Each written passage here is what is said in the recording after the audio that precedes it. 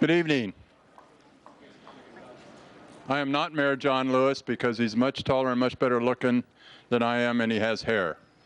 But we just received word he's coming from another event, so if you'll just sit for a moment and then we'll get started in a couple minutes.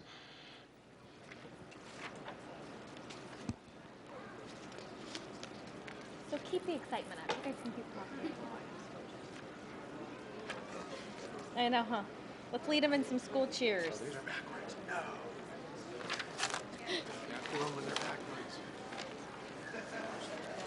This is mine. What's the code? We're so good about While we're waiting for Mayor Lewis, one of the things that all the students that are receiving an award tonight will get is this beautiful designer Shop Gilbert bag with a bookmark. And the Shop Gilbert program is a partnership between the town of Gilbert, the Arizona Republic, and the Chamber of Commerce. And the motto is, put your money where your house is. So the additional sales tax revenue that's generated by shopping Gilbert, and there's so many opportunities now to shop Gilbert that you're better off to spend your money here. You save on gas, and you don't save on wear and tear on the roads and your vehicle. So hopefully you'll shop Gilbert. This will be a little reminder when your student brings it home to you tonight. So I want to welcome everybody and thank you for being here tonight. And I'm trying to stall. Said he was 2 miles away. I don't know if he has a police escort or not. So I'm not sure how fast he's driving, but hopefully we'll see him in just a few minutes. So hold on and we'll get started. Thank you.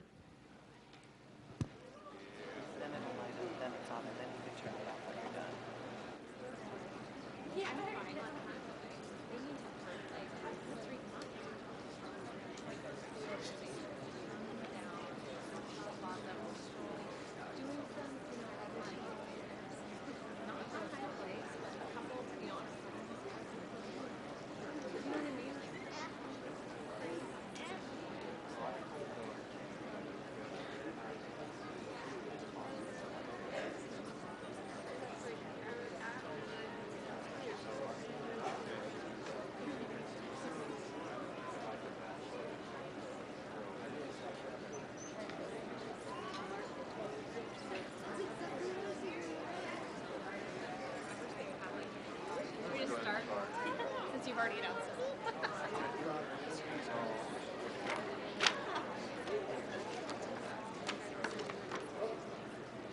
Okay, I stalled long enough.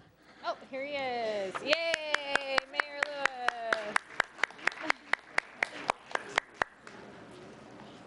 And it's now my distinct pleasure to introduce your mayor and our mayor, John Lewis. All right, most of you won't remember this, but there was this Johnny Carson show a long time ago, and Ed McMahon would say, here's Johnny. All right. We're both named John, and who else is named John here? All right. All right, good. It's a pleasure to have you. This is one of the highlights of the month for the town council, is to invite the Student Citizen of the Month here to be recognized. We have 3 groups, and the 3 groups will be 2 elementary school groups, and then our 3rd group will be those in junior high and high school.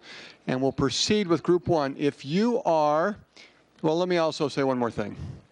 Those being recognized tonight, some of you know what you did to be recognized, some of you don't.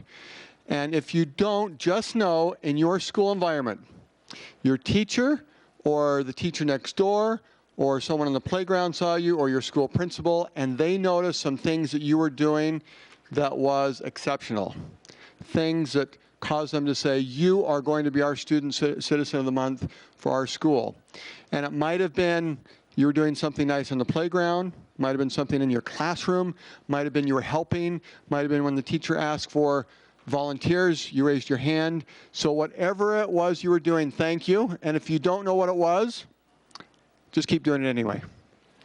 So on that note, I wanted to introduce quickly the Gilbert Town Council. This is Councilmember Daniels, Councilmember Cook, Councilmember Ray, Councilmember Cooper, Councilmember Peterson, and Vice Mayor John Sents. So, yes, let's give him a nice round of applause. The council member with the nicest voice is Councilmember Daniels.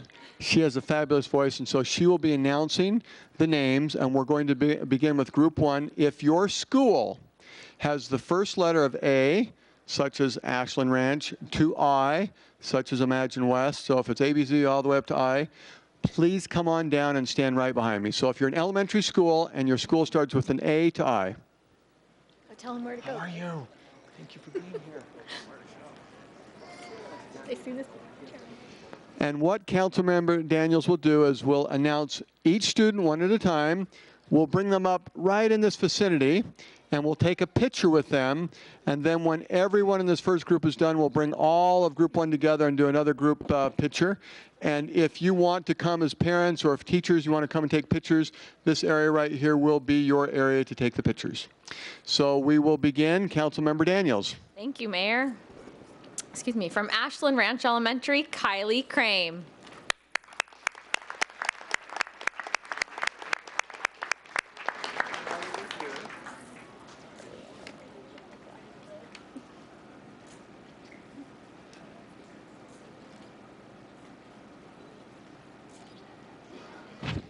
And we have for all tonight a nice Shop Gilbert bag. And what we'll have you do is, did that, okay, grab this Shop Gilbert bag, come back here, and then we're going to do a group picture with you in just a minute.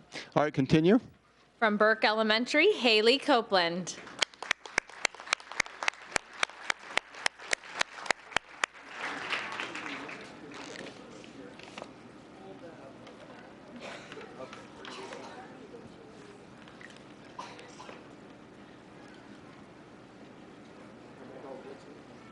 From Carol Ray Ranch Elementary, Emily Carafa.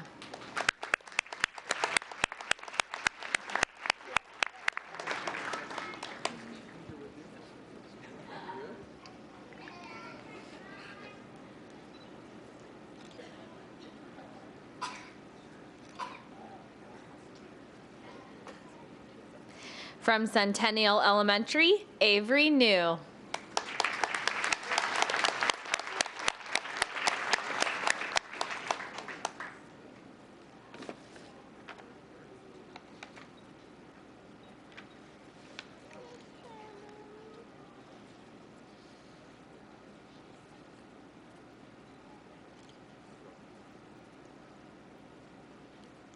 From from Chaparral Elementary, Brandon Valente. Hey,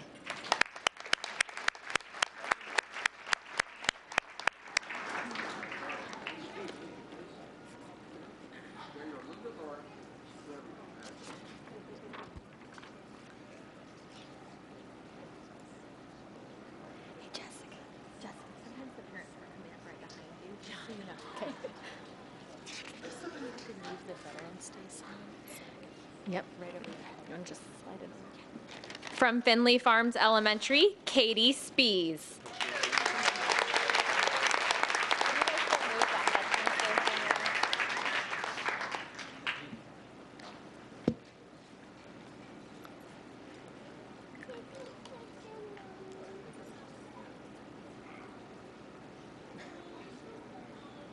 From Gilbert Elementary, Alex Castro.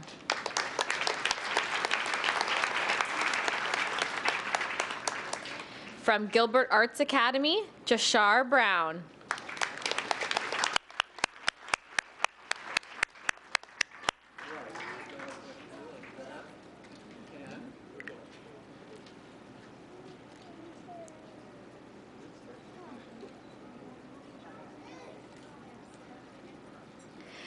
From Gateway Point Elementary, Lucy Wang.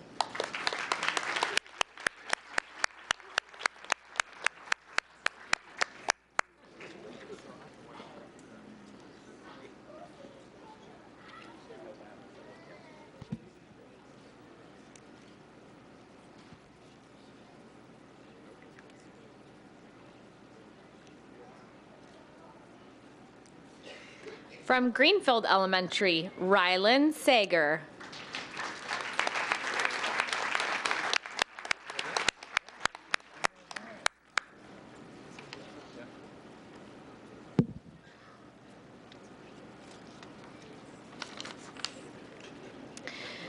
From Highland Park Elementary, Ellie Mask.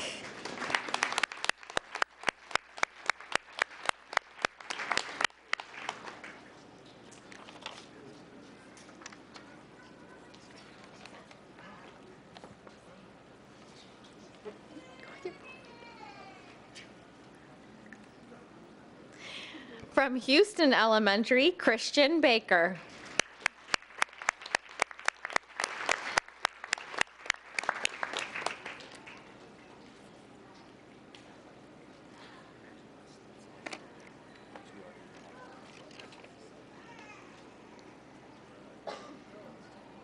From Imagine West Gilbert Charter, DeVoe Mills.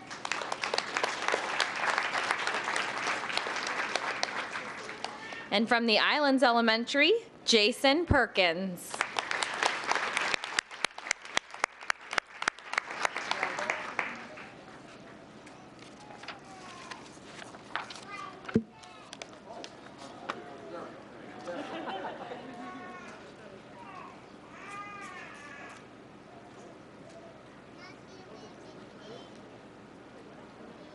Is that group one? All right, group one, we want you to come a little closer, stand right about where I am. We're going to do a group picture together. And you can go ahead and hold up those plaques. Maybe even a little bit closer this direction.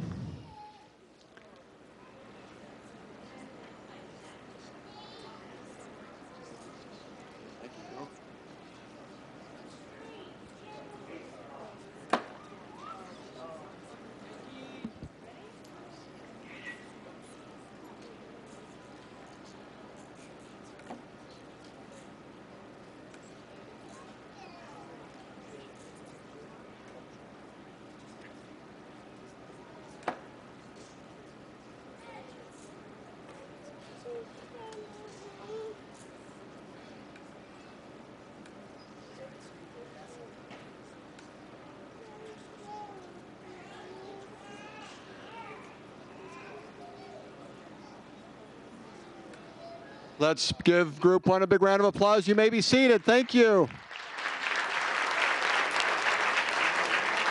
Group two, if you're in elementary school from a J to Z, come on down. And as group two is coming down, we have posters and flyers related to Gilbert Days. And Gilbert Days is this week. There's a carnival downtown, a rodeo on Friday, Saturday, Sunday. Lots of fun. And the parade is Saturday morning at 9 o'clock at downtown Gilbert. How many of you are coming to the parade? We'll get them all to the parade. Yeah, we see a few hands. All right, Councilmember Daniels, if you could continue with group two. Mesquite Elementary, Maddie Matheson.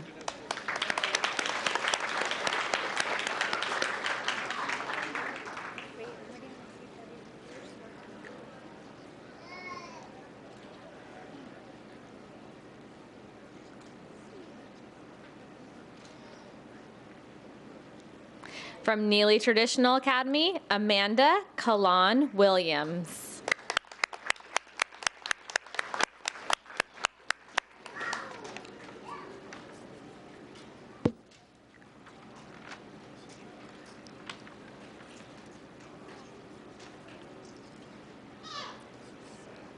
From Oak Tree Elementary, Melody Maldonado.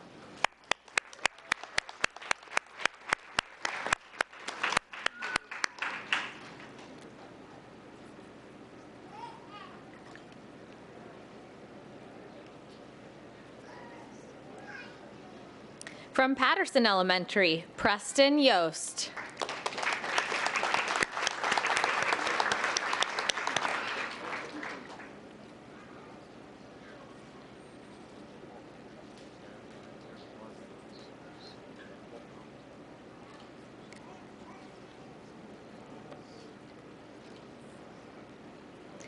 From Pioneer Elementary, Maya Wright.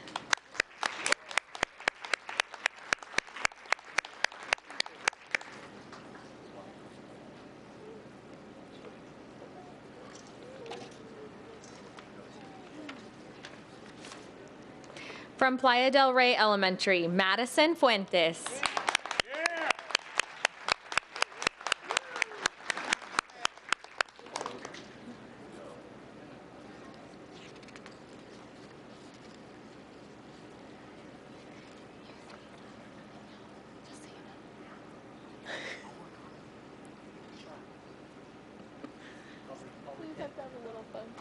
From Quartz Hill Elementary, Cade Wilson.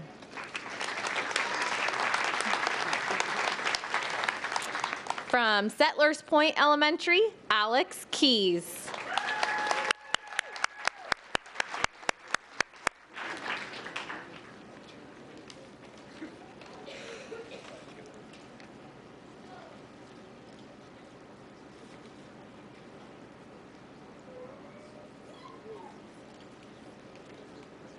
From Sonoma Ranch Elementary, Bailey Sotek.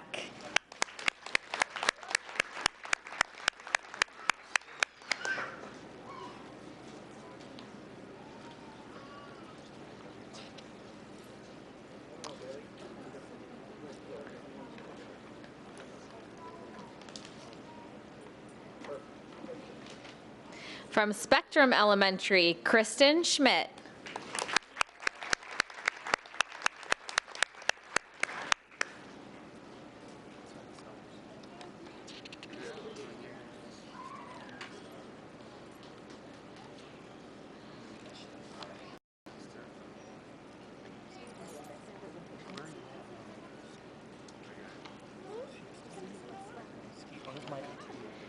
From Town Meadows Elementary, Mason Greenman.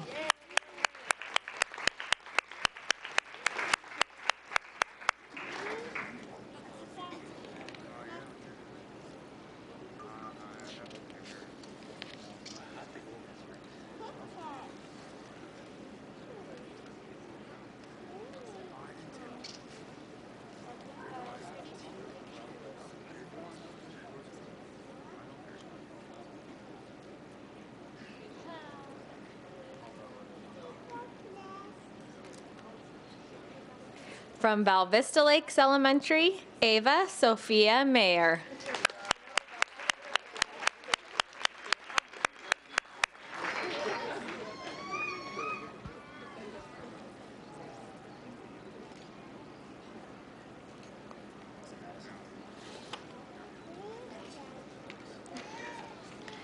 From Val Vista Academy, Madison Lopez.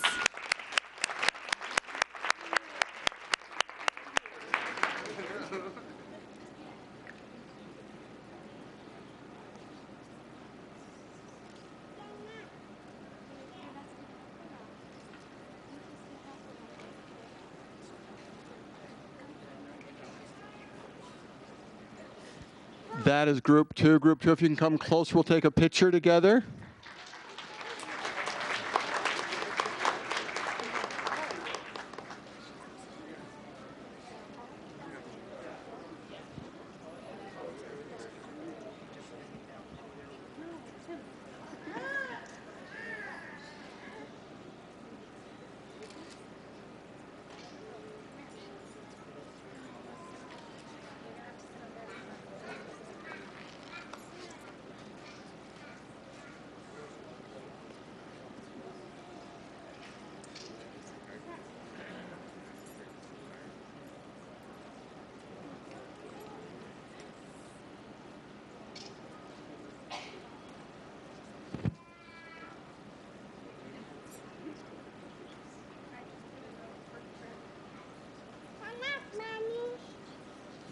Let's give group two a big round of applause.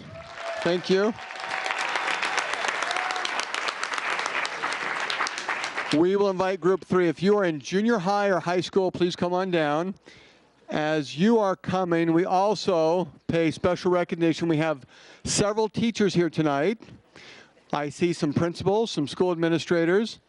If any teachers, school administrators, principals, if you could please stand. And let's give this group a nice big round of applause.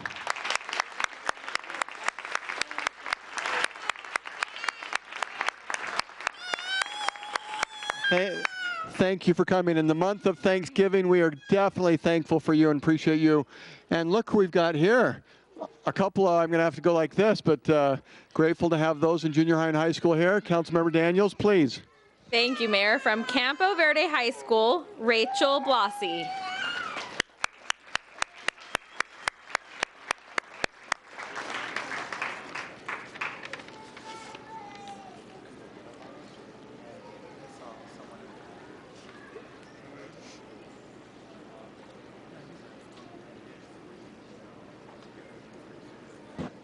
From Desert Hills High School, Hannah Cook. From Gilbert Early College, Kyle Blundell. From Gilbert Classical Academy, Madison J. Bruce.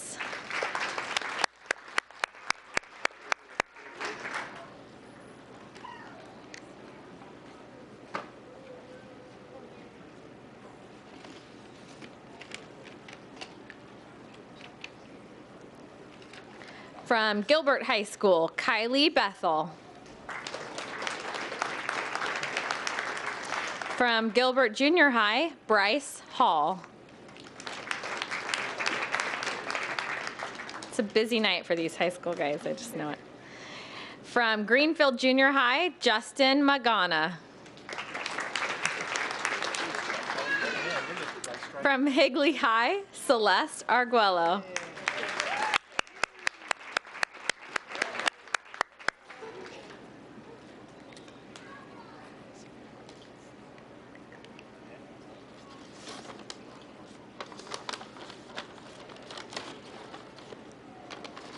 From Highland High School, Tom Cutter.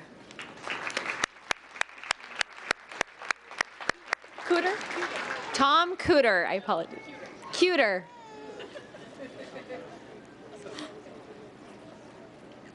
The high school kids always let me know when I say their name wrong. The other kids don't say anything, but high school kids do. From Mesquite High School, Stephen Banas.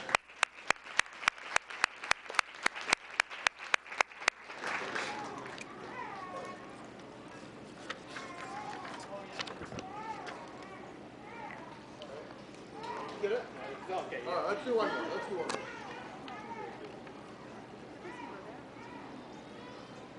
Thank you very much. Thank you. From Mesquite Junior High, Cannon Blessing.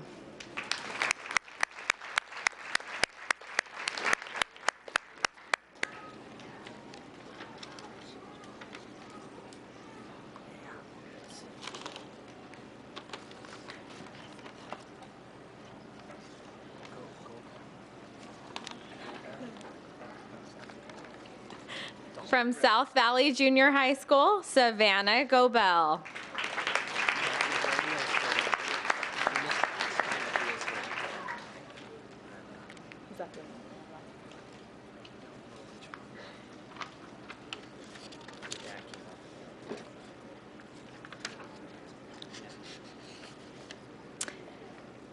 And from Highland High School, Dalton Delia.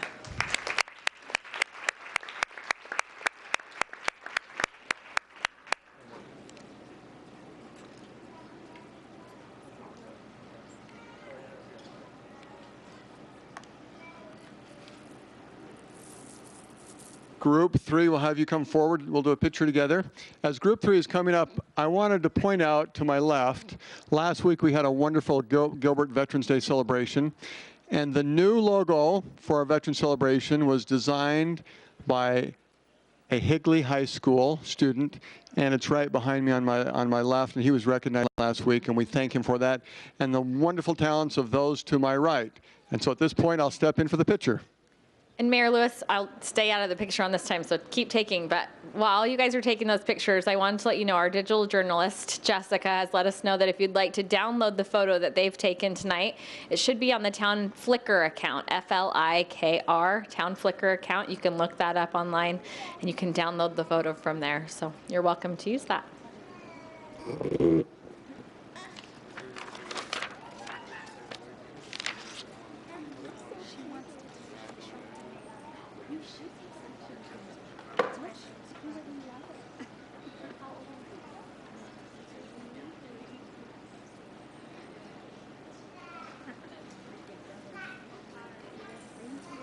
Big round of applause for Group 3.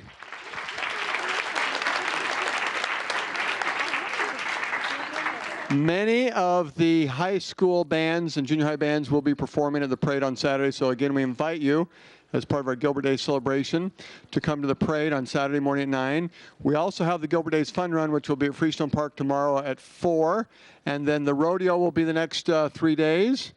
and of course the carnival in downtown Gilbert. So thank you for coming. That officially ends our Student Citizen of the Month program. You are dismissed to go for treats, shop Gilbert, go home and study, do the dishes for your mom and dad, and other great things that you know how to do so well. Thank you.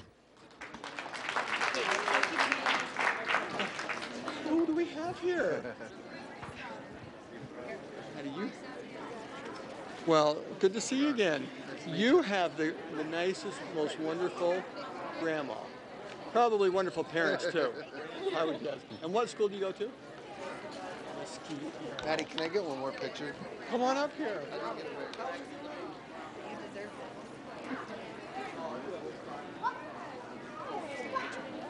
When are you going to join us at Belfast? You guys always have the same colors.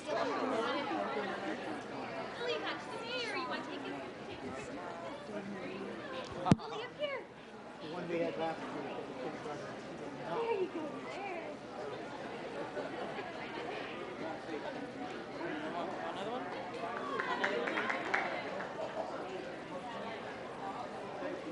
Give me that family support. She was ready.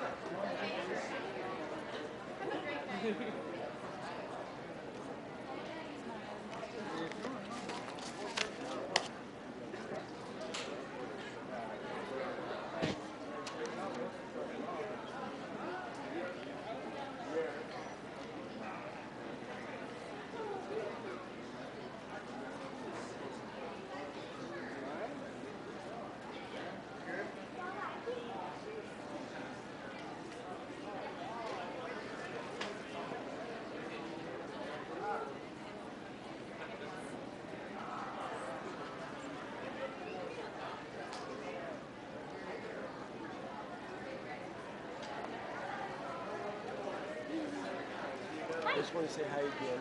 I'm Eric Coffey, Martin Coffey's son. Oh, wonderful. Great to see Yeah, we you. were just here with Kylie Oh, a couple months ago. Yeah, that's great. Yeah, I remember. Yeah, and so now we're here with our son Reed for the football. That's for the awesome. Titans. Yeah, I was just reading it. That's so cool. So I was trying to talk to Mayor Lewis. It's been, I don't know, 3 weeks ago about the sponsorship and how all that works. Oh, So, you guys getting ready for the Super Bowl? yeah, tournament? we've got the Super Bowl in New Orleans, Super Bowl weekend. Yeah. And Well, Mayor that'll be Lewis. fun. Eric Coffey. We were exchanging a Eric. few emails. Yes, sir. I see the football team here. They're here. How are things going? Ray? You know, it's going good. We're Raymond, right down here. That's it's going fantastic. It's that kind one of of your favorite ironic. players? We've worked so hard, and Reed, my son, which you'll meet in a second, but they've worked so hard for all this. And then last night at football practice, he catches the ball and falls down and But broke he's his still collarbone. here right now. He broke his car. So He's here with his team, So huh? he's doing good. He's out for the championship Saturday. We just got to get him ready for New Orleans. So sooner or later, I'm gonna go talk to that obviously I team. got your emails on the Okay. sponsorship and stuff. How do we go through the city in like city support, town support, and how all that works? Any of the fundraising activities, we'll just put it on the website and try to promote it, and then just spread the word. And we've got an email list, and so Okay. if you've got activities, let me know. Absolutely. Well, I'd like to introduce you to Brian May. Hey, Brian. He's the Your president. fundraiser. Well, he's the president of Coast to Coast Football. So you all are used to that fundraising. I'm not used to the fundraising. I just had the insight, and so I wanted to introduce you guys to get that. Hey, Brian. Mary Louise. Brian May. We were just talking about the whole fundraising and how Gilbert can get involved in helping sponsor it and get the word out. So I don't know what else we're going to do. We have a couple car washes. I want to go meet with Joe's Farm Grill and meet with him. I was talking to him last week when he does his annual cook-off thing. So, anyways, I'd like to pick your brain. I might send you one more email. Just That'd be great. Just to get some more Thanks for bringing the team tonight. No worries. And sad news, and yet it sounds like But he's good. through adversity sometimes. As long as we're good for New Orleans, that's all that matters. All right that now. matters. I'll appreciate it. This is, I can tell, this is quite the team. We'll Let's have do another this minute. too. Absolutely. Thank you.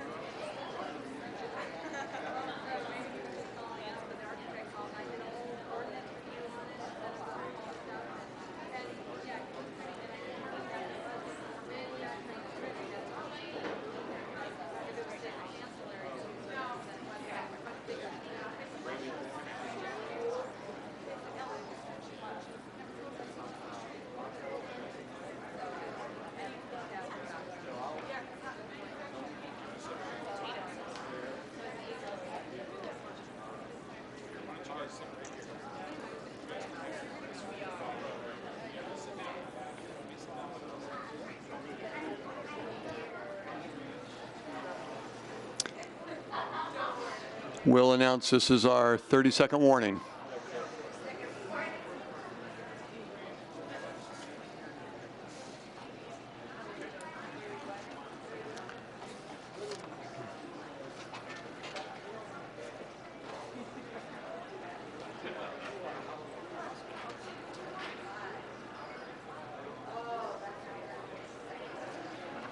I was just talking with that bull.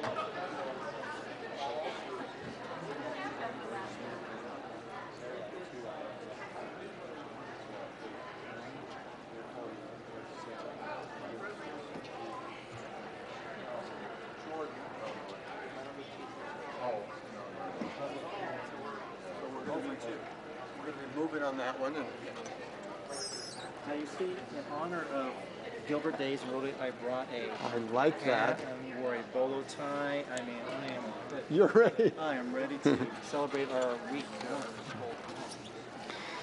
Thank you for your attendance tonight. I'm Mayor John Lewis. I officially call our November 15, 2012 Gilbert Town Council meeting to order. We will begin with an invocation and pledge of allegiance as noted on the agenda. The invocation may be offered by a person of any religion, faith, belief, or non-belief, as well as council members. A list of volunteers is maintained by the town clerk, and interested persons should contact the clerk for further information. Our invocation will be offered tonight by Pastor Tom Carlini, who's been very helpful with our Forest City, and he's the pastor of Life Church, and we appreciate Pastor Tom for being here. After the invocation, Councilmember Peterson will introduce one of our great citizens, a young man that will be recognized in a few minutes to lead us in the pledge. We invite those who are here in council chambers to please arise.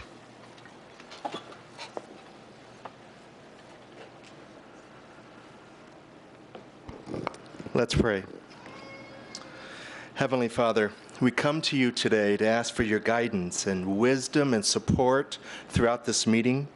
Help us to engage in meaningful conversation, Lord, allowing us to grow closer as a group and to serve our town. Fill us, God, with your grace. Help us to make decisions that will affect our town of Gilbert. Continue, Lord, to remind us that everything that we do for you and we do for the service of Gilbert. And God, we pray for all of the students that were on the stage today. God, be with them, guide them, and lead them. Give them wisdom, Lord, making decisions as they journey on this life. We love you, Lord, and we ask all these things in your name. Amen.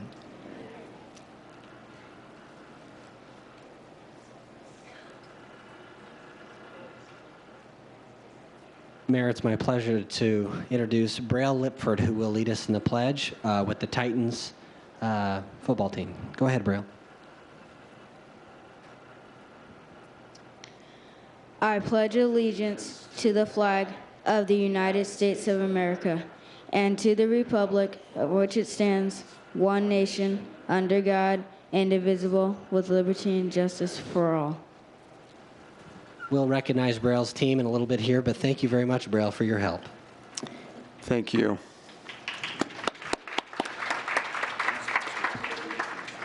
Lisa Maxwell, our deputy clerk, will now conduct the roll call.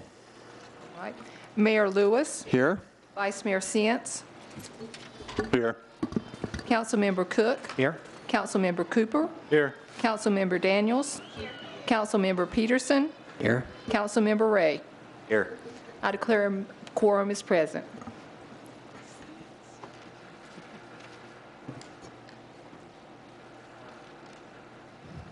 Marcy, if you could please come forward. I present to you Marcy Norton, one of our great Gilbert citizens who has volunteered to serve on one of our boards, and she will now take the oath of office. Marcy, I'm going to give you this microphone so they can hear you, and I'll step over here and we'll do this together.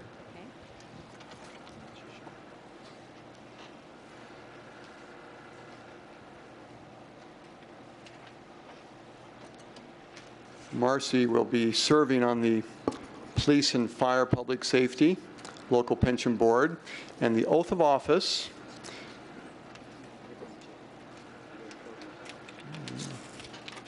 And here's an interesting question. To our town clerk, I'm not seeing the sheet, and if you've got an extra one, I will get it from you. If not, we'll probably move on to the next agenda item, and we'll have Marcy come back up. Marcy, this is where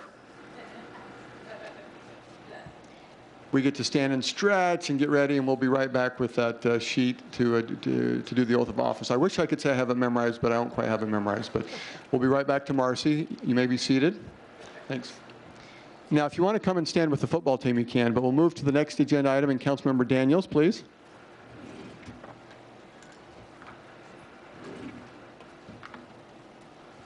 Thank you, Mayor. This handsome young group here. These are our 2012 Coast to Coast Titans. They are the 2012 champions. We are very pleased that they've joined us today. I am going to read one of the proclamations or the certificates of achievement that we have for them, and I will ask each of them after I'm done. I'll pass the mic down and have them introduce themselves. We are very proud of this great group and are excited for what's ahead. You guys are going to hear real quick what they're going to be up to next.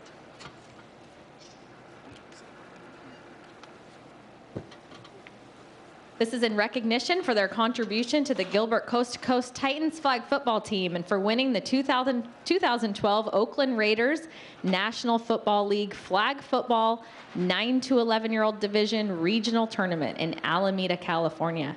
The Coast to Coast Titans competed against teams from 3 states and finished with a record of 10-3. They are now qualified to compete in the NFL Flag Football National Tournament during Super Bowl week, January 28th through the 30th in 2013 in New Orleans, Louisiana. We are very proud of each of you and your accomplishments, your contribution. It does take a team, doesn't it? All right, so we'll have each of you introduce yourselves and your coaches as well, and I'll give this stack of certificates to the coaches. They can give them to you later. My name is Quest Williams. My name is Michael Carlson. My name is Reed Coffey. My name is Cole Lundberg. My name is Rylan Stubbs. My name is Mason Haig. My name is Ramon Corella Gutierrez. My name is Mikey Suskovic. My name is Burrell Litford. I'm Coach Burrell Litford, the assistant coach. And I'm Coach Brian May. Thank you so much. If we could have a round of applause, and Mayor, I think they probably need a photo op too with the mayor, I would imagine. So I'm going to have you guys make 2 rows real quick.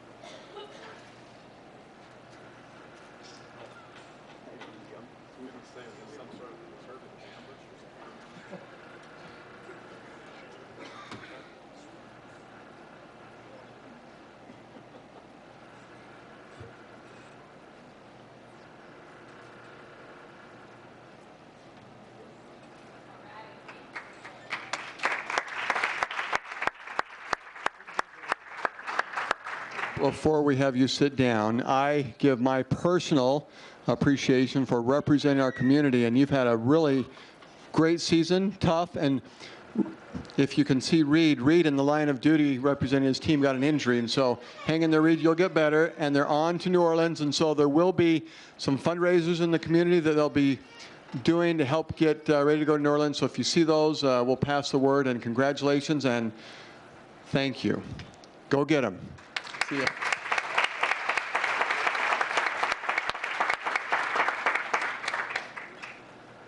Vice Mayor Sens, we'll move to the next item. Thank you, Mayor. Florence and Cindy, can you join me down here, please?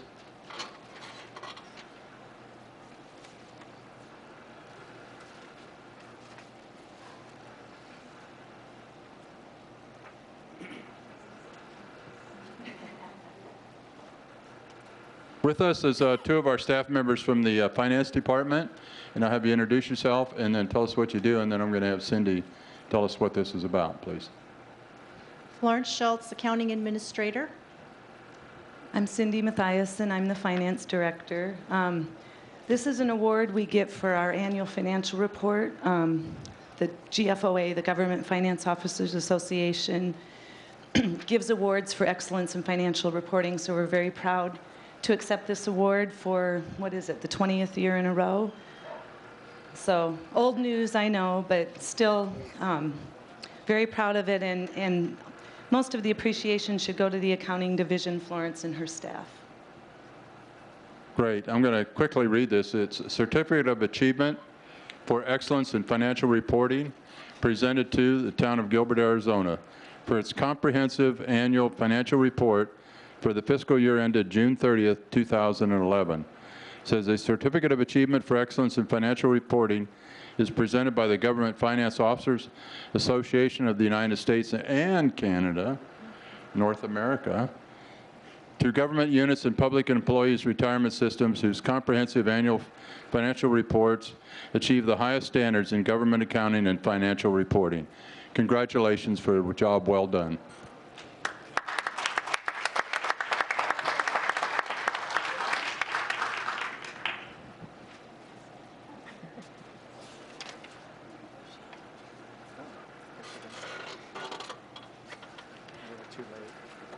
I looked all sorts of.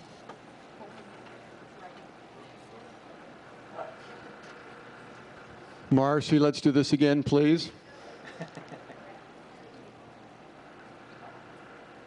That gave you a chance to stretch. And all right, I'm going to hand the microphone to Marcy Norton. And Marcy, if you can raise your right hand and repeat after me. And go ahead and face the front. That's, yeah. I state your name.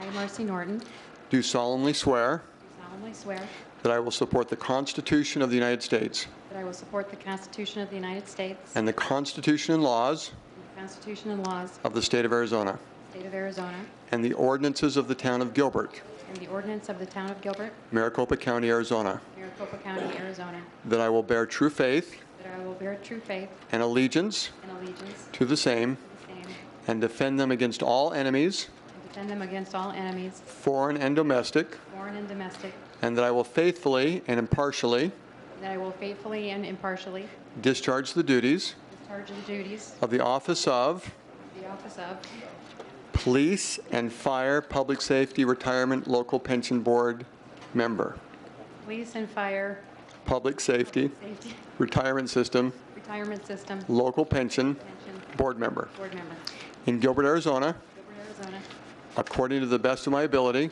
according to the best of my ability, so help me God. so help me God. Let's give Marcy a big round of applause.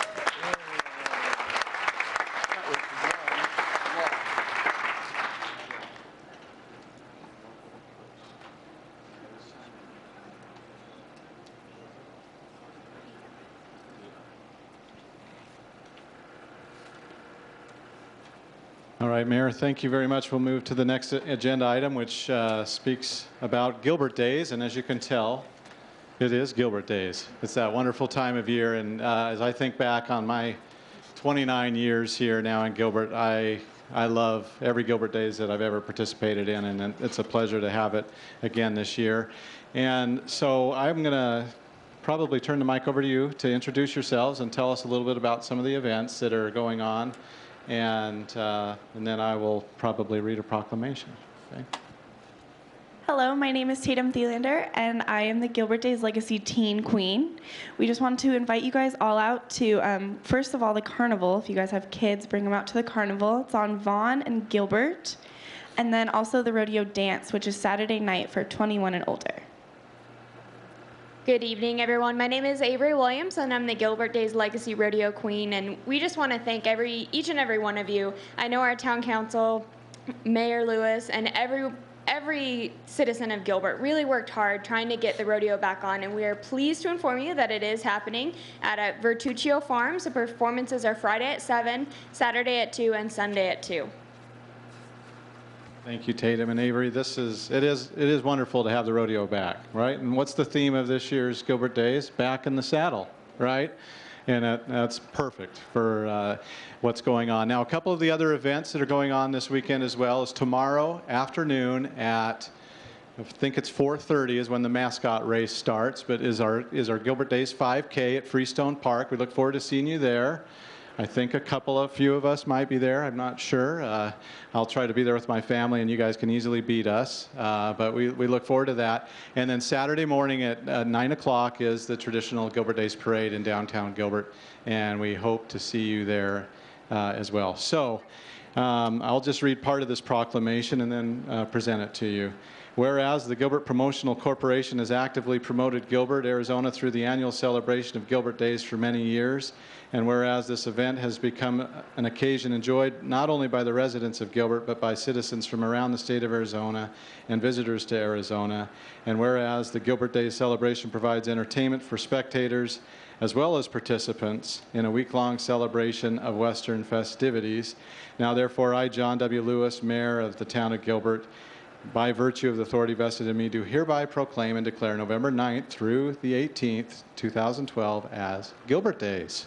So a big round of applause for everyone that's going to volunteer to help with Gilbert Days.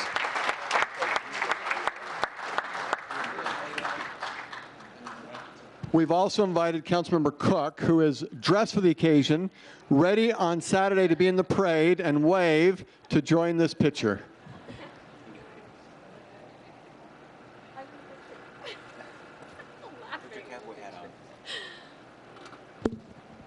We do recognize all sorts of, the flyers here that Councilmember Cooper mentioned are in the back.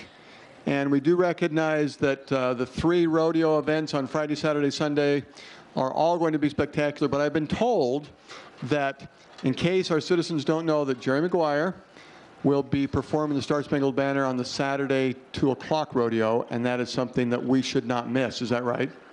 Thank you. Before I turn to our council members to do the last 2 recognitions, I wanted to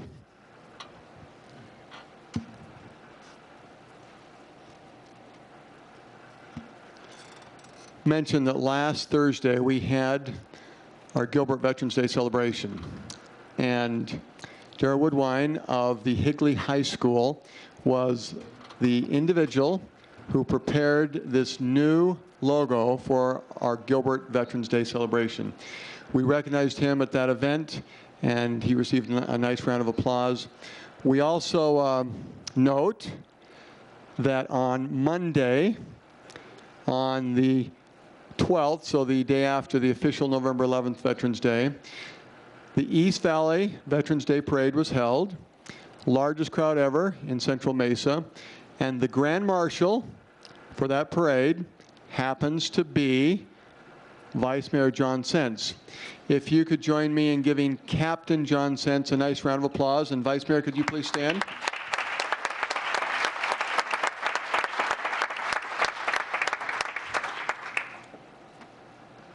The last 2 proclamations, Councilmember Cook and then Councilmember Ray, if you could just mention them, please. On behalf of the mayor and the council, we have a proclamation declaring that November of 2012 as Pancreatic Cancer Awareness Month, and this will be added to the minutes. Additionally, a proclamation declaring November 2012 as American Diabetes Month.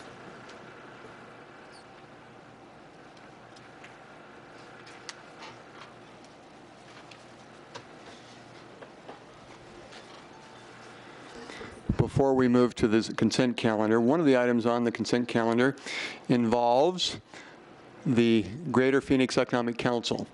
And Kelly and Scott, you happen to be right near the present CEO of the Greater Phoenix Economic Council. Could the 3 of you just step down and be recognized quickly?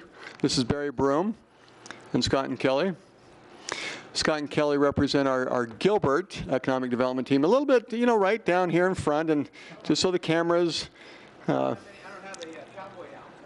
we can work on that. We've got a hat for you. But Barry, turn that way. We want the cameras to be able to see you. And the 3 of you, these are 3 of our great leaders, 2 from Gilbert, Barry that's representing the state and our Greater Phoenix economic area. And so let's give them a nice round of applause. Thank you.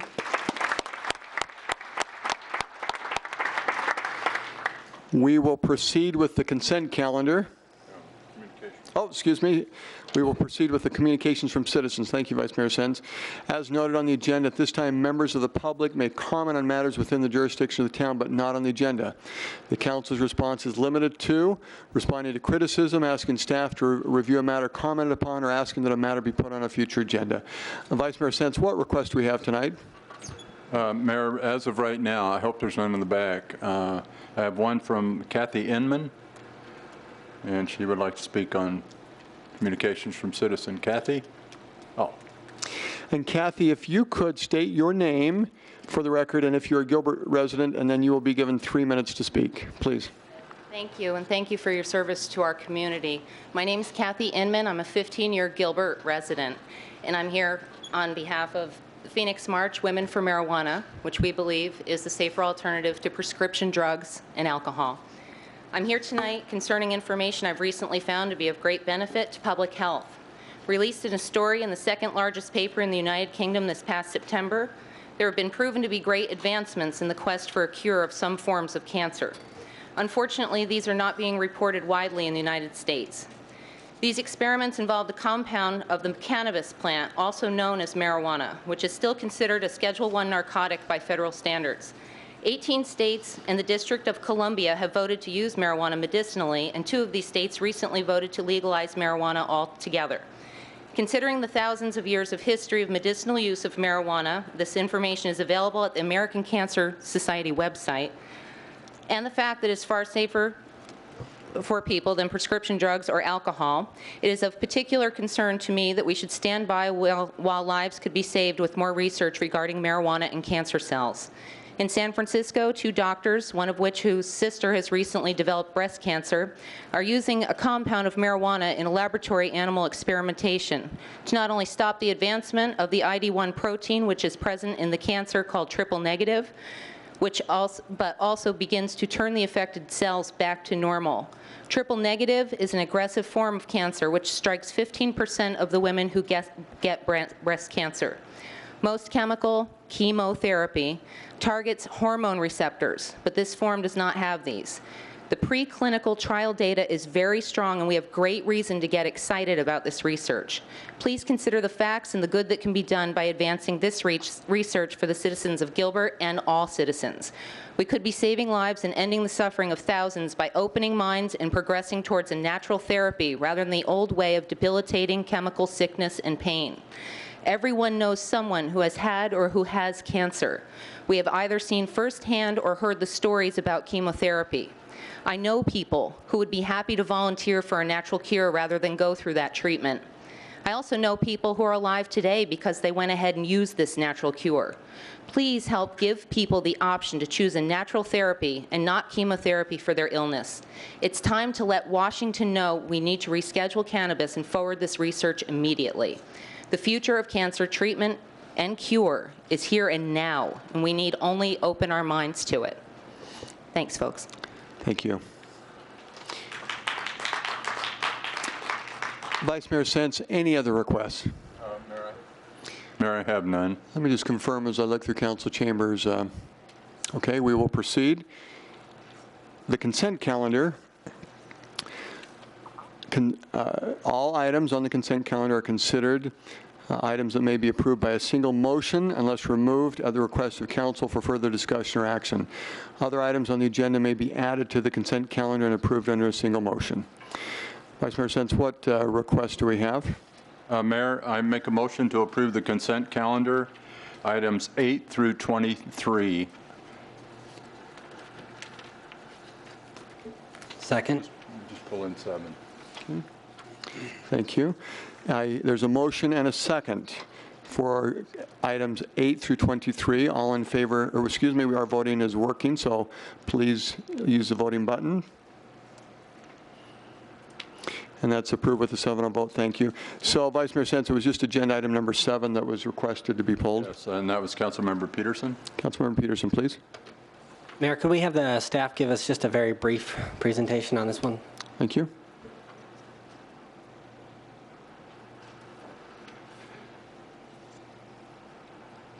Mayor Lewis, council members, Kelly Patton, Economic Development Manager here in Gilbert. Just a real quick recap from study session regarding this project. Exchange Development is proposing development on 8.8 acres of property on the southeast corner of El Vista and Pecos Roads. Veterans Administration Outpatient Clinic. The building size is roughly 74,000 square feet. 100 jobs created, estimated 100 jobs announced over 5 years, roughly $20 million in capital investment. The development agreement is under consideration for an amount not to exceed $140,000 for a bus turnout and three public infrastructure improvements, a bus turnout, a water line, and an additional point of access. Thank you. Councilwoman Peterson, further questions or comments? Mayor, I am prepared to vote in favor of this tonight, but I did want to explain my thoughts on this. I think it's a serious thing when we talk about using our Economic Development Reserve Fund at any time. There are some imperfections here, but I think it's outweighed by the good, and I just want to explain that. So, first of all, I don't think that it's necessary, nor is it right that we forced developments to connect to our water supply. The reality is they need it. They're going to choose to, and then it's clear whose responsibility it is to pay for it. So, but that is one of our policies, to force them to do that. Therefore, the public paying for it, I guess, makes some sense because the public has some power over it, is actually taking power over it. But if I had my way, they'd get to choose. The other point that I think is somewhat imperfect is that we're paying for a bus turnout that they're requiring. Their client is requiring it of them, and then they're requiring it of us. I don't think that's perfect, but the reality is we're already planning to put some bus turnouts in the area. It costs us no more to put one in that particular location, so it ends up being a win-win. So I really don't think that's too big of an issue.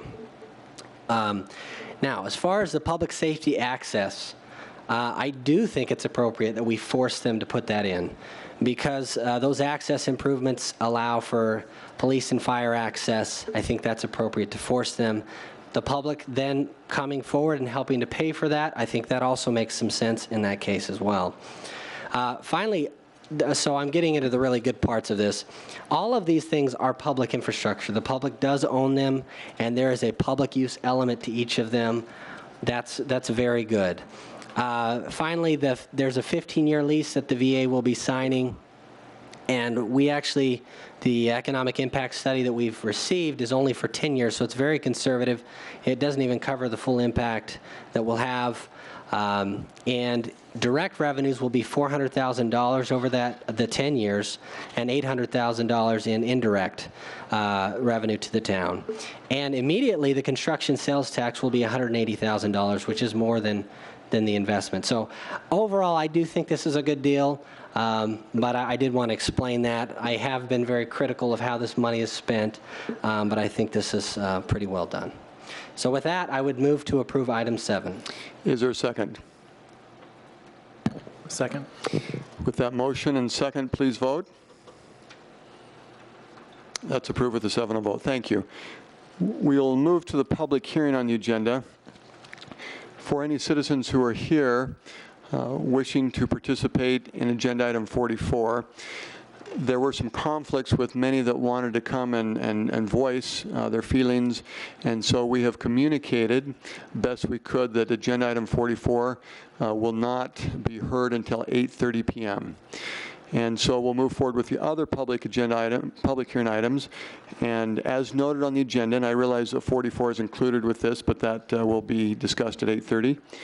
Items 24 through 46 will be heard at one public hearing, at which time anyone wishing to comment on a public hearing item may do so. Comments will be heard from those in support of or in opposition to an item. In order to comment on a public hearing item, you must fill out a public comment form indicating the item number on which you wish to be heard. Once the hearing is closed, there will be no further public comment unless requested by a member of the council. After the public hearing, the council may act on all items not requiring additional staff, public, or council member comment with a single vote. Vice Mayor Sens, what, other than 44, what requests do we have on 24 through 46? I have none, Mayor.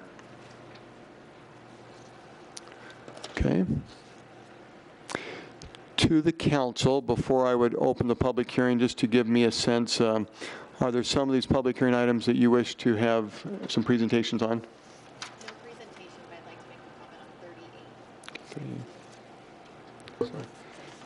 So 38, okay. Any other? Okay. 38 and 45. Okay, thank you.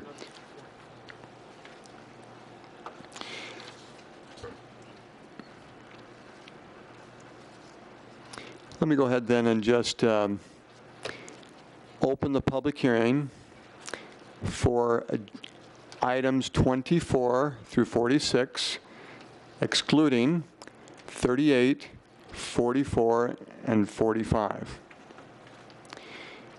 And I close the public hearing for items 28 through 46, excluding 38, 44, and 45.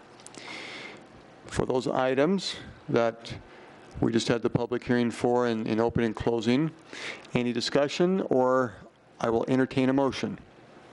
Mayor? Please. I move to approve the public hearing items 24 through 46, less 38, 44, and 45. Second. With that motion and second, please vote.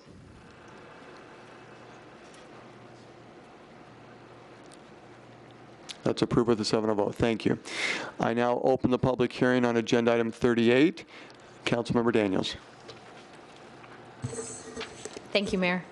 I just wanted to make quick note of this. No need, Mike, I probably made staff nervous because I didn't tell them ahead of time I was going to pull this one out. But about a year ago, we had extensive discussion about what our definition of a park was. And I'm really pleased that staff has taken the initiative to go forward and complete this process, because it has a lot to do with some of our zoning requirements, and also the ability for businesses and non-businesses to operate within the town of Gilbert. And so I think this, in addition to it being important for us on the planning and zoning side, it's also important to us when we're discussing our Parks Master Plan, which we had the discussion last night with our Parks Department. And I appreciate the fact that they anticipated this change and have incorporated these standards into the Parks Master Plan. And I just thought it was important to make that note and that recognition at this point. So with that, Mayor, I move to approve. Oh, you have to close the public hearing. But when you're done, I will move to. Thank you. Councilmember Peterson. Mayor, I agree with Councilmember Daniels that this is a great step forward. This is very important. It's important that we define what the rules of the game are, so that we can all objectively agree on what those are, and we can all play by those same rules. And so I am grateful for this work.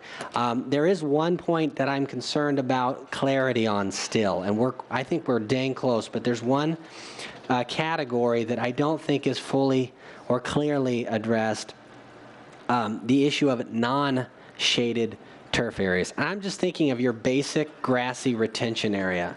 I see kids playing there all the time.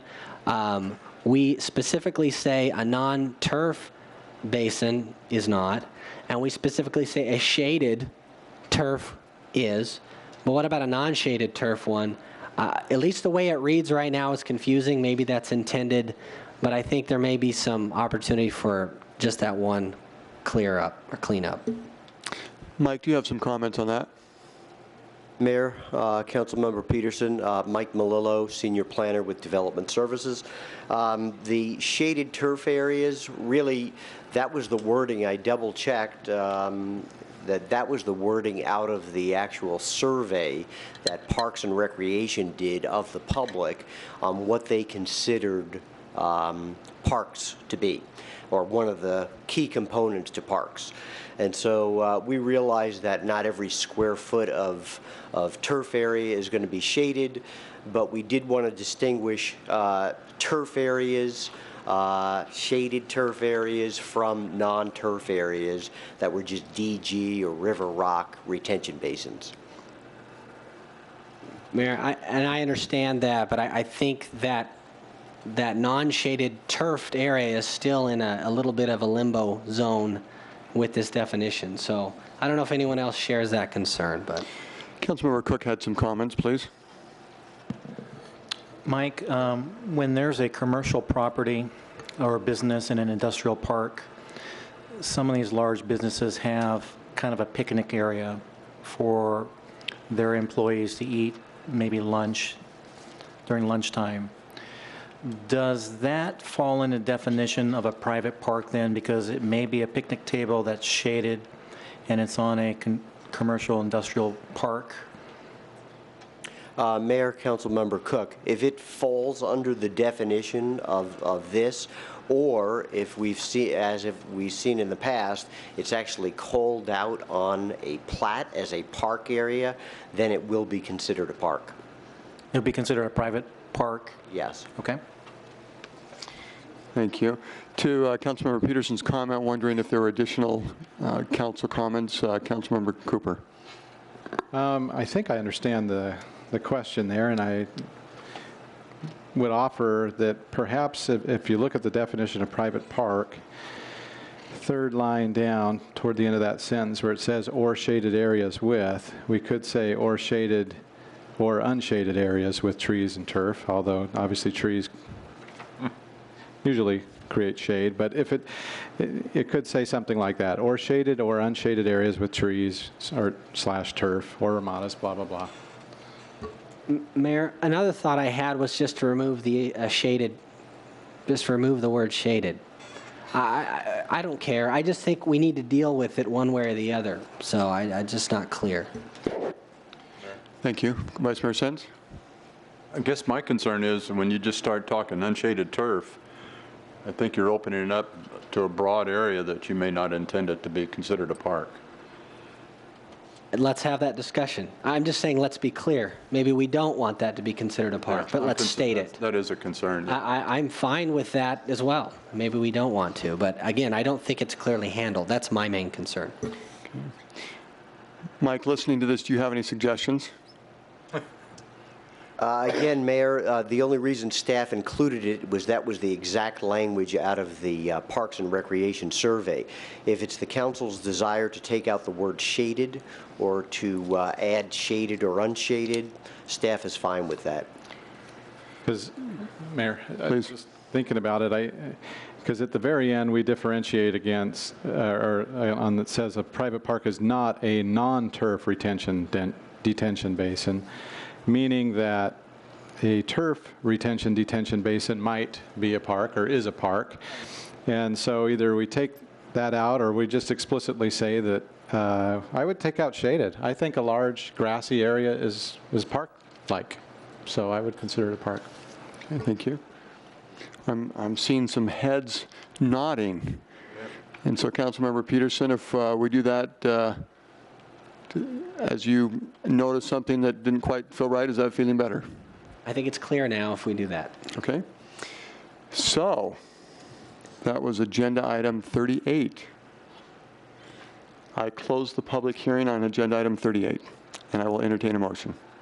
Mayor, I move to approve amending the Town of Gilbert Land Development Code, the glossary of general terms related to adding a new definition of public and private parks, striking the word shaded on the third line of our definition. Thank you. Second. There's a motion and a second. Please vote. That is approved with a 7-0 vote. Thank you. I now open the public hearing on agenda item 45.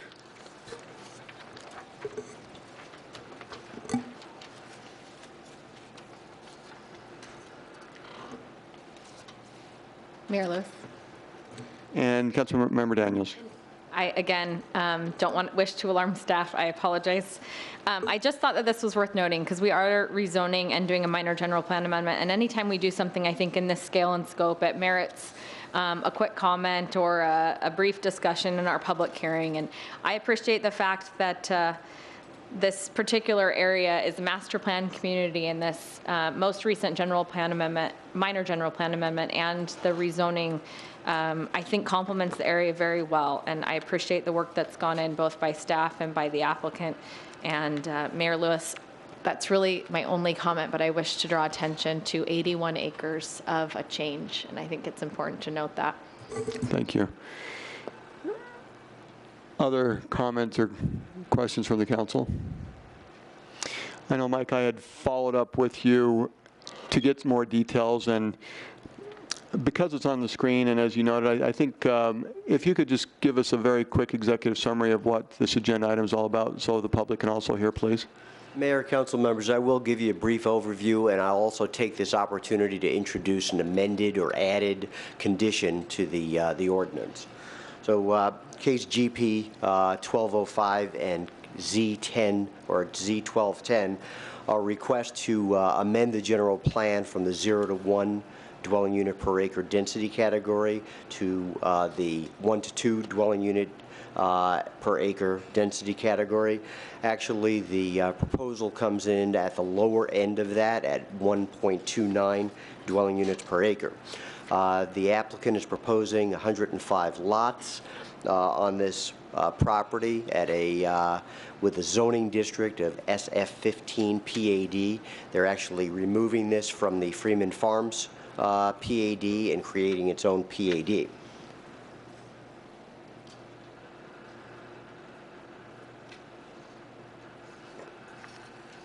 Staff believes that the proposal is a major improvement over the approved plat that is currently on this property. This shows you what the approved plat is for this same 81-acre property. It was approved by council in 2006. It contains 73 lots. There is the only real commonality between this and the current plan is the fact that there are 2 entrance points, the primary one on Greenfield Road and a secondary entrance on Brooks Farm Road, but there is absolutely no common open space on this plan, no buffering or common amenities or features.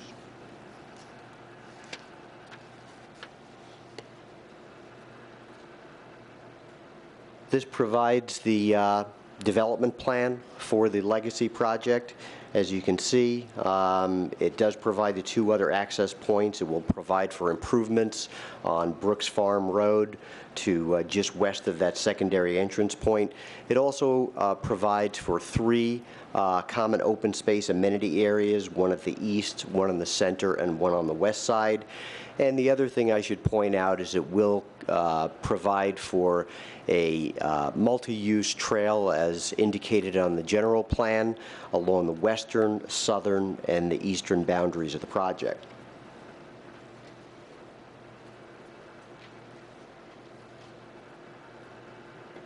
Although the request is for SF15 PAD, the applicant is proposing larger lot sizes than what is required in the SF15 base zoning district. We're looking at 20,000 square foot minimum lot sizes. We're also looking at lot widths and depths that are wider and deeper than normal for the SF15 district. And there's also a flag lot on the property, and so there are special standards pertaining to that lot as well.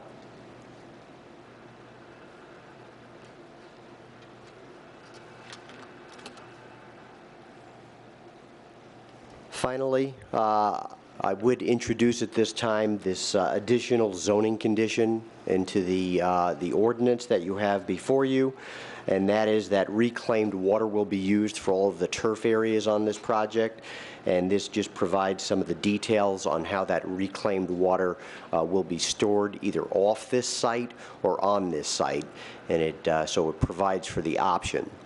So with that, staff is recommending approval. The applicant is in agreement with this added condition, and I'll be happy to answer any other questions the council has. Vice Mayor Sens? Mike, go back to the plan, the site plan, please.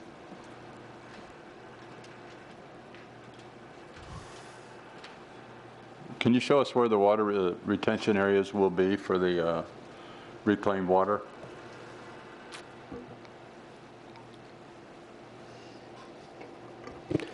Mayor, Councilmember Sens, the reclaimed water, there are 2 options for reclaimed water. As I mentioned earlier, this PAD takes this property, this 81 acres, out of the original Freeman Farms PAD.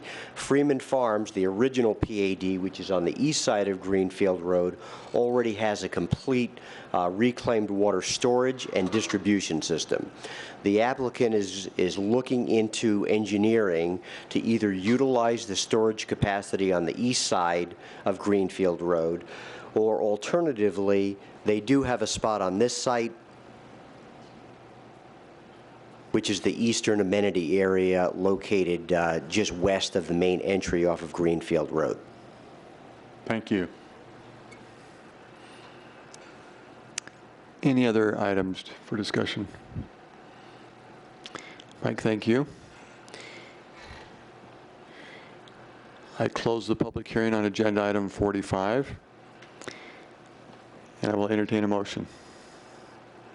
Mayor? Please. Move to approve GP 12-5 and zoning Z 12-10 as amended. Second. With that motion and second, please vote.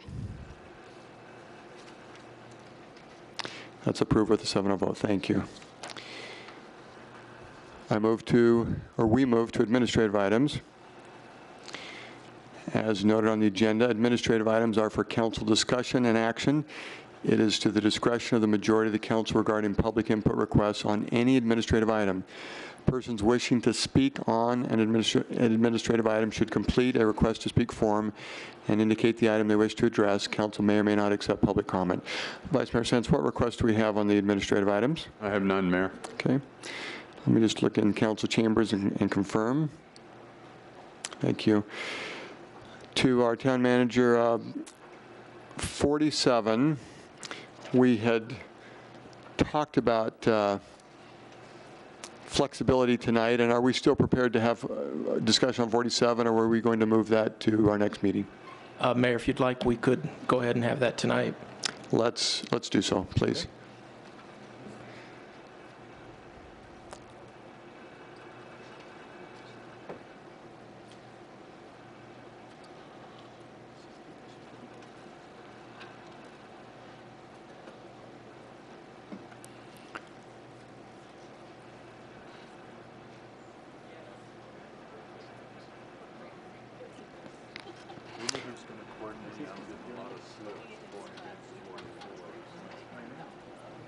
On our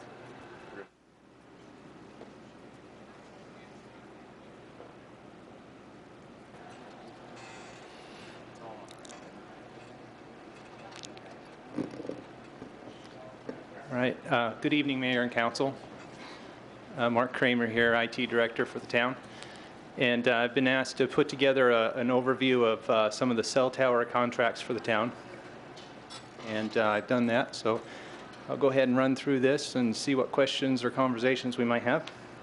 So just a quick overview of what I'm going to go over, a summary of Gilbert Towers, kind of the uniqueness of these transactions that I've learned and through research, kind of an overview of the site selection process for one of these towers, and been able to collect some community information so that we can have some comparisons of kind of revenues from these leases. And then finally, some wireless carrier considerations. When they're going to go into these leases, what things are they looking for, and how do they look through the market for one of these locations? So, quick overview. We currently have 8 leases on town property. Current revenue is $12,000 per month. And one contract is in process, so we're working with a leasee on that. And then we have one inquiry that has currently come in. And we have then 2 leases that are on in town rights-of-way for a total revenue of $100 per month. And one of those is under review. There's some stipulations that kick off when that revenue starts, and so we're waiting for that to kick in.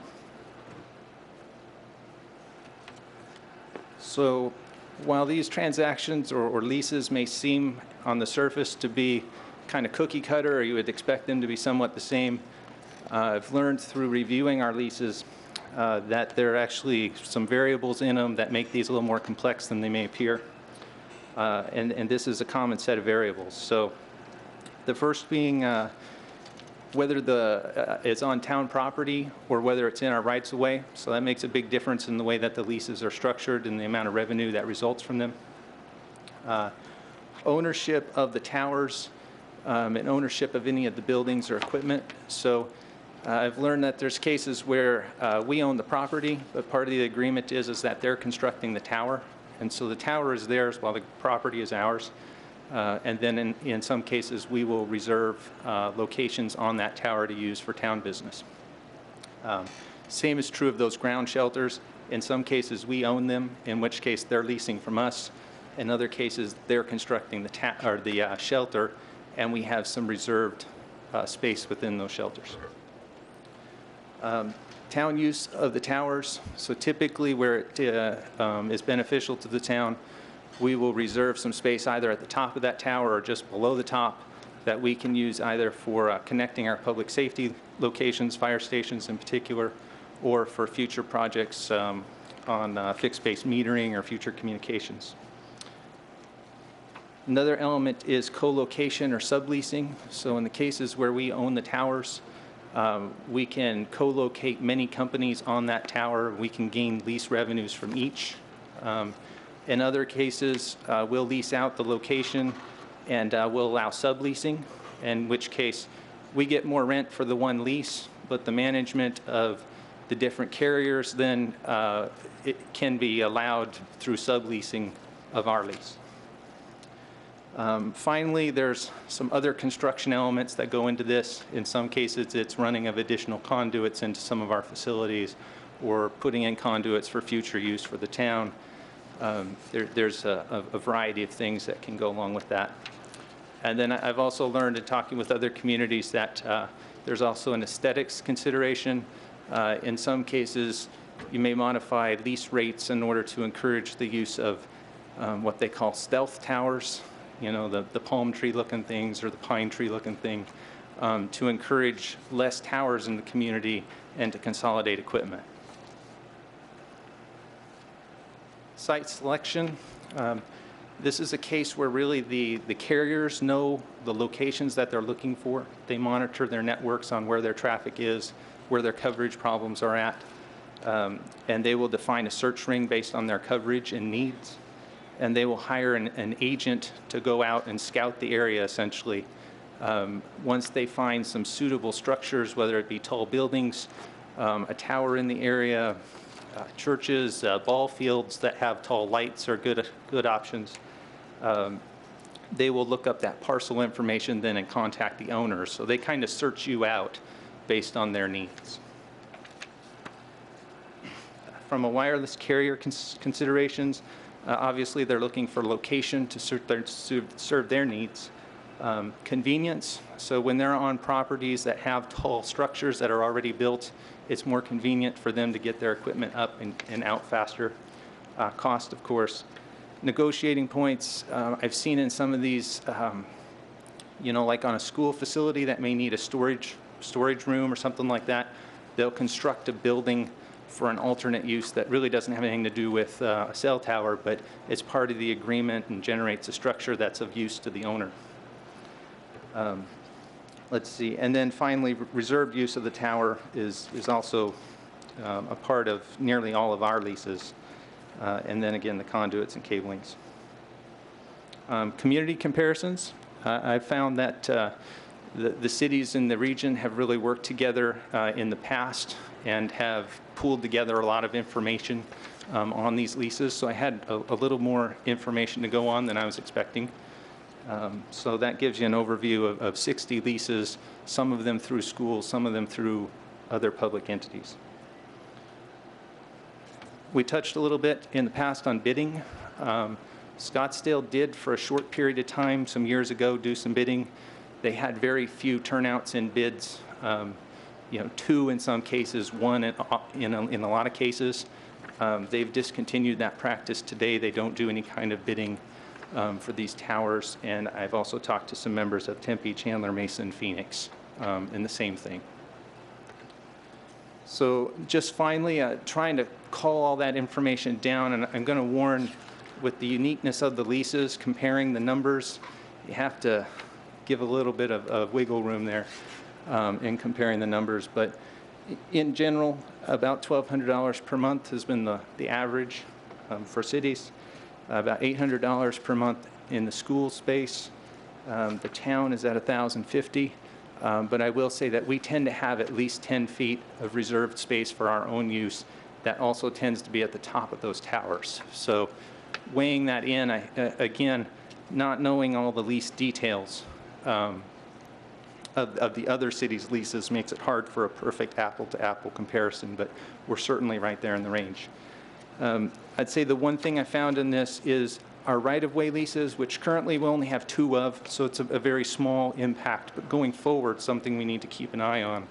And the city of Scottsdale has gone through a fair amount of legislation in this, or legal review and counsel in this space. And so they're kind of setting the bar, if you will. They actually have a scheduled set of revenues that they charge for towers in the rights-of-way.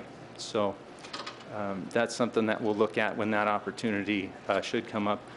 One thing of note, the 2 that we do have in the rights-of-way are actually on SRP poles, so it's not our asset in our right-of-way, it's another utilities in the right-of-way, and I don't know how that might affect lease rates, just didn't get into that detail.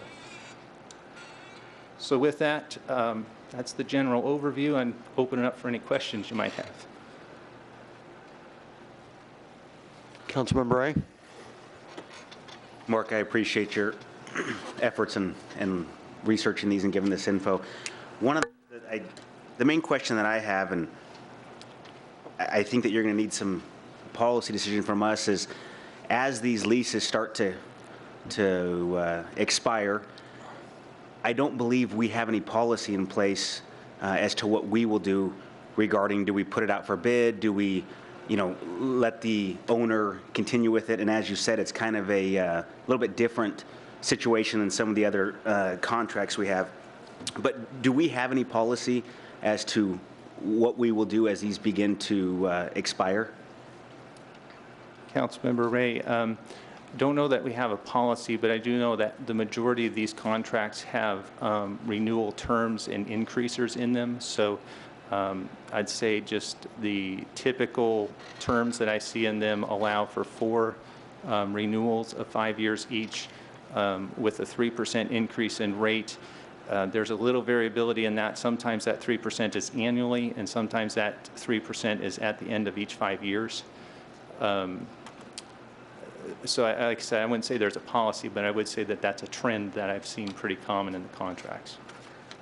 Would it, if I may, Mayor, would it be helpful to have any further direction from the councilor, or do you feel like there's enough direction to continue forward and bring these about as they come up?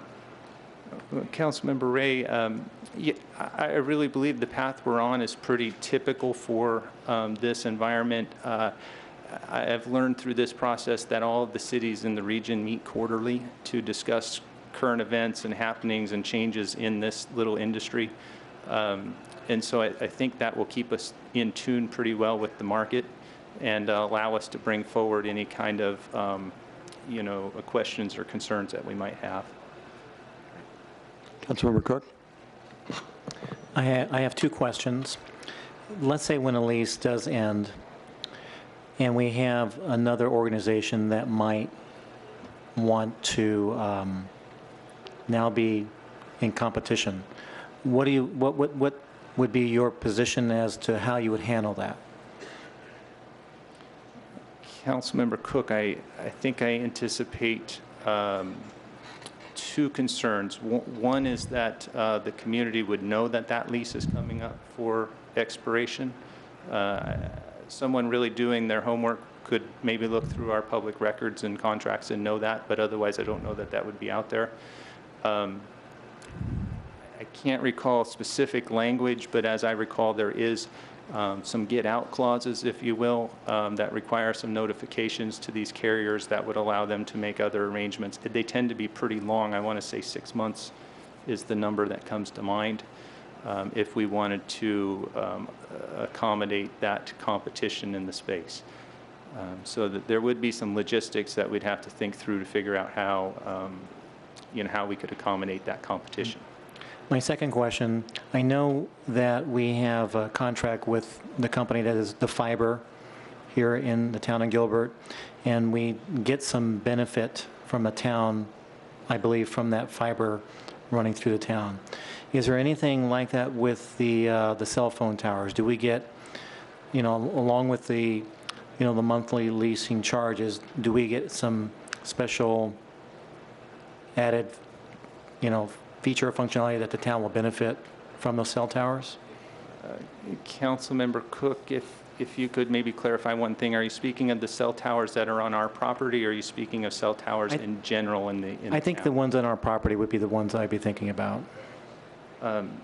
Councilmember Cook, right now it is really just the basically what's negotiated at the entry of the contract. So, the rent or our reserved space. I'm not sure. So I was thinking, not to say we have a cell phone plan for all our employees, but like with something with fire or police, do we, take advantage of, some of that infrastructure that might help in some of those areas? Councilmember Cook, currently we don't.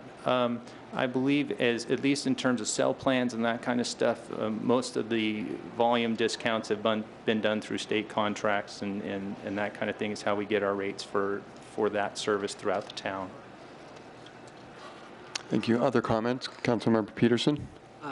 First, a question, and well, I guess there are two questions, but on the, you mentioned the increase rate that's in the lease agreements. There's an increase rate. You said 3% was typical. Is that right? Is that what we also do? Do our lease agreements reflect that same typical increase? Because I didn't see the averages for the increases in your statistics. Yeah, Councilmember Peterson, it does vary lease to lease. I know all of the recent leases that we've done have reflected the 3%. Just as an example, the highest revenue earner for us right now is a lease that was originated, I think, in 1995 and has had that 3% applied, over and over and compounded. And so that is very typical of our agreements.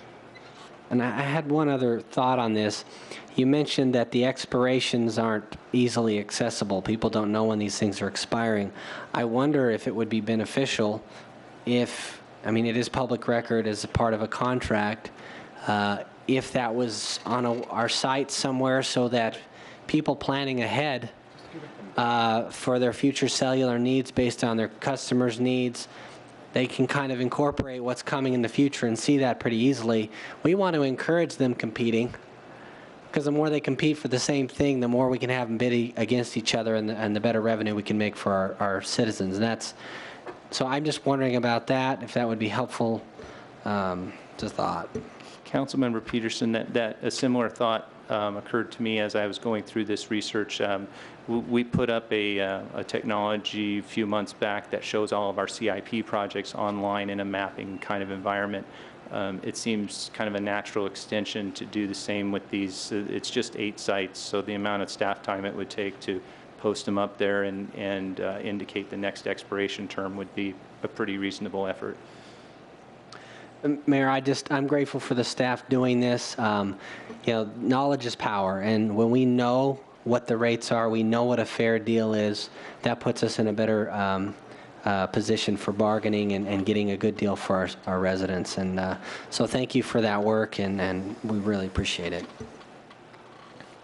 Thank you. Other discussion? Mark, I echo, and thank you for the presentation and bringing the information forward. The council has given a few comments, questions that I think are helpful to town leadership. As noted on the agenda, this could have a possible motion, but I believe in listening to the conversation that it was information sharing. Is there anything that town leadership needed us to formally discuss and give future direction on, or does that meet tonight's need? Okay, thank you. Mark, thank you. We move to agenda item 48, considering our first quarter budget. Don, we'll turn to you for the presentation.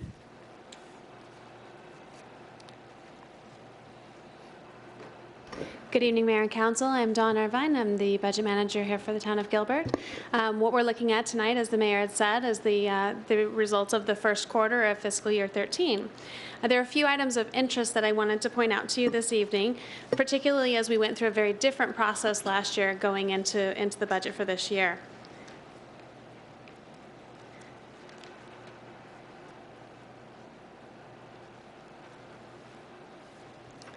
One of the things that we notice as we move through a different process, when we look at our reports, there are certain things that are maybe not captured as well as we would like, and so we'll be making some modifications as we bring this back to council in the future. Because we are looking at our budget appropriation and our contingency a little bit differently this year, and we've, rather than having that within the department budgets, been doing those contingency transfers. You'll see, for example, here in the water budget, it reflects the adopted budget rather than the budget adjustments that may have occurred over the course of the year. Additionally, what you'll see here in terms of variance on the expenditure side, when we distributed the budget this year, we distributed based on historical trends.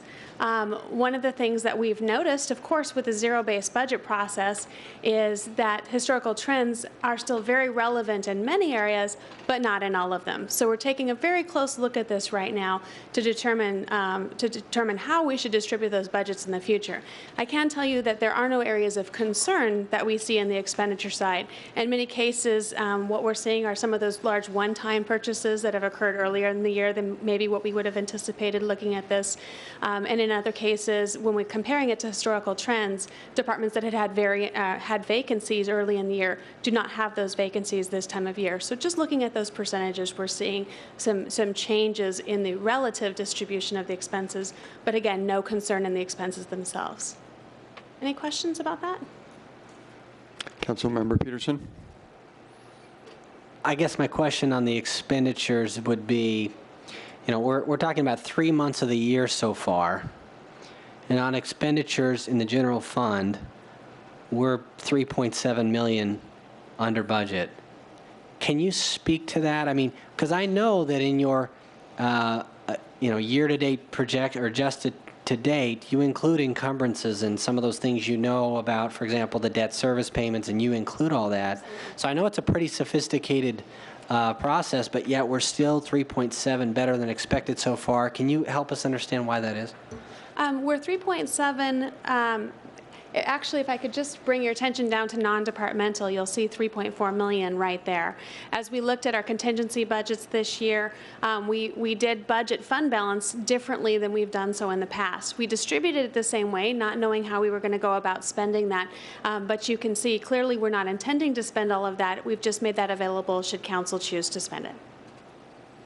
Mayor. Vice Mayor Sens. Don, I apologize. I'm playing with slips up here, and I may have missed it. When you and I talked the other day, and when you have a big number like that, and it kind of distorts the overall picture of the general fund. So I heard you talking, we're going to present it a different way. Are you going to move that below the line, the non-departmental, so we can see the ongoing operations and the contingency as a separate, so when we look at the variance, we don't get into the question like Councilmember Peterson said, or I had, and say, why such a big variance 3 months into the fiscal year? Mayor, Vice Mayor, that's correct. As the Vice Mayor and I had talked earlier in the week about some better ways of presenting this information because we are doing business a little bit differently now. One of the most obvious that came to light was that we could move that non-departmental line down below the overall so that we could see that separately. The other thing that we would like to look at is to highlight the budget adjustments that have occurred so that we can make note of those as well so that we understand those variances when council chooses to move forward with things such as the CH2M Hill, other maybe larger items that would have an influence on the budget report. Councilmember Peterson. Mayor, I would just agree that that's a great idea because, you know, I was excited about the way you've changed the way you're budgeting contingency, and I had even forgotten. But now that you point that out, a light went on. But it's kind of difficult to see, and if we can figure out a better way to make it easier, clearer to understand, that'd be great. Thank you. Continue. Thank you.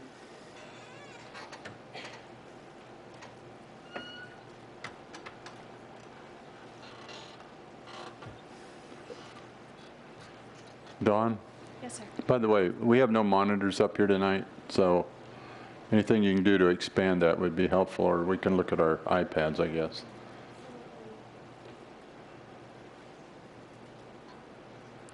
Oh, helpful.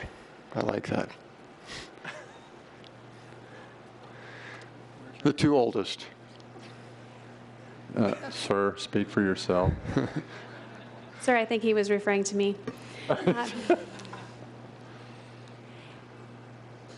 And I'll give you a moment since I just focused that in.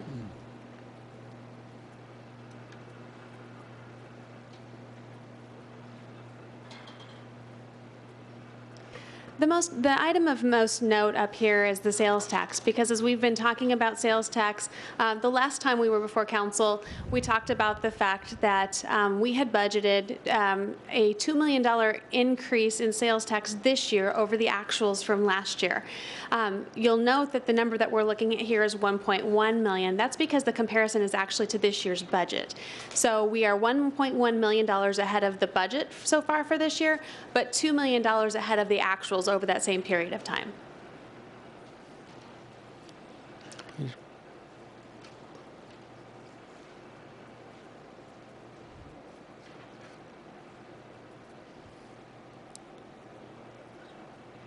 And I do want to take a little bit of time to talk through the system development fees. When we adopted the budget for this year on the revenues for the system development fees, we had just changed the system development fees to meet the requirements of what was then Senate Bill 1525. We had to reduce some of our fees. I think the average reduction was about 12.6%. So we wanted to see where that rolled out. We went ahead and budgeted the revenues at the same level because we were seeing the activity increase, but we were seeing the fee decrease a little bit. So we just kept the budget for the revenues at the same level. But we didn't change the obligations because we wanted to see where things rolled out. The expense obligations remained the same. So we didn't over-obligate ourselves, but we wanted to see where things landed basically within the new revenue structure. Now what you see up here is actually a combination of a couple of different things. When I first saw this, I was a little concerned by some of the negatives we saw, particularly as our permit activity is actually up over the same period of time from last year. When I pulled the preliminary information though for October, it appears that in several categories, for whatever reason, some of the revenues posted into October rather than September. So you'll see a lot of this balance out when we come before council with the next month's budget report.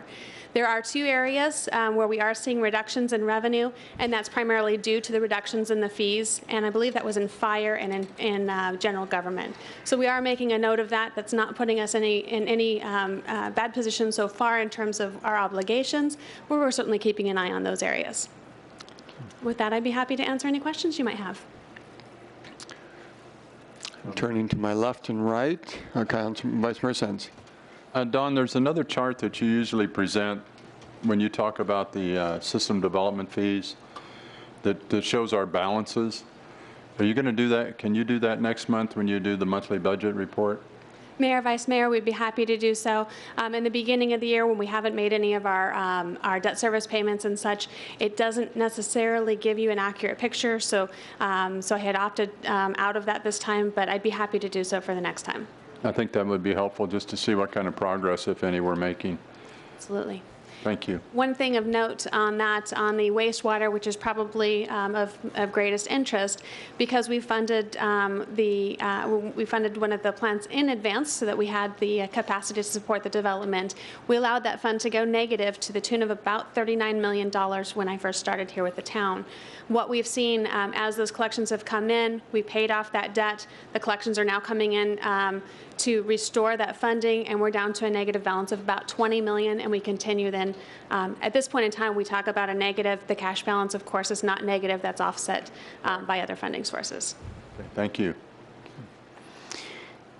As noted on the agenda, the mayor may entertain a motion to accept the first quarter budget report, and I do so at this time. Mayor, I move to approve the first quarter budget report, item number 48. Is there a second? Second. Vice Mayor Sens has given a second. With that motion and second, please vote. That's approved with a 7-0 vote. Thank you. We move to agenda item 49, and then I think after that we'll have a recess on the boards, commissions, and committee reports. Do we have some feedback? Councilmember Cooper. Mayor, if you'd like, I'd make the announcement of the appointments that you made last night at the Redevelopment Commission. Please. Okay.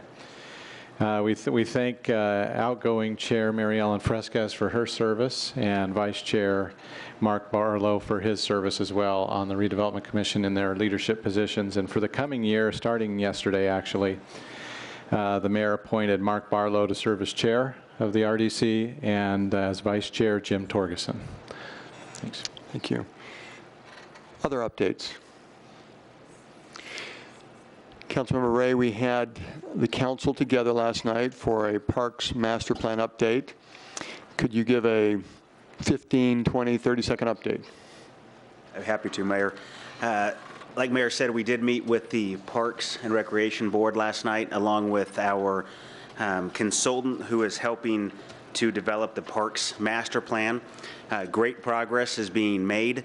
It won't be finished until about June of next year, but we're getting updates along the way with some of the citizen feedback, some of the different surveys that have taken place, along with small group environments and suggestions that exist, and learning lots of things about Gilbert and different needs that citizens have and want. And I'm excited as that Parks and Rec Board continues to spend so much time and energy in developing this master plan that will serve this community for years to come, far after most of us are here.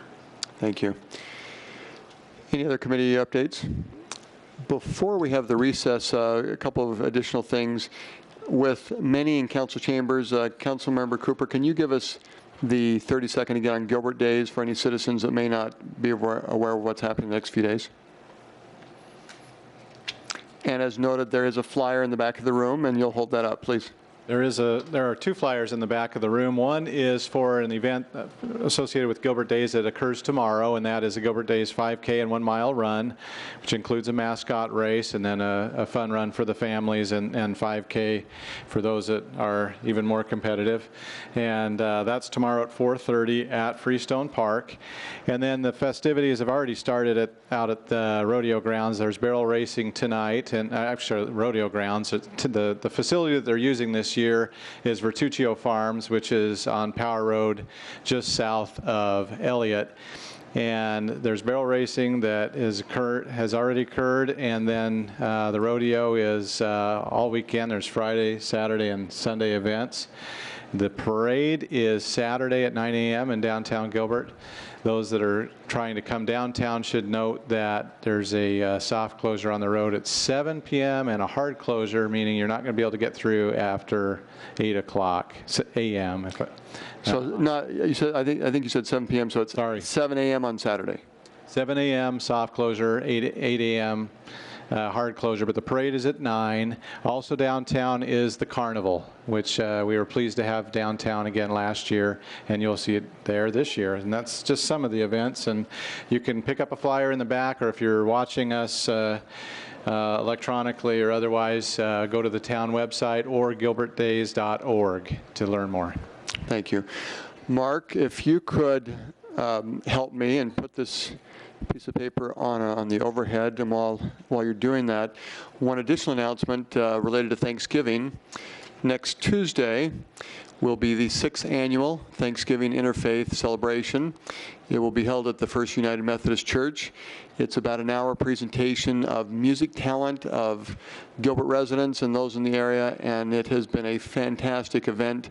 If you've not had a chance to attend, we invite you to participate in that next Tuesday night.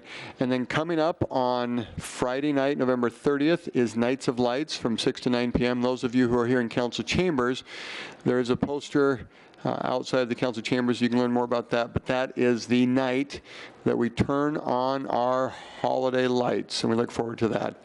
Mark, if you could go ahead and on the overhead put that sheet.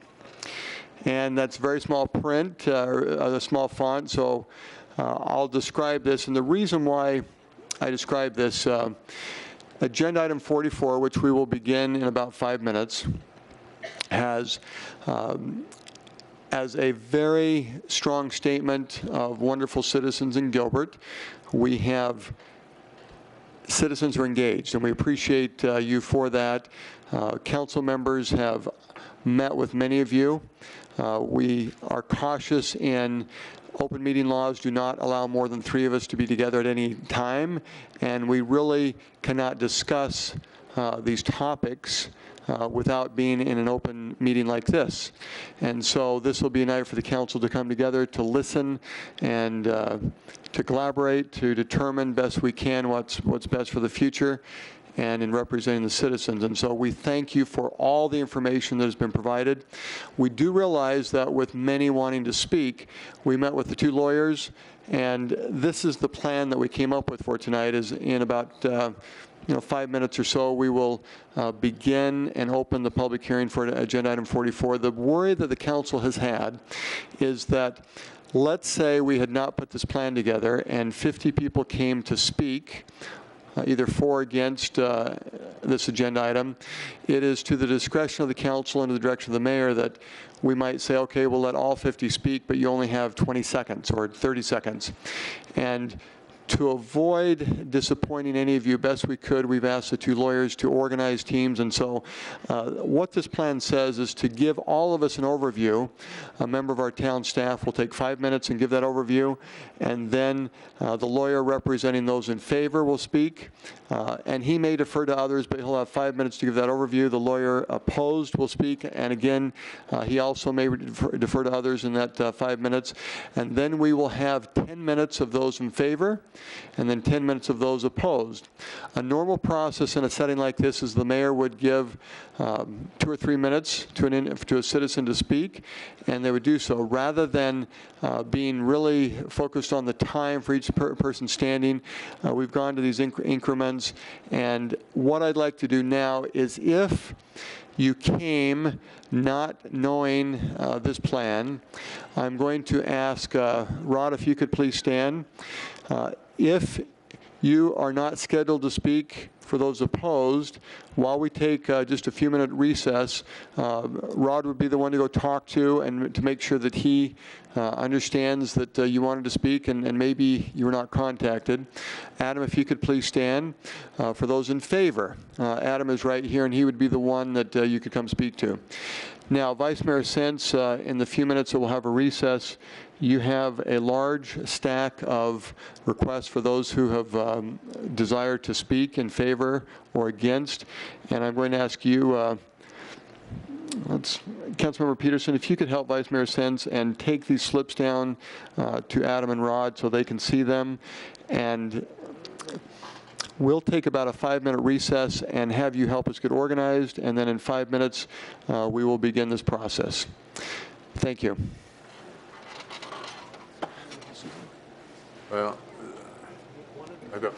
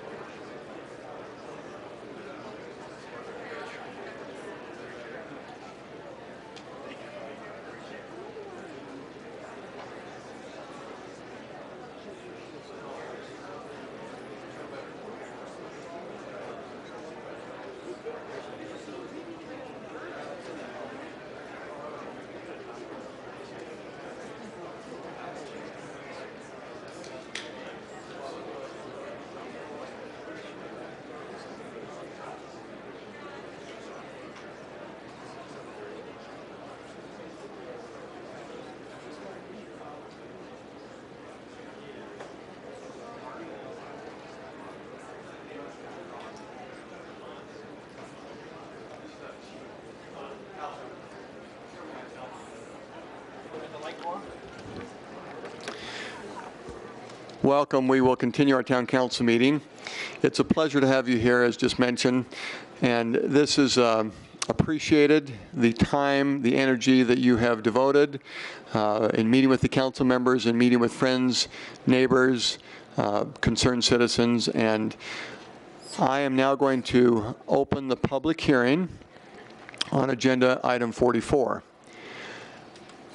Something that could confuse us, and we did have some discussion during the recess that some of you who have been noting for or against, all of this information will be compiled and included for the record. Even if your name is not written or not verbally said, it will be part of the record because you've written it down.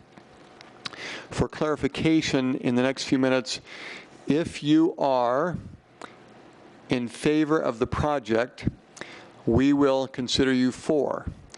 If you are against the project, we will consider you against.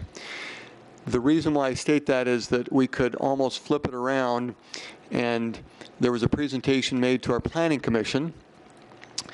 The Planning Commission approved the project, but there was an appeal, and so there could be some discussion tonight of, are you for or against the appeal?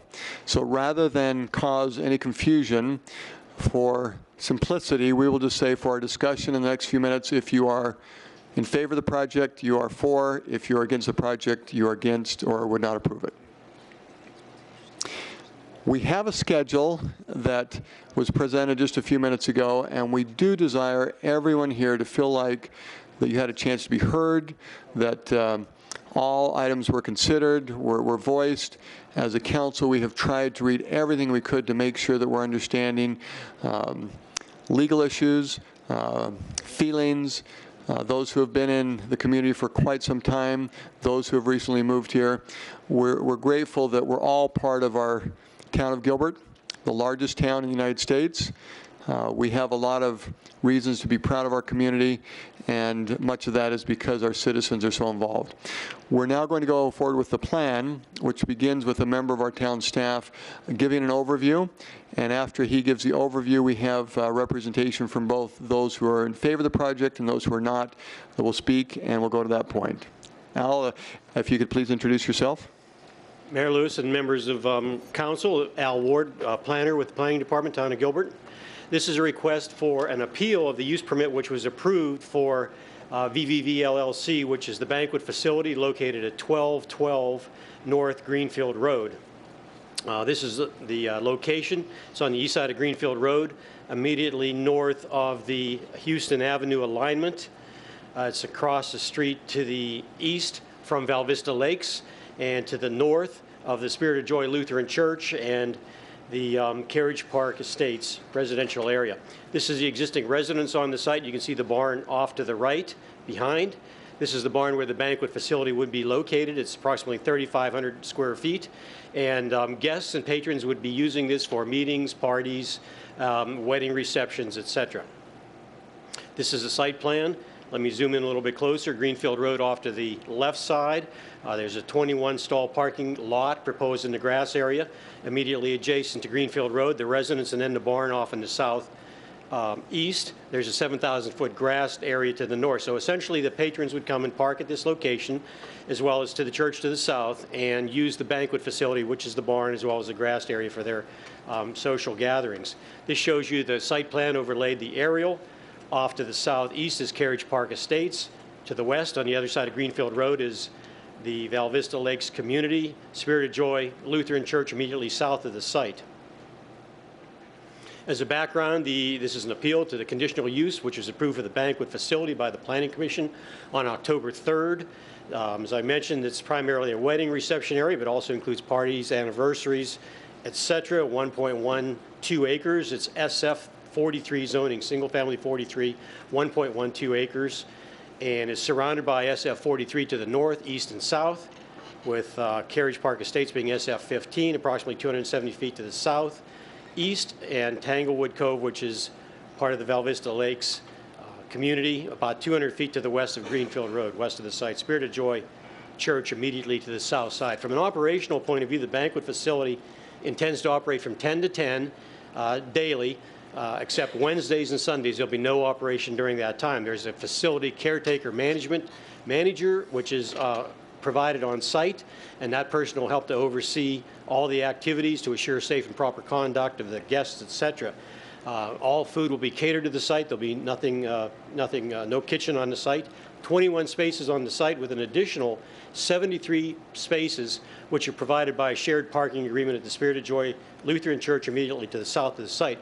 And that shared parking agreement was approved by a conditional use permit, an administrative use permit, that was approved on August 2nd to provide for the shared parking. So the guests of this facility can park on site as well as the adjoining church property, access directly to Greenfield Road to the west. Again, operational point of view, the staff is being provided on the site by the banquet facility operators. They have staff and directional signs to monitor parking and pedestrian activity, making sure that that all occurs in an orderly fashion. No live bands are being proposed, individual performers only. There would be DJs or recorded music contained, but that would be inside the barn, and any music that would be outside of that barn would be of a very low, kind of a background music type of thing, kind of dinner music. No open bar being proposed. The applicant owner contact information is provided to the neighbors for contacts as necessary at events.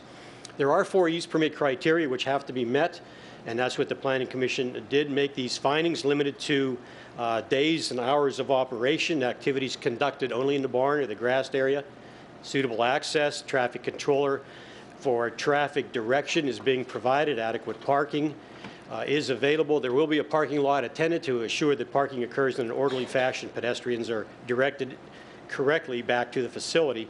Dust control is, and lighting is low level, and no live bands, as I mentioned. And that criteria seems to be met with the operational plan as proposed. Number 2, conforms with the intent and policies of the general plan. General plan does designate this area as density of 0 to 1 dwelling units an acre, which corresponds to the single-family 43 zoning district. This recognizes other types of non-residential uses in the residential area, including churches, schools, and also banquet facilities. The site is relatively large at 1 acre, suitable size, suitable location, and it does provide for the social gatherings. That's the intent of this. It does conform with the town's plans and policies. The third criteria conforms with the zoning code. It is 43, SF 43, over an acre in size. Parking is adequate with a total of 94 spaces being provided. There is that administrative use permit with this facility and the adjoining property. The site plan shows the facilities and amenities suitable for the use. Level of intensity is contained within the barn area, as well as the primary activities. Landscaping and buffer areas are provided. And the fourth criteria, the use as conditioned would not unreasonably interfere with the use and enjoyment of the nearby property. On-site owner manager would help to coordinate all the events. Staff is present at all of the events to oversee the operation, reasonable behavior and conduct of the clients. The barn separation from the nearest residence, Tanglewood Cove off to the west, Carriage Park to the south. There's adequate separation distance provided. Again, there's no live bands, and all food is catered to the site. And as far as neighborhood involvement goes, there's been substantial. The original concerns by Houston Avenue residents, and subsequently with revised notification, Carriage Park Estates and Val Vista Lakes to the west have had significant input into this application, concerns about traffic, parking, odor, disturbance to the neighborhood. We've received numerous emails, and there is a petition that's been presented with approximately 150 names. Of the emails, probably in the area of around 31 opposed and approximately 50 in support, and that number has continued to increase over the last little while. We have had letters of objection from both HOAs, Val Vista Lakes and the Carriage Park Estates. So in summary, noise, use is all contained in the barn in the grass area. Suitable parking is provided subject to that shared parking agreement. Adequate separation distances are provided to neighbors, direct access to Greenfield, safe driveways, limited days and hours of operation of this use, no live bands, DJ recorded music only, that occurs inside the barn, and reasonably compatible. This use is reasonably compatible and suitable for the location. With that, staff has recommended approval of it. We recommend that you uphold the Planning Commission's approval of the use permit, and that Planning Commission approval was based on a vote of 4-2, and that occurred on October 3rd of this year. Thank you. Thank you, Al. We'll continue. The representation of those in favor. Adam Bott, Withy Morris, 2525 East Arizona, Biltmore Circle. I imagine this is what Judgment Day is like, where you feel like I hope you've done everything right and hope that the facts will speak for themselves. This is a matter of first impression for this council. I don't know if any of us or any of you have seen a case as unusual as this. In fact, it's very unusual, I think, in any jurisdiction to see a Planning Commission approval be appealed to the Town Council. And essentially what the appellant is asking you to do tonight is to overturn your Planning Commission approval and the findings that they found that merited the granting of this use permit. They're asking you to disregard your staff recommendation, who's based on facts, on evidence, and their experience in doing this, to disregard all the town departments who reviewed this. They're asking you to reject the factual evidence that's been presented before you by qualified and expert engineers, both in acoustic studies and in traffic. And then they're asking you to ignore the input from the people most directly adjacent to the property and most proximate to the site. Your scope of review is very unique tonight. This isn't a typical case where you look at the elements test, the 4 parts of this use permit test. That's already been determined. This is not a policy decision. It's not an emotional call. It's not a decision based on what ifs. It's a factual evaluation. The Planning Commission already found that the legal test was met. And that's why they approved this case. The onus is on the appellant to prove new facts that refute the evidence that was before the Planning Commission the first time. They have the burden of proof. So what has changed in the last 4 weeks since the time the Planning Commission approved this to today? Have we heard anything new from the neighbors? Have they presented any new factual evidence, any studies that refute what we've shared? I haven't seen anything, but I'm looking forward to what they shared tonight. The opposition, they're good people. They're neighbors, they're friends. In my position, I can imagine where they're coming from. Everyone wants to protect your home and your interests. But those fears, those concerns must be substantiated. Essentially, what you'll hear tonight is probably the same things you've heard before. That they have concerns about parking, that they have concerns about noise, that they have concerns about traffic. But I'll show you how those concerns aren't substantiated. It wouldn't surprise you tonight if you're going to hear things about the friends and family events that we have held. They'll probably tell you that it was not coordinated well. They'll probably tell you that the noise was too loud. They'll probably tell you there was unsafe traffic conditions, and it wouldn't surprise you if they show you videos or photos of people crossing Greenfield Road. They'll probably tell you that parking was deficient. They'll probably tell you that the applicant cannot be trusted or that there's some deed restrictions that prevent this use. They'll tell you that the entire HOA is opposed, including the 7,000 plus residents in Val Vista Lakes. Those are the things I expect to hear tonight. But what matters here are just the facts. What are the facts? The facts are a noise study that was prepared and took the ambient conditions and then measured it when an actual event was occurring, and the noise study showed it was less than the ambient and certainly less than what the code ordinance provides. Number 2, the facts show that a parking study is more than sufficient on site. 20 spaces required, we provide 21. We have more open space, we could provide up to maybe 36. We have 73 in addition to what's required on the adjacent property and opportunities for more. Traffic studies. Traffic studies show that this use is appropriate. In fact, it's no greater than the uses already in the area. The churches, the schools, they all come and go, and their traffic is far more intense than our traffic today. The facts show that staff recommend approval because they've evaluated this request. This isn't willy-nilly, let's stamp and just move on. They've spent significant time with all the reviewing departments who can sign off, and staff can recommend approval. The Land Development Code says this use is permitted here. It's permitted with a conditional use permit. What's that mean? That means someone, the policymakers, the drafters, the adopters of that code, already made an analysis that this use is always compatible in this area with conditions, and the conditions help make this more compatible. That's why staff recommends approval. Planning Commission is the fact. They're the body who's most appropriate to analyze this request. have to deal with the duties and responsibilities of balancing a city and budgets and personnel. Their sole responsibility is to analyze analyze land use and zoning principles. Most qualified, and they determined it was appropriate. More importantly, the people who are right next door, the people who have most at stake, the guys who share the common wall, the people who have to sleep at night, 100 feet away, they're supportive of this. Why? And then more importantly, look at all the uses up and down this area. Somehow those uses with the same type of character, of noise, of traffic, can coexist.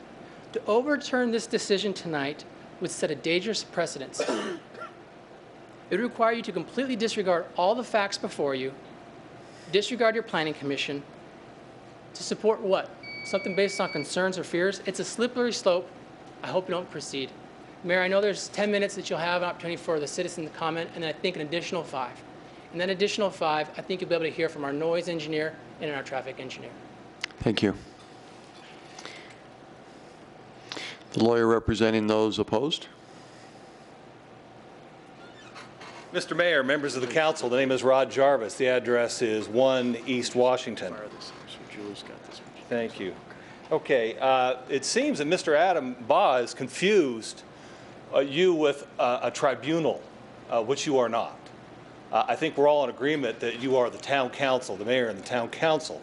You are a legislative body. You're here to do a legislative function tonight. Yes, the term that's used to get this case to you is an appeal, but you're not an appellate court. You're not limited in your review. And what we're asking you to do has nothing to do with ignoring anything that's gone on before at all. And by the way, I'm well acquainted with cases where the council has disagreed with staff and disagreed with the Planning Commission, and I've never heard a report of anybody feeling ignored because of that at all. You're here to perform a legislative function that you volunteered for when you put your hat in the ring and you got elected. That's what we're asking you to do, simply perform that function. Now, what are we here to do? We're here to apply those 4 standards that were referred to. I won't go through all of them, but I would like to encourage that this evaluation be site-specific, as it will be in every case. And as you review this case, you ask what kind of promises and expectations do the neighbors reasonably have when they bought their properties? What is the size of the subject site and its physical ability to contain the impacts of noise? And what are the impacts of traffic safety? What is the proposed use? It is parties. What is the nature of parties? And what kind of enforcement burden does that put on the town? What kind of enforcement burden does that put on the neighbors? Now, there's been mention of parking. We've sent you all a letter today from the party who has the deed restriction over the church, the Spirit of Joy. We know that the town does not enforce private deed restrictions, but it's an important backdrop in evaluating this case and what the available parking is, to note that that holder of that deed restriction intends to enforce his deed restriction, and that the 73 spaces that the applicant's counting on are not going to be there. Now, when this property was brought forth for review, there were a number of people who were not aware of it, and we want to introduce some of those neighbors to you. So I'm going to concede now some time to Ms. Julie Bader, but while she's coming up, and understanding that the Val Vista Lakes Association is doing its annual meeting, we don't have all our neighbors here. I just ask everybody who lives within 1,000 feet who's here in opposition to please stand as Ms. Bader comes forward. These are folks who are immediately impacted. Julie. Wait. Thank you. Mayor Lewis, Vice Mayor, Councilman. And we'll invite all speakers to get as close as possible to that mic, please. Thank you for the opportunity to speak. We are the neighbors who live nearby and are concerned about the impact this proposed use will have on the enjoyment of our properties and safe access to and from our neighborhood. This venue cannot be discussed separate from the parking agreement with Spirit of Joy Church. The town's own staff report says these 2 properties need to be treated as one, and we agree with them. Using staff's own interpretation, we are the adjacent neighbors. Carriage Park Estates is the adjacent neighbor to the south, and Val Vista Lakes is the adjacent neighbor to the west. When the applicant referenced having the full support of the adjacent neighbors, that did not include our 2 homeowners associations, our 2 neighborhoods. The applicant bought this property just this year in April and began hosting parties 3 months ago. We are longtime residents of this immediate area. On my block alone, the majority of us are original owners who have lived here for nearly 20 years. Val Vista Lakes has been here for over 25 years. We bought our homes with the assurance the neighborhood to the north and east of us was zoned residential. In fact, I researched it and counted on it when I purchased my home. Many of us live on large lots and have invested our life savings on making our backyards, yards which face the barn, extensions of our homes where we can enjoy them with our families and friends. We do not feel it is unreasonable to object to a business whose purpose is to hold parties. It is not unreasonable to object to a party business whose days and hours of operation are incompatible with the very times we expect to enjoy our homes and yards, evenings and weekends. We have no objections to churches and schools holding occasional events, as they have over the years. We have accommodated and will continue to do so. Church and school events are welcomed investments in our community. If our homes bordered a commercially zoned area, we would be happy to discuss this use. If the proposed business operated Monday through Friday during normal business hours, you'd likely find us supportive. There are a number of uses we'd be willing to consider: wedding planning center, group home, rented office space, even a bed and breakfast. We are reasonable people, but a party business operating up to 5 nights a week with amplified music and hundreds of guests will seriously impact our quality of life and enjoyment of our properties. I'm almost finished. This party business is so big it cannot be contained to 1.12 acre lot. Not only does parking spill into Spirit of Joy's lot, but also into other church parking lots up and down Greenfield Road. Sound issues aside, there are serious safety issues associated with this proposal. Driveways too close together, no traffic control measures at mid-block, multiple traffic crossings across lanes, and jaywalking across Greenfield all create hazardous situations. We have already experienced those firsthand. We are not speaking of the unknown. We've already experienced noise, traffic, and safety impacts of these parties. There's a reason for the CUP process to assess the impact of this use on the adjacent neighbors. To do this, we must apply the 4 standards, and to apply the standards, we ask that you assess each case individually. And this is a case of our 20-year-plus neighborhoods counting on continued residential use of this site, a site much too small to contain the impacts it proposes to introduce. Thank you. Thank you. We will now move to, and we do have a list, and Vice Mayor Sens can help me with this. I think that we'll just ask the individuals who are in favor to come forward. I want to not be, by the second, putting a lot of pressure on. I know sometimes, even though you've practiced, things go a little bit longer. And so for this first group, we had a 10-minute slot, and with that last statement, we could probably move it to 11. So Mark, as you monitor that, if you can plan on 11 minutes for this next section. Vice Mayor Sens, give me some guidance. Should we just have them start and state their name as they come up and go forward? Okay. As you come forward in a setting like this, you are to state your name and whether or not you are a Gilbert resident for the record, and then you may begin talking. And at this point, we'll turn the next 11 minutes over to those in favor of the project. And I think Lewis is first, and on the list you want to be ready to speak, whoever's on deck to go next. All right, good evening. My name is Luis Ramirez. I live directly east of Vintage Barn, backyard to backyard. He's my neighbor. First of all, I'm pleased with the improvements that they've done to the property. When Dennis was planning this, he came and asked me what kind of barrier I wanted. He says, I'll put up a block wall if you want. I said, no. I said, the lattice is fine. Looks beautiful. Second of all, I've experienced 4 or 5 events. And the music, there's been some music outside. It's been some nice jazz, dinner music. I enjoy it, working in the backyard. People are wonderful, dressed nicely, weddings, very quiet. No traffic issues on my side. You know, I haven't seen any, so I can't say I have. And lights are usually out by 10 o'clock. Can't ask for more than that. So it's been good. No dust issues, because I know we have a dirt road on Houston. It's private road, but there aren't any cars going up and down it. So I haven't seen that. And then finally, this is the kind of small business that is valuable to our community, our town, our state, and our country. So I'm in favor of it. Thank you.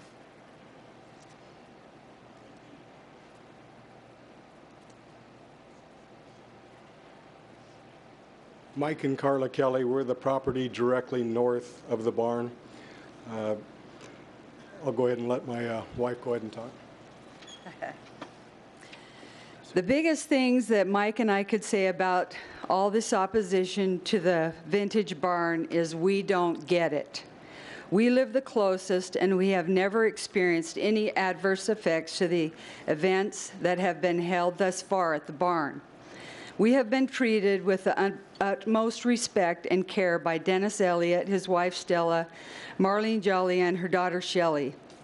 Dennis has gone above and beyond to make sure that all matters of concern by all the surrounding homeowners have been addressed, and at great expense, we're sure.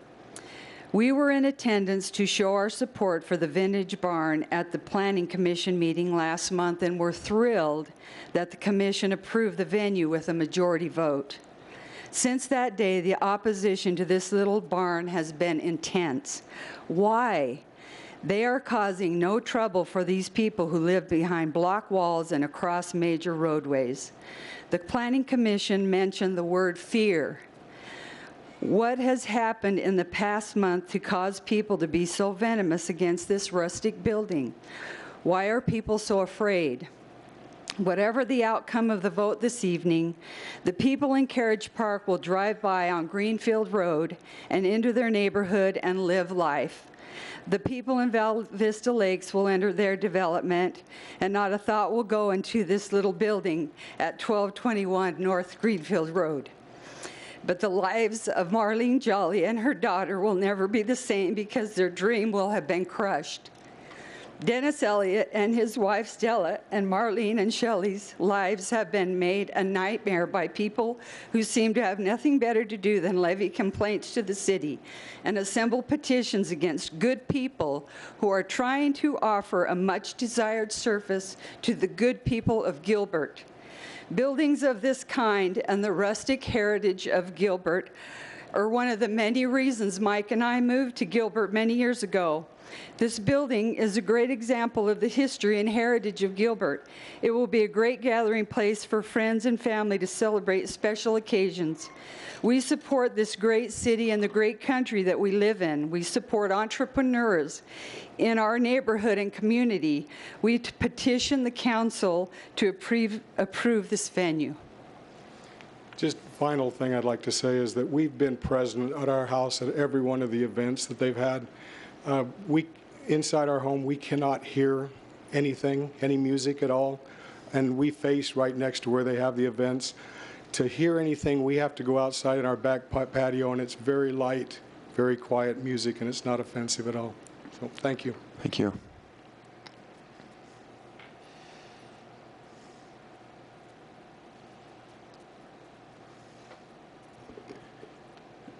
Good evening, Mayor Lewis and council members. My name is Mark Turley. I live at 2697 East Houston Avenue, just down the street from the vintage barn. I've been a citizen of Gilbert for nearly 30 years now. In fact, I grew up in the neighborhood where the vintage barn is located. There's been a lot of changes that have occurred since I moved into that neighborhood. Cotton gins have gone away. Dairies have gone away. There's been a lot of changes in Gilbert over the last 30 years. In the first meeting, there was some concerns brought up by some of the members on the neighbors on Houston Avenue, and those concerns have been addressed by the Elliots in conjunction with the town of Gilbert. We had some concern with the entrance there onto Houston Avenue, and the town has since redone that entrance, and we appreciate that very much. I've been very impressed with the Elliots and Mrs. Jolly and what they have done with the property. They have cleaned up the property substantially. They've had several neighborhood meetings to listen and to address the concerns of the neighbors. They have followed the procedures of the town of Gilbert and have been given approval by the town to move forward. I feel that for whatever reason, several neighbors have had a mind block against this project from the beginning and have not even given it a chance. As a neighbor in close proximity to this venue, I support it 100%. In the events that they have had up to this point, they have run very smoothly. I have not seen any problem with the traffic, even with the excess traffic that is occurring right now due to the construction on Higley Road. I haven't seen any problems. I have entered and exited on Houston during the events and have not witnessed any concerns with the traffic patterns during those events that would cause me to be concerned. I have never heard any loud music coming from the property or any of the events. I feel that the Vintage Barn will be a great asset to the community of Gilbert and to our neighborhood specifically. And thank you for your time. Thank you.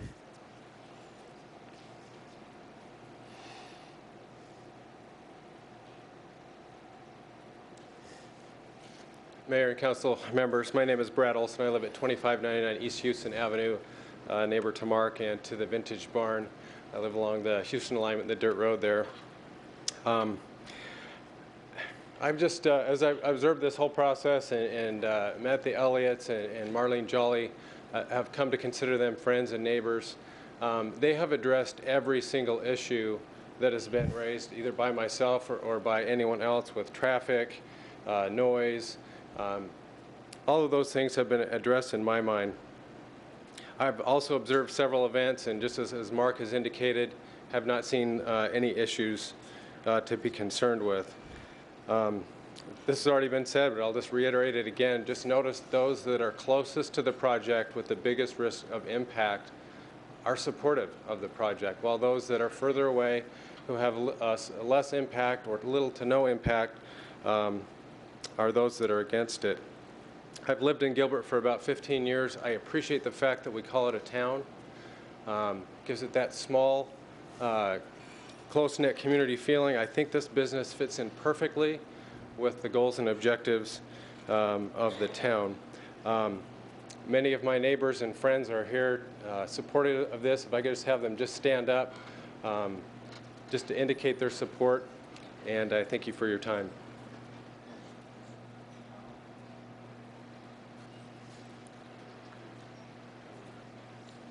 Hi, my name is Manya Williams. I live in Carriage Park at 1083 North Poinciana Road.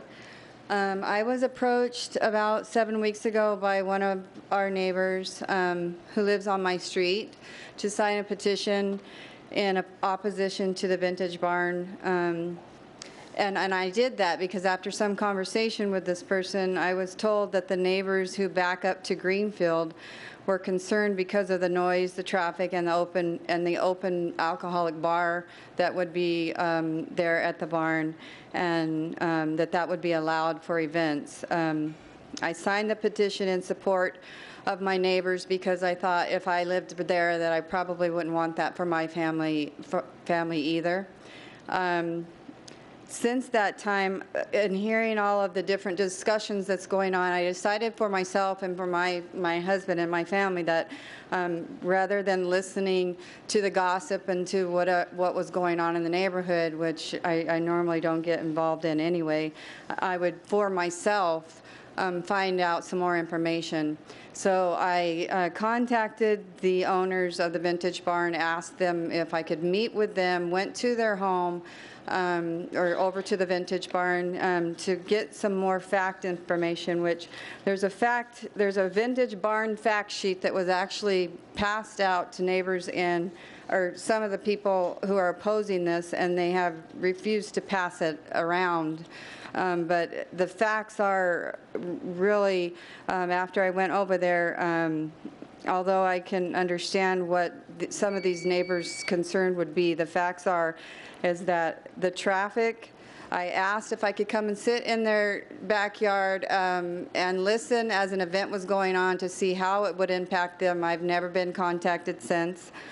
So I did my own sound check. When I went to the Vintage Barn, they did a sound check, which wasn't, I couldn't hear any noise from Greenfield. So on an event night, on my own with my husband, went and stood behind the neighbor's yard on Greenfield Road to see what noise I could hear. Absolutely cannot hear any music whatsoever. Stood behind the houses that also back up to the Lutheran Church, could not hear any music at all. Did this on another night when no event was going on, and found that the noise was exactly the same from the traffic on both nights. There was no difference in traffic. Part of the problem was the in and out of parking, which I think that they have now taken care of with widening of that street and opening up some more parking availability. So for me, I guess the Vintage Barn is bringing growth to small businesses in Gilbert, helping our economy. And I now am going against my signature that I originally went with because of lack of knowledge that I was given. And now knowing the facts a little bit more for myself, I love my neighbors, I love where I live, but actually going for my own self as a resident, finding out the facts, I am now for the Vintage Barn. Thank you. Adam, the other two that are going to speak, if you can put them into the 5-minute slot, and we'll stop at this point of those in favor. Mark, I understand you had given 11 minutes, and so we'll add for this next group an extra minute so they can have 11 minutes. And that 11-minute slot now, we'll move forward with those who are opposed. And just for clarification, as you state your name, you do not need to give your address. It's just whether or not you're a Gilbert resident.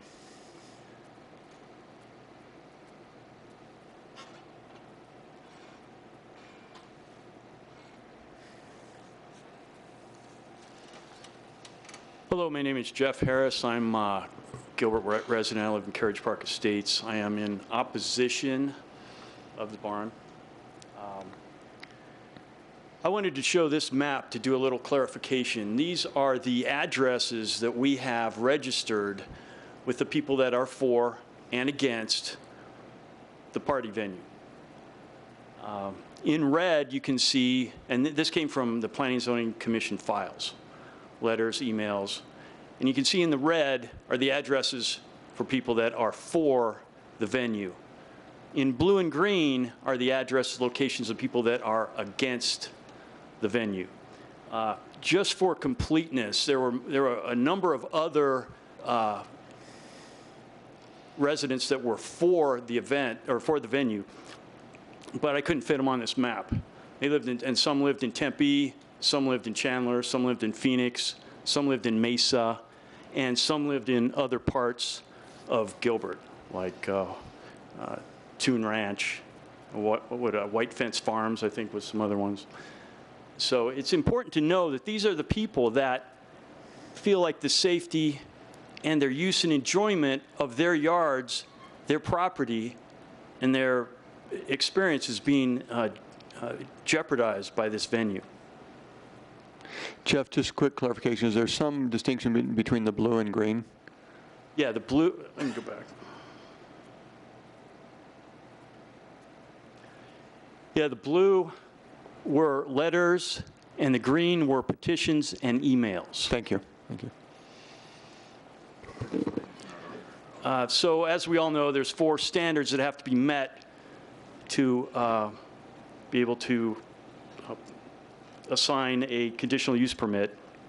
Number one is that it does not interfere with the health, safety, general welfare of persons living or working in the vicinity to adjacent property or to the public in general.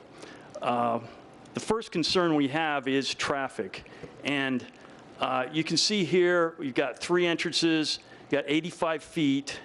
The one thing that I don't know that was addressed was this is a mid-block entrance, exit, ingress, egress, and there's a lot of stopping that happens. And drivers do not expect stop traffic mid-block. And I know that's been a problem for Houston, and that was addressed in the first Planning and Zoning Commission meeting. But the addition of the banquet hall, hundreds of cars, hundreds of people coming in and out, make this an exaggerated problem. Also, the traffic is a little different, like the ones that normally go into the Spirit of Joy parking lot on a Sunday morning is a bit different than the traffic when it's all consolidated, say 5 o'clock, 6 p.m. on a Friday or Saturday, when there's some rush hour going on Friday, some stuff going on Saturday. Completely different traffic. I wanted to just point this out. This kind of is the pattern. This shows a little bit of the spaghetti that has to happen for the ingress and egress of this. And again, stopping mid-block. I had a couple residents that were observing the situation Friday night.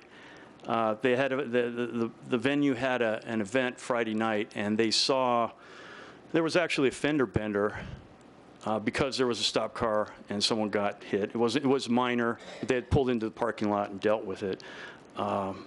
Also, there were a number of cars driving around, pulling into like our neighborhood, not a problem, coming back out because they weren't clear on what they had to do to get into the event. In addition, there's parking 375 yards at another church to the south, and they have the VVL has a shuttle service that runs when they have to do overflow parking at that church. The problem is there's a significant number of people that choose not to get on that shuttle. I'd have to say I would be one of those probably. You know, it's less than a quarter mile. Nice night. Why not go for a walk? So you know, this is, I think, a potential problem, something that we're like exposing the city to. This is from the Arizona Republic 2 days ago, and they talk about fatal collisions, and they're talking about a vehicle hitting a pedestrian often happen from mid-block crossings. And they said, you know, the PPD said, you know, we can't put in crosswalks every 10 feet. So we have to, you know, educate the public. Don't do that. Cross at an intersection. You can see there, most accidents occur between 6 and 9 p.m. Also, drivers do not expect pedestrians to cross mid-block. So I wanted to just show this. As Adam predicted, here's a video of what happened, some crossings that happened on Friday night. There's a couple people making it across the street. And this is Greenfield, I'm sorry, and they're heading down to Desert View Church. There's somebody running across, just haven't got in front of some traffic. Probably smart they're wearing a white shirt. Yeah, here's some people that were dressed in dark, kind of hard to see them. They're kind of walking across the street in the dark clothes. And there they go. They're turning into the Desert View Church, Baptist Church, down the street. And the shuttle is running at the time. I just wanted to show that, pulling into the same church. And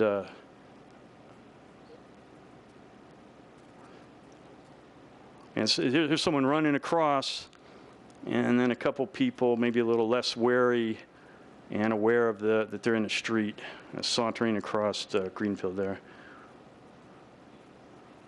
I think that's a fairly dangerous situation, that especially if deed restrictions were enforced on the neighboring parking lot, they'd have to find some overflow parking somewhere. This situation would be happening all the time.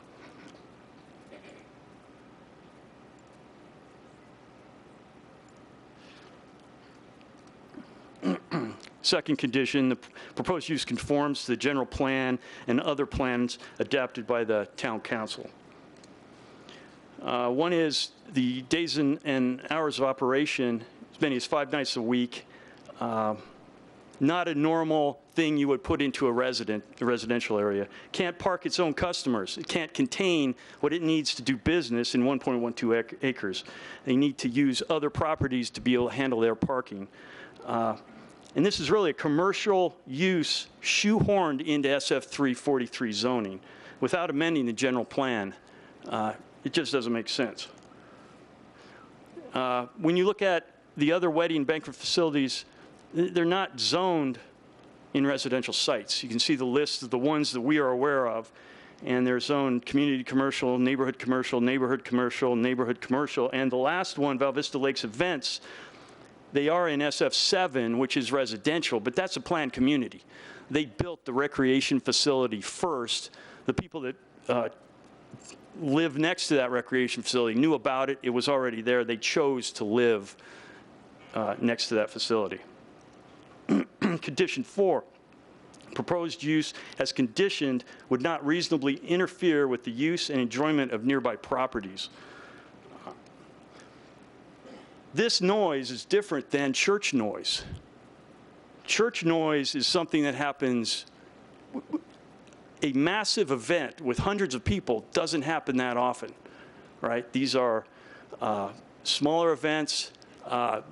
The people that are at them, they're volunteers, they're trying to help out, they're teachers. They are not a party venue that is for profit.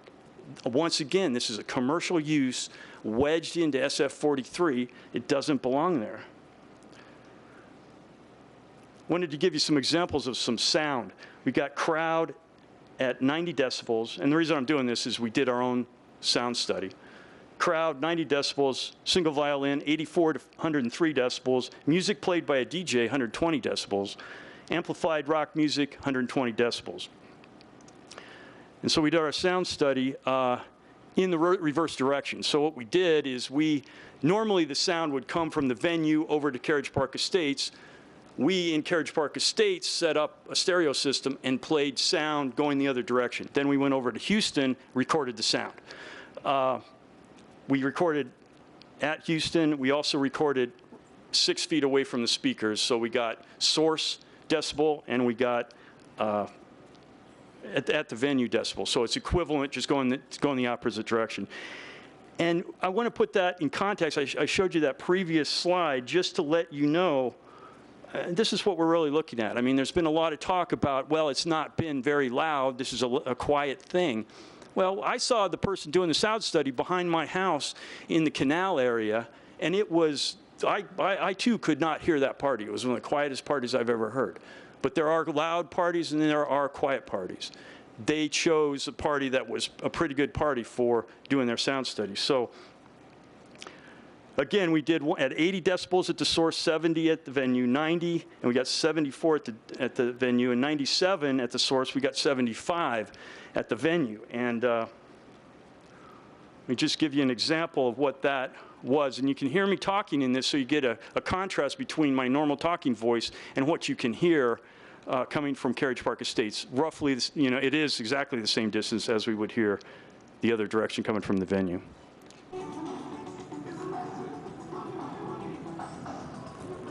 That's 97 decibels from the source house over in Carriage Park Estates, 300 feet away. Did you get to hear that? Would you want to hear that again, or was that adequate?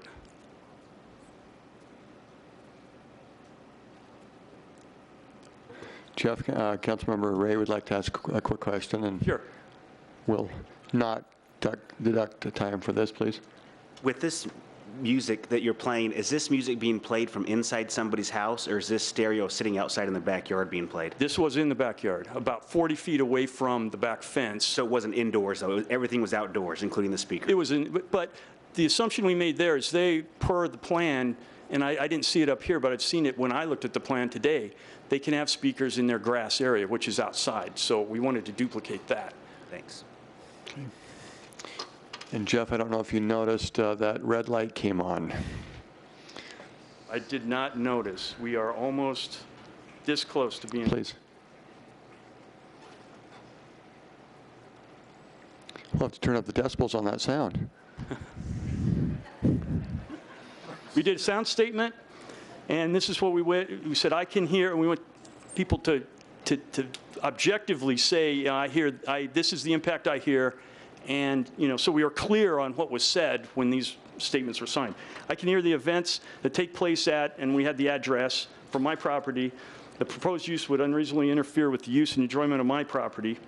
And here's the location of, this was not exhaustive, but these are the people that are saying this will impact the use and enjoyment of their property, their backyard. The sound happens when they are most wanting to enjoy their property. And a couple other things just to finish off the unreasonable interference with use and enjoyment. A business that operates 5 days a week until 10 p.m., a party venue that operates with hundreds of customers per event, a business that operates when we want to enjoy our yards and homes the most, which are evenings and weekends. It's when we can hear bass from inside and outside our homes, when partiers individually as a group shout and holler, and dogs, they can't be let out because they bark at partiers. And again, here's a summary. Parking traffic situation is dangerous jaywalking, driveways too close together, traffic stopping on Greenfield, inconsistent with the Town of Gilbert general plan. This is, again, commercial use wedged into SF 43, and it unduly impacts the use and enjoyment of the nearby properties. That's all I have. Thank you, Jeff. To the council, we go to round 2. We have a plan. We want to be flexible and make sure parties feel like they've been listened to. 5 minutes is in our plan, and I guess I'm going to propose for council approval, maybe extending it to 8 minutes. Okay. Yeah. All right, so Mark, we'll go to round 2, and this will be those in favor 4. And if you can do an 8-minute marker, and when we get to that 8 minutes, why don't we say a 30-second warning best we can? Yeah, Mayor and the speakers, that yellow light that comes on is a 1-minute warning. So okay. When you see the why don't do you want me to be the spokesperson, or do you want to be the one? You may know that. Go right ahead. Okay, I'll be the 1-minute person, and Vice Mayor Sensi can help make sure that I see that. Thanks. Continue. Mayor, Vice Mayor, and Councilman, my name's Mark Min, and I live in Carriage Park, 2467 Encinas, and I was one of the original blue and green pins. I think we covered both. I signed the petition and I sent an email. I think I'm the second email on the list on the website. And just want to share my personal experience. We moved to Gilbert in January of 2008 because of the feel. It's an inclusive environment. We love our neighborhood. We love our neighbors. And I hope at the end of this process that we'll be able to heal and come back together as Gilbert is. I just want to talk about the Sarah curve of change: shock, anger, rejection, acceptance, and healing, and where I fell on that curve through this process. Initially was opposed, shocked that we wanted to, because of the change. I was a little upset that it may impact our family, and rejected it. And I sent an email and signed the petition. After my experience and very active family, and tried to be outside with my young children in the evenings, and had and felt no impact whatsoever, whether it be traffic or noise. I think most of those maps showed our home. We're not one of the closest neighbors, but we hear Dos Gringos regularly, so noise travels fairly easy, and would be able to hear if it was something that would impact the enjoyment of our family. We are in favor. We grew up near the Wright House in Mesa, a similar venue. In the neighborhood behind that event. We didn't consider it a party venue. We considered it a reception, and it really enhanced the enjoyment that we had and brought some family togetherness of that community. So 2467 Carriage Park was initially against, and have come through our own experiences that are now in favor of the event. Thank you. Thank you. Good to have you in Gilbert. I see Karen is next, or who? Please. Karen next to me. Good evening. Tony Sola. I'm a resident of Mesa. I'm an acoustical engineer. I've taught acoustics at Arizona State University for the past 18 years or so. Much of my consulting is actually for different state departments and municipalities. I did do the noise study on a Saturday night during a reception. First part of the study, well, I'm sure you're aware that Gilbert's noise ordinances, you are not allowed to exceed 55 dB inside the residential dwelling with the windows and doors closed. You can actually be up to 55 dB for no more than 15 minutes. I don't think that's a good standard, but it's what we're stuck with. The first part of the study was to measure the ambient noise level, not at the residential property, but on the other side of the residential property. To the west, the typical ambient was 70 to 74, and to the south, just outside the residential property, the typical ambient was 50 to 52. During the first part of the study, I tried to measure the noise during the dinner event with background music on the lawn. The music was not audible even at the use's property line, let alone the nearest residential property. Next phase was during dance music. I had the DJ play the music about as loud as he ever would, and made sure it was dance music with bass music. I went into the barn to get a feel for whether that was the case. It was. At the nearest property lines to the east and west, the noise level was always below the ambient and did not exceed 53 dB to the west and did not exceed 48 dB to the south. That is not the noise level within the home, that is outside the home. That doesn't count the extra distance, the barrier wall, or the amount of noise that's blocked by the wall.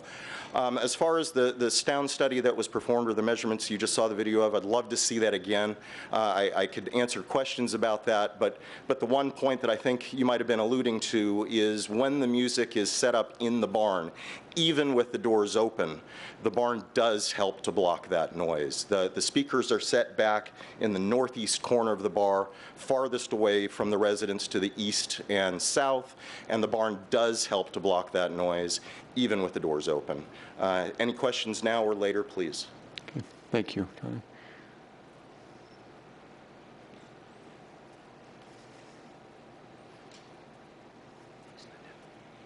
My name is Paul Basha. I'm a consulting traffic engineer with EPS Group. We did traffic counts on Greenfield Road in the immediate vicinity of the venue. And as you can see, we did traffic counts for 5 days. On Tuesday, Greenfield Road had approximately 25,600 vehicles total in both directions. And on Friday, approximately 23,000, and on Saturday, approximately 20,000. In the furthest right column, the banquet facility, we estimate 188 vehicles per day, and that would be on a Friday and on a Saturday. And you can see the peak hourly volumes, approximately 2,000 on Greenfield on Friday and approximately 1,500 on a Saturday.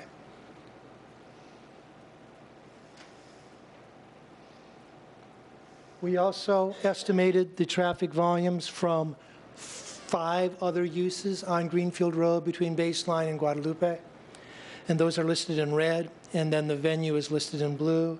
At the top, 752 vehicles per day, that's Pioneer Elementary. The next below it, 252 vehicles per day, and that is from Challenger School. The 298 vehicles is from Grace Covenant Church, and the 472 vehicles per day, that is from Spirit of Joy Lutheran Church. And then the 985 vehicles per day, that is from Desert View Baptist. And obviously the churches are on a Sunday, the schools are on a weekday. I'd be happy to answer any questions you may have when the time's appropriate. Thank you.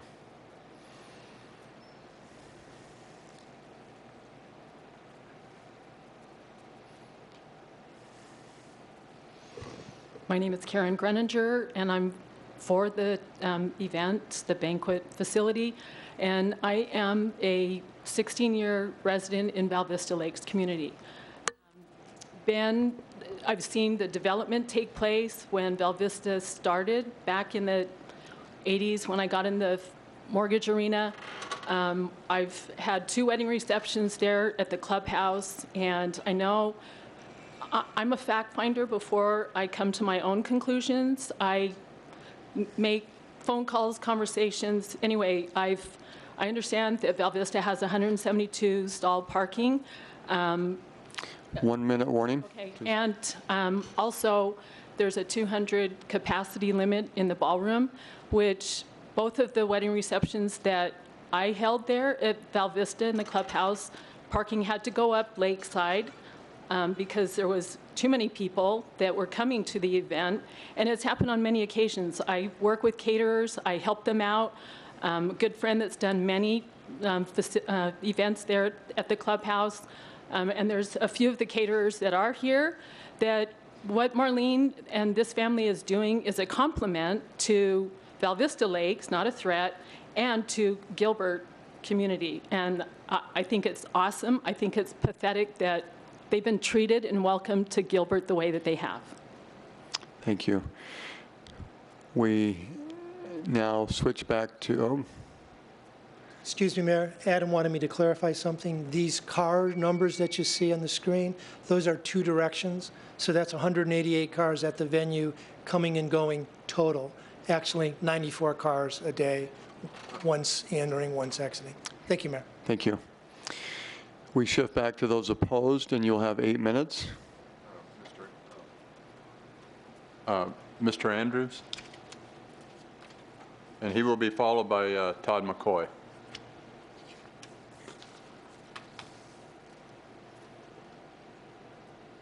Mayor, members of the council, my name is Richard Andrews. I'm a Gilbert resident and a Val Vista Lakes resident for 26 years.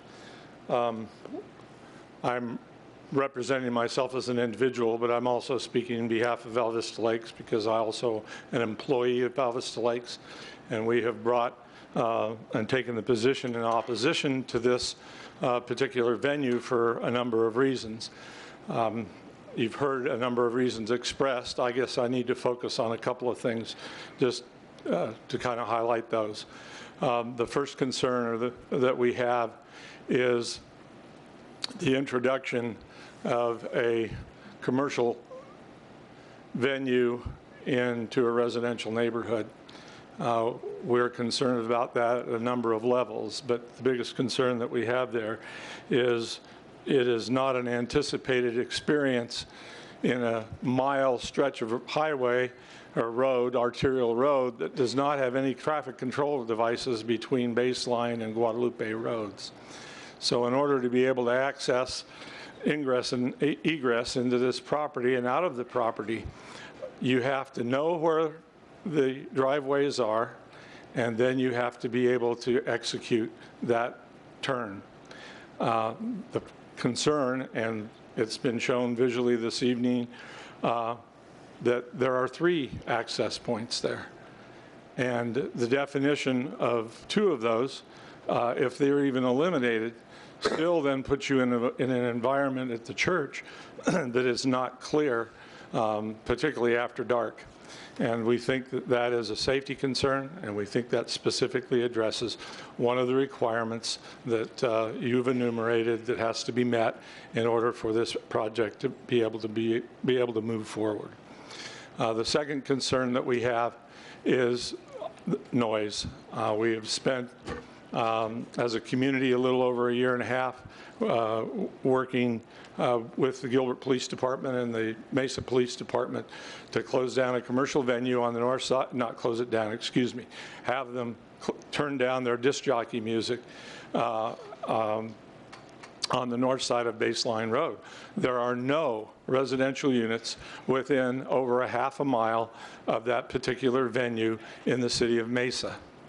And so it required the work of both police departments in order to be able to monitor that situation so that we could get the attention that was needed in order to be able to bring that into conformance. And one of the concerns that we have is how do you monitor, in essence, volunteer requirements as it relates to a conditional use permit? Who's going to enforce them? This venue will be open after the town of Gilbert's offices are closed. And so, yes, a complaint can be made, and it can be recorded on the recording machine in the town offices, but it won't be addressed until the following day. And the quiet use and enjoyment of the people's property in the area will have already been violated as it relates to the particular use from the night before. And we believe that that's a concern as it relates to one of the items that you have to consider this evening, and is based on fact. The third biggest concern that we have is Greenfield Road certainly has the capacity to be able to handle the traffic that was identified earlier. It's an arterial road. So it's 2 lanes in each direction with a turn lane in the middle. We're more than happy to stipulate to that. I mean, just common sense is going to tell you that that makes sense. What we are concerned about is the people that are going across the road with no traffic control devices. It's been amply demonstrated in the short piece of video that you saw that no one is willing to walk to Baseline and Greenfield in order to cross at the traffic signal there, or no one is willing to walk the even shorter distance to Guadalupe and Greenfield in order to be able to cross at the traffic control signal there. And we are very concerned about the exposure to the people that are going to access that venue, and the fact that they're new people every time. Those aren't residents in the neighborhood. They're people that are going there out to have a good time, to say wish someone who's getting married, or for a birthday party, or whatever other event that's going to be there. And we believe that creates a safety problem on Greenfield Road that is unacceptable as far as we are in relationship to the neighborhood. The other item that we're concerned about is what we would call commercial creep. We are concerned about how the town addresses, per the general plan, and improvements under a commercial nature into residential neighborhoods. Because these people in our neighborhood and the people across the street in the Carriage Park neighborhood have lived there in excess of 15, 16, 18, 20 plus years. And now we're introducing a venue that comes in after the fact and impacts them, which is in direct speaking to item number 4. And we believe that enough information has been provided with you tonight, just based on the recent history and operation of the facility, that demonstrates that this does have an impact on those neighbors. So we respectfully request that you take the split decision of the Planning and Zoning Commission and overturn that and deny the conditional use permit for this particular venue. And I'd be happy to answer any questions. Thank you. Thank you.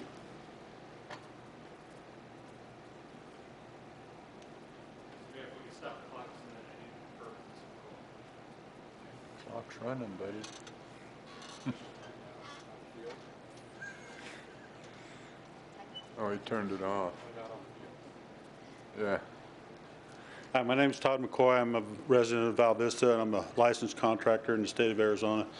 All I wanted to say was they're taking a backdoor approach to getting into a commercial property instead of going through the city and having it done like everybody else who builds in the city of Gilbert. We spend money and hours and everything else trying to get life safety issues done, which they don't have. There's no sprinklers in there. There's no proper lighting. There's not parking. There's no handicap parking for handicap. It's just completely, try running that through the city, through your building department and your fire department, and see whether that would even be hold up. Our lawyer would like to have some time, so I just want you to think about the life safety of the people working there. There's no restrooms in there either. They have to go into the house to use restrooms. So, thank you. Mr. Mayor, members of the council, very quickly, with regard to the DBs, it's important to understand, and you all have demonstrated this to me personally before, the 55 dB inside the house is the absolute terrible, horrible, ultimate maximum, but it is not, by meeting that, mean that you don't have a noise problem. You clearly do hear. We've got a number of people who have heard the music, been disturbed by it. Others have not. Their tolerance level may be different, but there's a whole lot of people who agree on that. And finally, with regard to all the traffic counts, that's wholly irrelevant. We are not arguing that Greenfield Road can't handle the traffic. We're talking about traffic movements. We're talking about jaywalking. We're talking about 3 driveways close together. That's what we're talking about. Thank you. We now turn to a closing 2-minute comment from the lawyer in favor. No, opposed.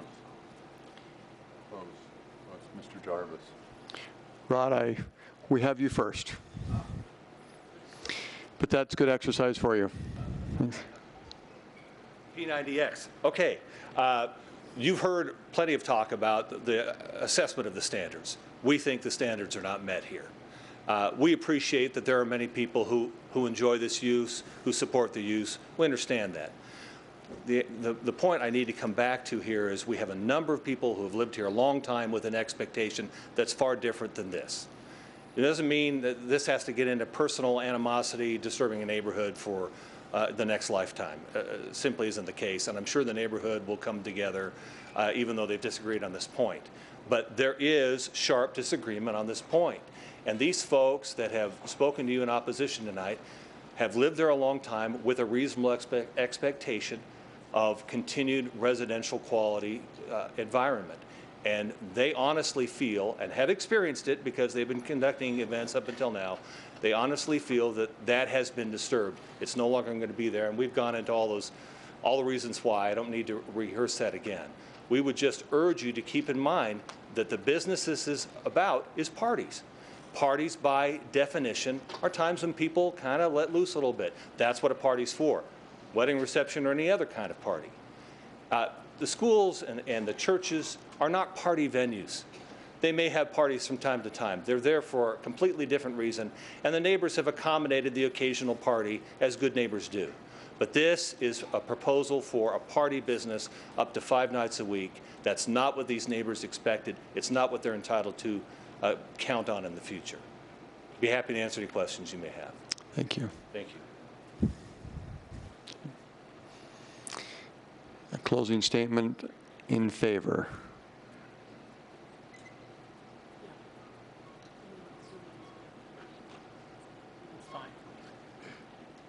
Mayor and members of the council, what you'll see here is an email from one of your town employees within the town traffic engineering department.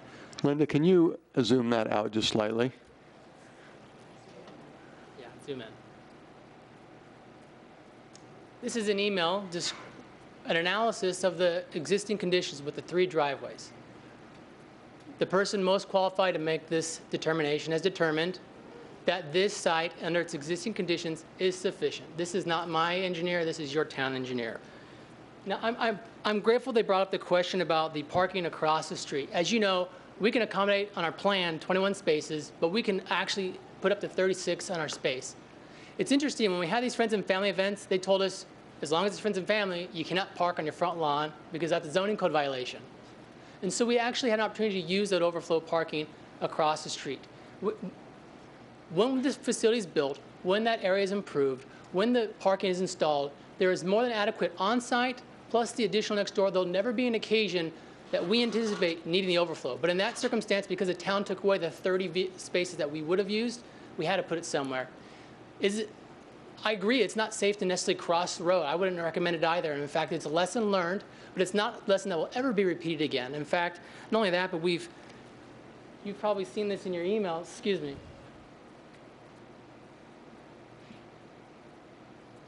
This is an email from the church next door, canceling our agreement. We realize that it's not safe, we realize it's not optimal, and we have no necessity for it.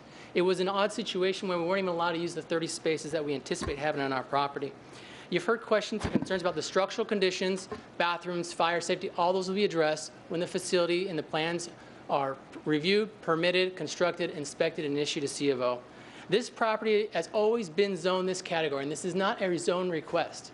This is a use permit for a use that's allowed in this zoning category. Somebody, whether it's previous town council members, made a determination that this use is compatible with certain conditions. These conditions exist, there's not enough time for me to go through the legal test, but I will say this. At the end of the day, it's all about, is it unreasonable? And unreasonable means, is it materially detrimental? Is it substantially detrimental to this area? Does it have a negative impact beyond the everyday circumstance? It has been proven that it is not by me, not by the neighbors, but by sound, scientific, professional studies. I appreciate your time, and honestly, there's not enough time to really explain everything if I had a full-blown hearing, but if you have any questions or any concerns tonight, before you make a determination or decision, I urge you to ask me, perhaps the opposing counsel, or any of the people here in the audience tonight. Thank you. It is appreciated, your attendance and the comments, the emails. We have, as I mentioned before, been trying to gather all the information and read the information, follow up with the Planning Commission minutes and so forth. Next on the list, it does say Town Council questions. We're still in a public hearing, and this gives us the flexibility, if we feel like we need to bring someone back up, that we can do so. Once we close the public hearing, it is not common where we have people come and speak again. So the council members, I'll remind you of that if there are individuals that you wanted to clarify a point, ask a question to, that this is the time to do it while the public hearing is still open. Councilmember Peterson. I had a quick question about the traffic count numbers again. I just want to make sure I heard you correctly. Was the other slide with the... So the PowerPoint that had the... Church? Yeah. Okay, the Spirit of Joy Church that's next to the site that's going to have, that has the shared parking agreement, which one was that in the traffic count? Was that the 252? I think that's the 472, but you can... This is a Grace Covenant, this is Spirit of Joy, and this is the Village Venue. Okay, so the Spirit of Joy that's using the same parking lot, but on different days, if, you know, according to the arrangement, they have 472. Is that correct? Councilmember Peterson, that's total entering and exiting in an entire 24-hour period. Right, but as compared to the site being the 188, correct? That's correct. Okay, thanks. Vice Mayor Sins? I have some questions for Mr. Ward, hopefully.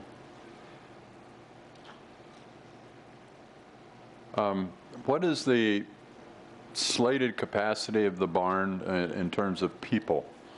How many people can legally be in that building, pardon me, at any time? Mayor Lewis and Vice Mayor Sens, the building code has specifications for tables and chairs within a structure like this, just straight down the middle. There's side lights to this, but straight down the middle. Tables and chairs would be one person occupancy per 15 square feet. So 15 divided by 3,500, or the other way around, 3,500 divided by 15, 233 persons with tables and chairs set up. Now, if there were any differentiation on that, for example, storage room or offices or anything like that, it would vary it.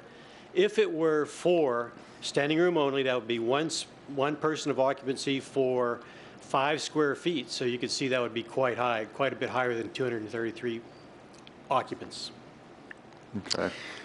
Just on that note, Vice Mayor, and I want you to be able to continue to go, but the Planning Commission, did they use that number 233 as their standard number that then went to parking, then went to time of day and different aspects of this? Mayor Lewis, no, they did not. They did not Nobody asked that. take into effect the occupancy. That is being left, or that has been left to this point with the building officials, the building code people. Okay, thank you. Continue.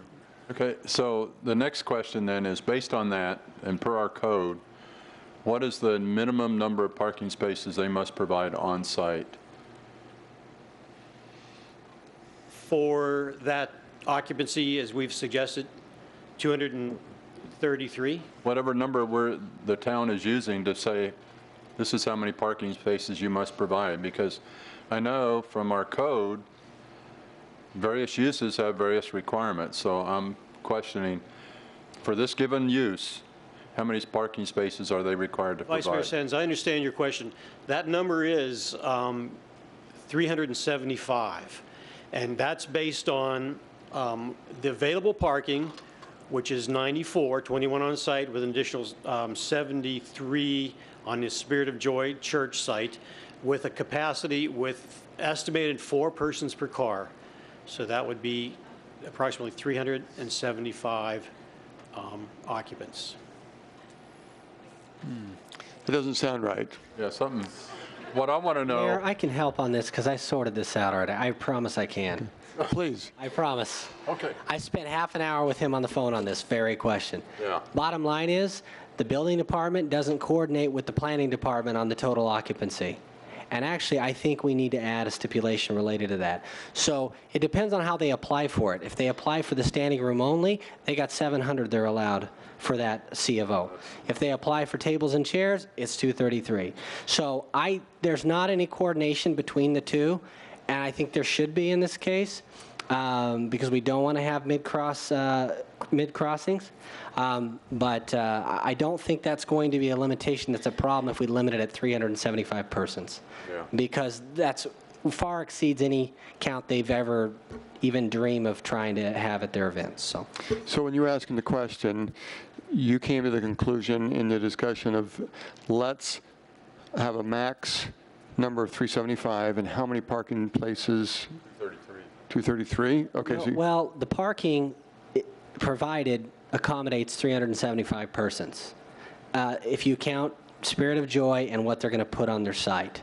I think if we cap their use at that level, there should never be a need to access other parking. The last thing you want to do as somebody parking is park farther away than you have to.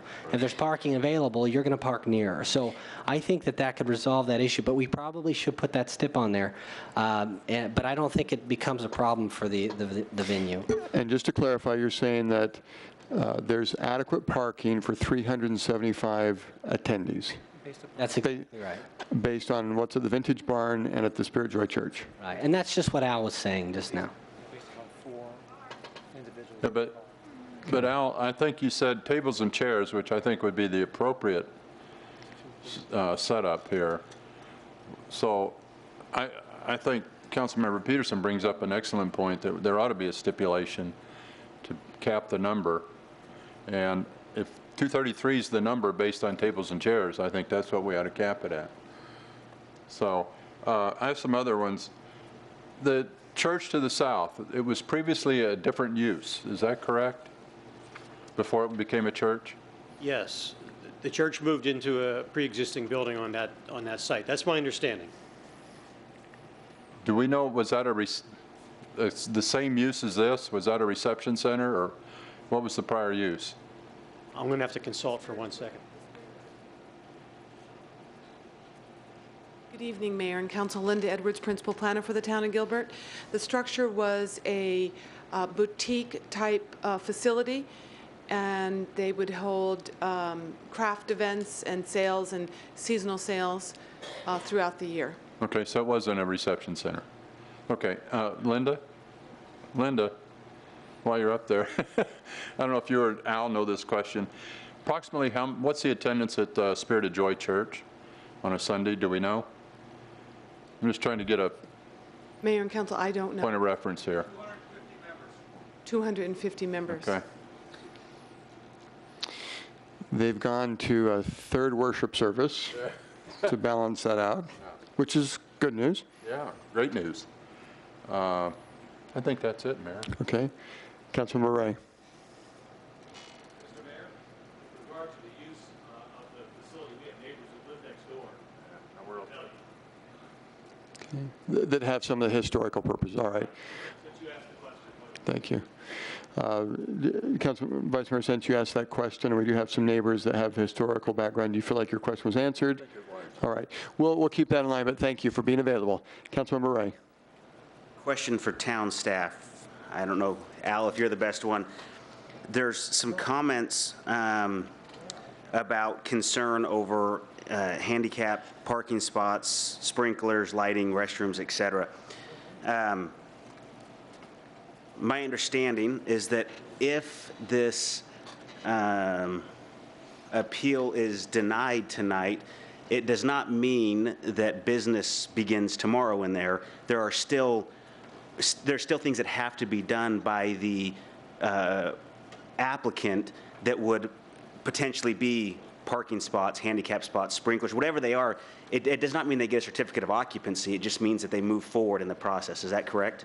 Councilmember, yes, that's correct. They would still have to go through a certificate of occupancy. They'd have to get plans review and assure that they met all the life safety and structural aspects of the project.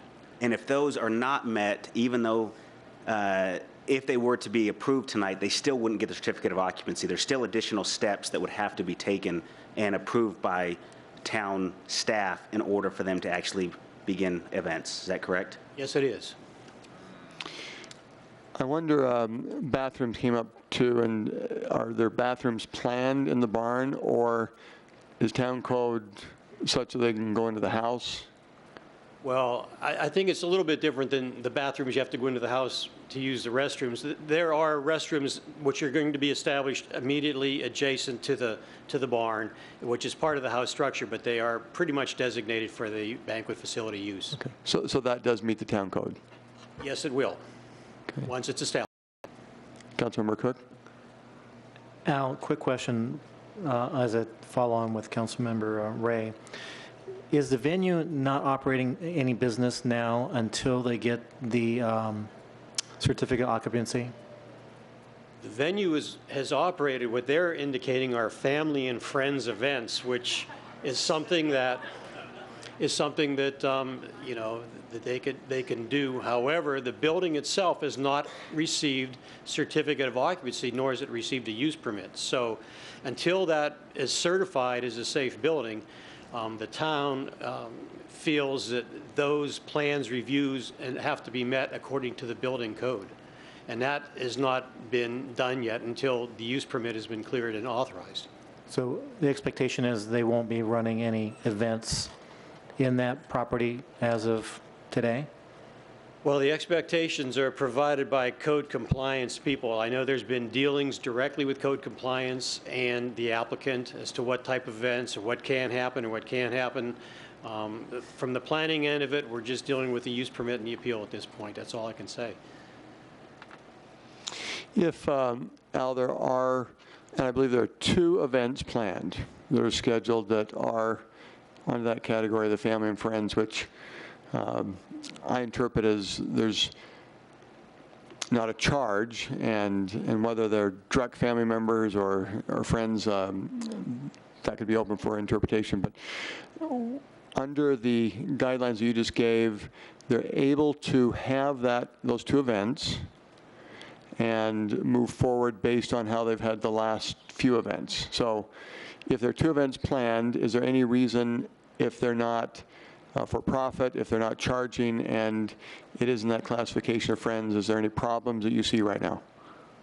Well, again, this is ongoing discussion, dialogue with code compliance and the applicants. I haven't been a party to specifically, but I think that the point of the family and friends is something that's it's a non-commercial type of activity, and that they can have this. But again, the wants to see, from our point of view, we want to see all the facilities put into place, proper parking, all the implementation of the restrooms, building safety, all the control, traffic monitoring, and all those provisions that have been established by the operations plan and the traffic control plan to be put in place so that this use can adequately function. Do you have an estimate how long that will take, the operational plan, before a certificate of occupancy would be granted? I would say 6 weeks, 8 weeks. Thank you. Councilmember Cook? Al, I have just another question here.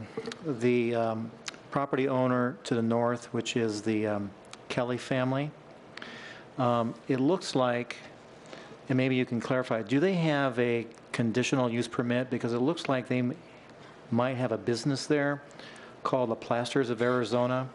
And then directly to the east, Mr. Ramirez's property, looks like there may be a casino party type of operation. Do both those properties might have a conditional use permit? Because I'm just trying to understand about the commercial creep in that neighborhood. Councilmember Cook, I'm not aware of any other use permits in that area. I haven't really done a thorough research on it. This area was annexed in 2006. I don't know exactly what's operating and what was legally approved in the county. And I just haven't heard of any other use permits in this immediate area. However, I haven't thoroughly researched it either. Councilmember Ray? This is a question for Mr. Baugh. I think is the best one to answer this one. You quickly threw up an email talking about the church that is on the west side of Greenfield. Was that saying that there is no longer an agreement to park, to have any shared parking there? Is that correct? Correct. You know, one of the concerns from speaking with Mayor and Councilmember Ray, when we began this process, one of the concerns from the Carriage Park people was that we'd be parking in their neighborhood. We took that to heart. We figured, what's the solution? We know we have enough on site. We know we have the additional, but we honestly thought we were doing a good thing, a good deed, by securing overflow parking at the church across the street and up the way. It just so happened when they took away our 30 spots, we had to park there. It was very instructive for us. A, it showed us we shouldn't use it, and B, we don't think we'll need it. And so after the event that occurred on Friday, after the feedback we received, we realized it's more important to terminate that agreement with them, and that's why I present it to you today. We want to operate in a safe manner. We don't want to have unsafe conditions. Okay, so then to Al, does this cause any concern for the town that this agreement is no longer in place and there's not that additional parking available? Councilmember Ray, no, it doesn't, because the town feels that adequate parking is provided with the church site and the actual banquet facility site. And that email, I don't know if it was as a result of a comment I made, that my biggest concern was that church. To me, that was extremely dangerous and would have caused me to not feel comfortable in proceeding. So, you know, I'm happy to see that. Is the Grace Covenant agreement still in place if it were needed? The Grace Covenant agreement is still in place. It hasn't been expressed to me to abandon that. And what's unique and different from that one is it is on our side of the road. Right. They would still be able to park there and walk on the sidewalk within the right-of-way, so there wouldn't be unsafe conditions. Again, we don't think we'll need it. We have more than enough to accommodate us today, and more than enough to accommodate 233 or even 375. But it's still in place. If that's your wish and desire, we can terminate, but I don't think it's necessary. Let's go back to another question, too, that you'll be able to help address. How many additional events are planned? And Al's estimate that it would be at least 6 to 8 weeks before a certificate of occupancy would be granted. How does that impact current plans? Mayor, thank you for the question. I appreciate the opportunity to respond. Going through planning and development is the first part of a multi-layer process. Then it's plan submittal, plan review, then construction, then inspection, then C of O. I think it's probably a little bit longer, honestly, than 6 to 8 weeks, although I'd love to see something expedited. I believe we only have, is it? We have 2 in December, okay, and potentially further out, but only if we get a C of O, do all Right. the construction and stuff done. We've canceled what we thought. See, there's a little bit of naivety in this process. Who's never been through it before thought that as soon as you got it approved, you can move forward. And they've learned the lesson, but they had to cancel events that they planned in the future that were going to be their first commercial events because they didn't want to violate the code. They do have 2 friends and family in December. There will not be any more until there's a C of O issued. Is that an accurate statement? Thank you. Councilmember Daniels? I have a quick question, Al. Maybe you can help clarify for me. In meeting with some of the neighbors, and I think all of us actually have met with both sides up at this point, there were some concerns about alcohol and about the potential for drunk driving and irresponsible activity due to alcohol on the site. Is it part of the stipulations and that the Planning Commission approved for the conditional use permit? Is there anything that mentions alcohol in that? And if not, has it been addressed in any other way?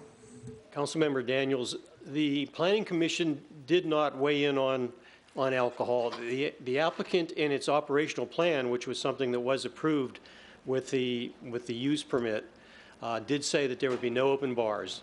It was discussed. There was an aspect of the amount of revenue that would be produced through the operation. Some said 20%, even greater, as a result of having alcohol available. So the Planning Commission didn't want to limit their ability to generate a livelihood on this property, and they did not make any condition with respect to the use and sale of alcohol. Councilmember Cook? Councilmember Peterson. I have a question pertaining to the Spirit of Joy Church. Today, they could, in theory, have events on their property 7 days a week, correct? Councilmember Cook, the answer to that is yes, but with respect to this deed restriction, I don't know how that would affect it, but other than that, yes, they could. They could, and they could fill that parking lot with their members and have different events, speaking events or youth events. They could do that literally every night. Yes, that's right. And they could provide both DJ music and live music, both in the facility as well as outside the facility. Is that correct? I'm sure with a church-related event, that would be correct. And their hours of operation would be from what time to what time? I don't think there's any specification on the operation of a church use. Normally, it would be during maybe the daytime or evening hours. Councilmember Peterson, then we'll come back. If the applicant wanted to sell liquor or whatever, wouldn't they need a liquor license for that? Wouldn't that be a separate approval process? That, again, gets into some pretty fine lines. A lot of times, the caterer will bring liquor, and the caterer who's providing the food would also sell. So whether the caterer would have a standing liquor license, whether it be a liquor license to event specifics, obviously, it all has to meet state liquor board requirements. But if they were going to have an open bar on site, they would need a liquor license, correct? I'm a little thin on it, to be honest with you. Eyes went to Susan. Saying yes. Did you?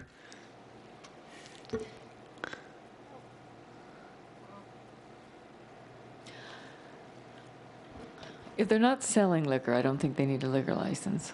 And if Kathy put some material together, and she may have to help me through this,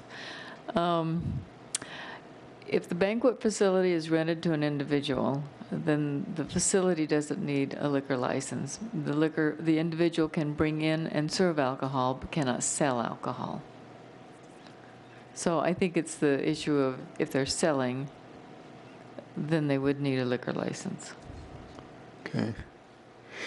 And are we to understand that the plan is to have no alcohol? Is that? That is accurate, Mr. Mayor, members of the council. Perhaps it's my flaw in not being more expressly and explicitly clear. In our narrative, it says no alcohol. I can't remember if it says no alcohol or no bar service, but let me be clear for the record today. There will be no alcohol. There will not be BYOB. There will not be alcohol served. There will not be even champagne toasts. If it's necessary, I'm happy to go back and clarify that in our narrative. Now, Councilmember Daniels asked a question, does it stipulate to that? The stipulations stipulate to conformance with our project narrative and the use permit. Our project narrative says that in there, but if you'd like me to make that more clear, I've made it clear on the record, and I'll make it clear in the amendment to our project narrative, there will be absolutely zero alcohol. Thank you. Councilmember Cooper? Adam, if you could come back up. I just wanted to, there's been a lot of concerns expressed about this mid-block and the entrances and confusion with respect to where to park and how to do that. Could you explain what the plan is there to mitigate those concerns? I'd be happy to. Do you mind if I grab, Al, can you bring up an aerial map exhibit on your PowerPoint?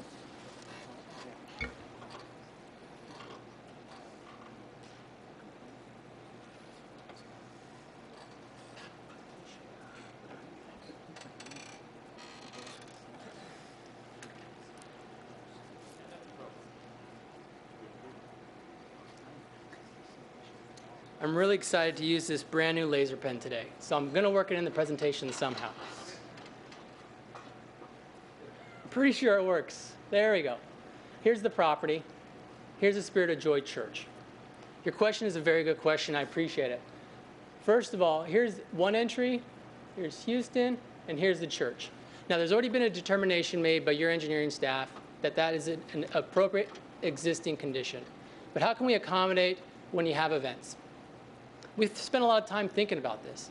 And so there's really a couple of options, and either one both work. The first option is wedding guests and wedding party are two different things.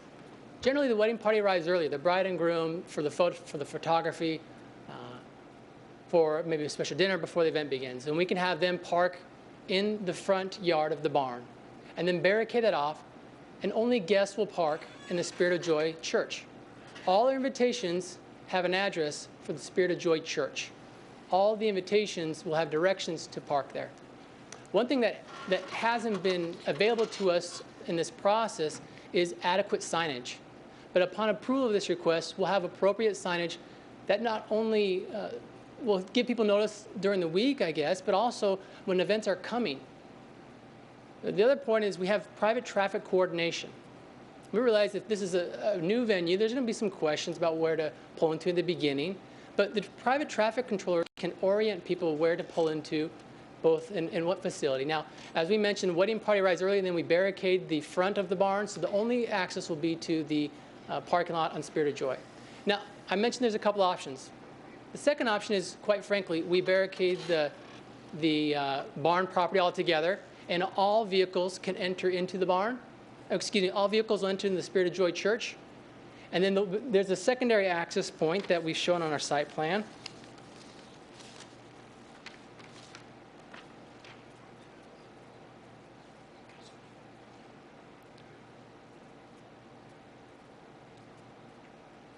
Assuming the church is right here, if we barricade this the whole time, traffic could come down and come into the church, park here, and walk over, or come in and park here.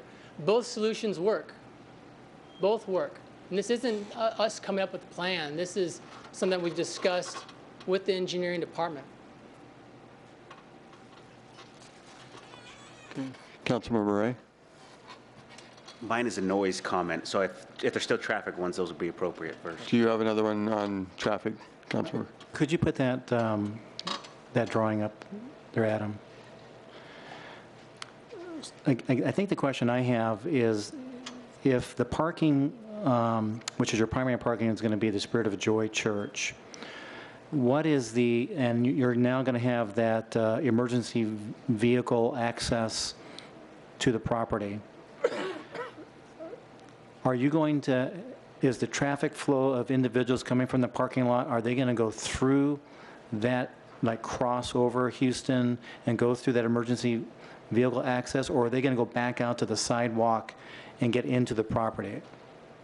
Thank you for your question, Mayor and Council Member Cook. As we've had these friends and family events, it's been an excellent opportunity to refine our processes. And in every instance, what we do is we have people directing on the sidewalk for traffic where to park. We have people in the parking lots directing them where to walk back to. And in this case, we've been directing everybody to walk back to the sidewalk. That's what it's there for. It's the public right-of-way. It's intended to be used for safe passage. And we actually have light wands that direct people across that sidewalk. So it would be appropriate to access the property through that mechanism. So if that's constructed, I know today it's a kind of a chain link fence. Is there going to be a gate or fence blocking that emergency access, or is that going to be open? Obviously, when we go through this process, we'll have to improve the site per the plans that are shown here. There isn't a gate shown here. The reality is we can have a gate if we want to and only close it off if we choose to have the site access only from Greenfield Road. If the preference is to block off the access from Greenfield Road so people only come to the church, then we don't have to have a gate on that secondary access point. Question to Al, do you have any thoughts or recommendation about that as it relates to the flow of folks from the parking lot entering into the vintage barn area? Do you have a preference? Could they go? Councilmember Cook, I believe the preference is to really to have that gate in place and have it for emergency vehicles or for, trash pickup. The opportunity would be to drive through there, but I believe that you'd either be entering into the Spirit of Joy Church parking lot or entering into the banquet facility parking lot. Traffic flowing between the two through Houston and making its way into the facility or down to the church isn't really what we had envisioned for the site. Okay, before we get to noise, because we do want to talk noise, there was a comment early in this council discussion about a stipulation of the 233. Is that part of what the plan is, 233, and what happens if in a party sometimes more people come than you planned on? And what do we do as a town? I think that was brought up before.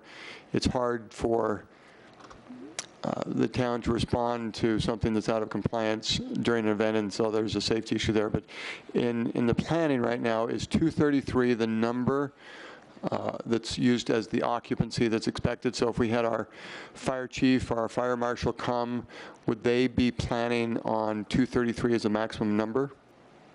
Mayor Lewis, the 233 number depends on if it's set up for table and chairs. If it is set up for table and chairs, then that's the initial number that the building code indicated that would be able to accommodate. And so this may be a question for Adam. What's the plan?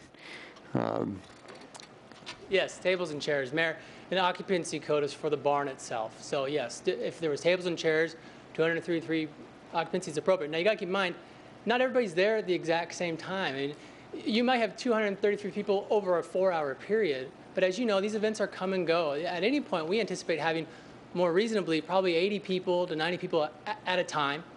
Obviously, some are there earlier and some are there later. 233 is appropriate, and obviously, building occupancy is for buildings, and that doesn't include the courtyards. But at the end of the day, we have enough parking to accommodate much more than 233, but 233 is appropriate for inside the venue, the barn itself. And in the marketing, when someone comes in, if they wanted to do a wedding, and they said they sent out 1,000 invitations, would the feedback be that we cannot accommodate you? I mean, I know that's getting into a detail, but this goes back to the plan and what the expectations are. Yes, Mayor, members of the council, that's a very good question to bring up. Because this is our facility, and if approved, we could set our own operating standards. And quite honestly, it makes no sense for us to book a facility that we can't accommodate. A, because we won't get repeat business, and B, we don't want to risk revocation of this conditional use permit. It's not a right, it's a privilege, and if for some reason we work beyond what we think we're capable of handling, we know that this can be revoked. So we can accommodate that easily in our materials and the initial intake with the guests to show them exactly how much we can accommodate, you know, including our parking spaces, which therefore means how many invitations can be sent. Ready to go to noise? Councilmember Ray. Mr. Baugh, I think this is probably for you, and Al may chime in as well, but comments have been made about noise and music and DJs and dinner music. I'm always concerned because people have good intentions, and good intentions aren't always followed. So is your client stipulating to no music, to no DJing outside, or is that just the hope that it's mostly, the comment was made, dinner music only outside, and that sounds like a good idea, but is that something that's stipulated to, or is that just what is expected? Mayor and Councilman Ray, I feel like Rod Jarvis with the P90X getting up and down, but I appreciate the opportunity to answer that question. The DJ equipment's inside the barn. I think we have a couple of speakers outside. We have no problem conceding and not having any speakers outside. I mean, quite honestly, we want to be good neighbors. Does it affect our business plan? Not necessarily. I mean, honestly, we can move forward with this request where we have speakers inside, or excuse me, we have speakers outside or not. But as a stipulation or as a simple amendment and update to our narrative, we can accomplish that mechanism. Okay. I know there were some disagreements on the noise. We did have experts, we had tests, and so that's a little bit of a tricky one for me. I don't know if there are additional questions we could ask. Councilmember Cook? This is a question back to Al. Can you share with me what the difference is between a DJ versus a live band? I mean, because they're using professional audio equipment. Is there really a difference? I mean, the quality of music might be better from a DJ. Only coming from an experience from me, you know, so. So Councilmember Cook is in a band, and they're. But I'm just kind of curious, because Councilmember Cook, both utilize amplified music, and in that respect, they probably are very similar. I personally feel that a live band is is more audible, and I'm not sure if it's just my own perception. I'm sure I can listen to music and tell you that's being performed by a live band versus coming across just a DJ with speakers. It seems to me that a live band is, my own opinion, more intrusive, more audible, more distinctive than music that just comes out of speakers. Because it sounds like you can have solo performers, is that correct? Yes. And they could bring their own instrumentation? Could be a cellist, could be violin, could be harp. Yes, they can bring their own, but again, individual versus a band. So again, if the venue needed a string quartet, would that be classified as a band? Yes, I believe it would. Oh, I'm getting a no signal from the attorney, but the individual performers is what I understand. Individual performers, that's what is stipulated to in the operation procedures plan. No live bands, individual performers only. I don't know if a quartet would be a group of 4 individual performers. That's not quite the way I understood it. Okay, thank you. What about a one-man band, you know, the... Okay. Noise,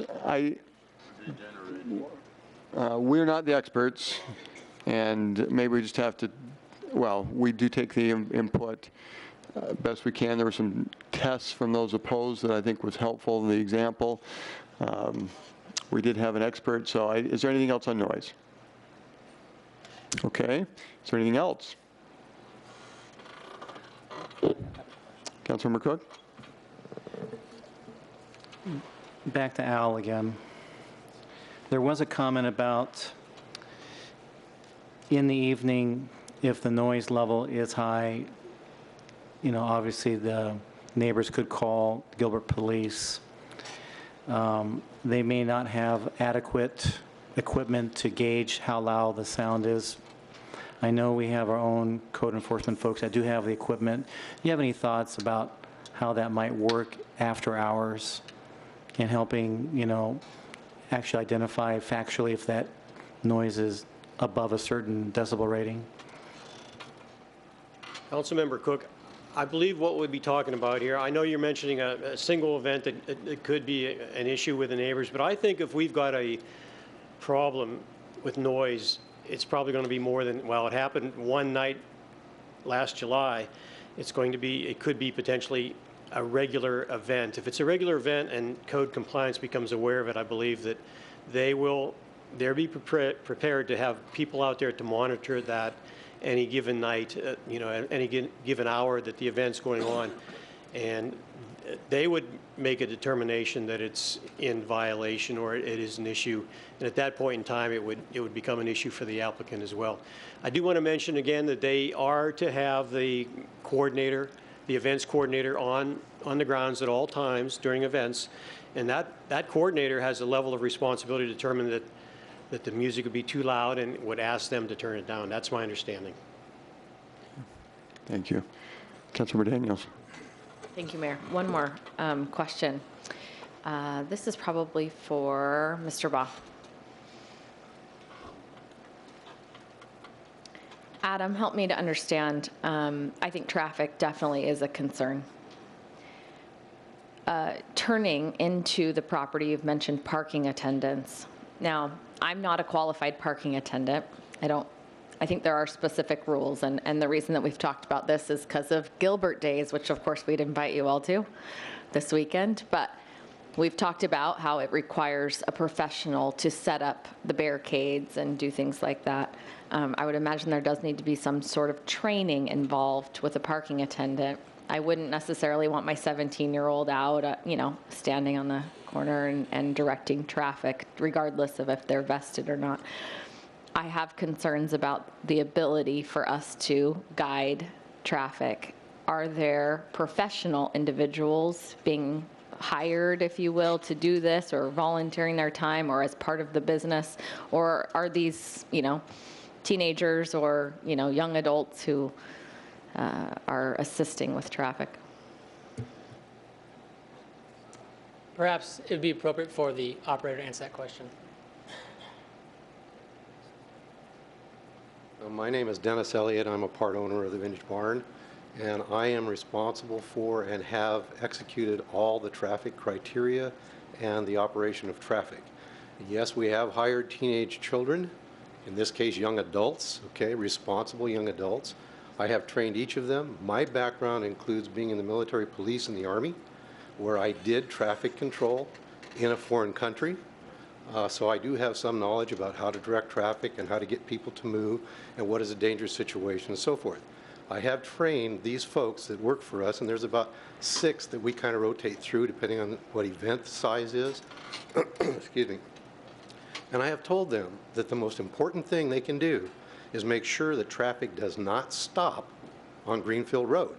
We have large flashlights. They're like a police issue flashlight that when people come up, I've trained these folks how to guide people through using a flashlight, not pointing it at them, but pointing it at the ground and giving them a path to follow, okay? We get them in the church parking area, and we do not stop them there. They're instructed to send them further into the parking area, and we have another individual in there. These folks all have reflected vests on, they all have flashlights, and they all have walkie-talkies, okay? So they're communicating with each other, keeping everyone aware of what's going on. And we're even counting spots, so we know that, gee, is something getting closer? Are we going to have an issue, so we need to take care of that? So from a training perspective, I've done the training. In terms of the future, once we go commercial and actually do business as opposed to holding events for our friends, I have no issue with hiring a traffic company. I personally don't want to stand out there every night, which is what I've been doing, okay? It's a long grind, but I don't have any problem taking care of that. Any questions on that? Thank you very much. Thank you. So parking, traffic, alcohol, noise. I think there's one topic that the last 2 days has been a very important one, and I'm going to turn to our town attorney. You received an email that talked about the deed. Can you explain to the public the issue and the questions that that poses and feedback that you would give to the council?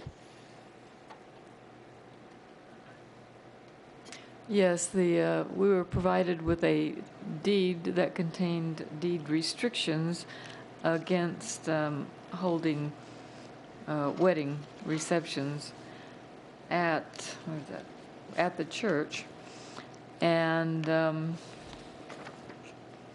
question was whether or not that made any difference to your deliberations. You are acting in a regulatory capacity in enforcing your codes and making the decisions, the land use decisions.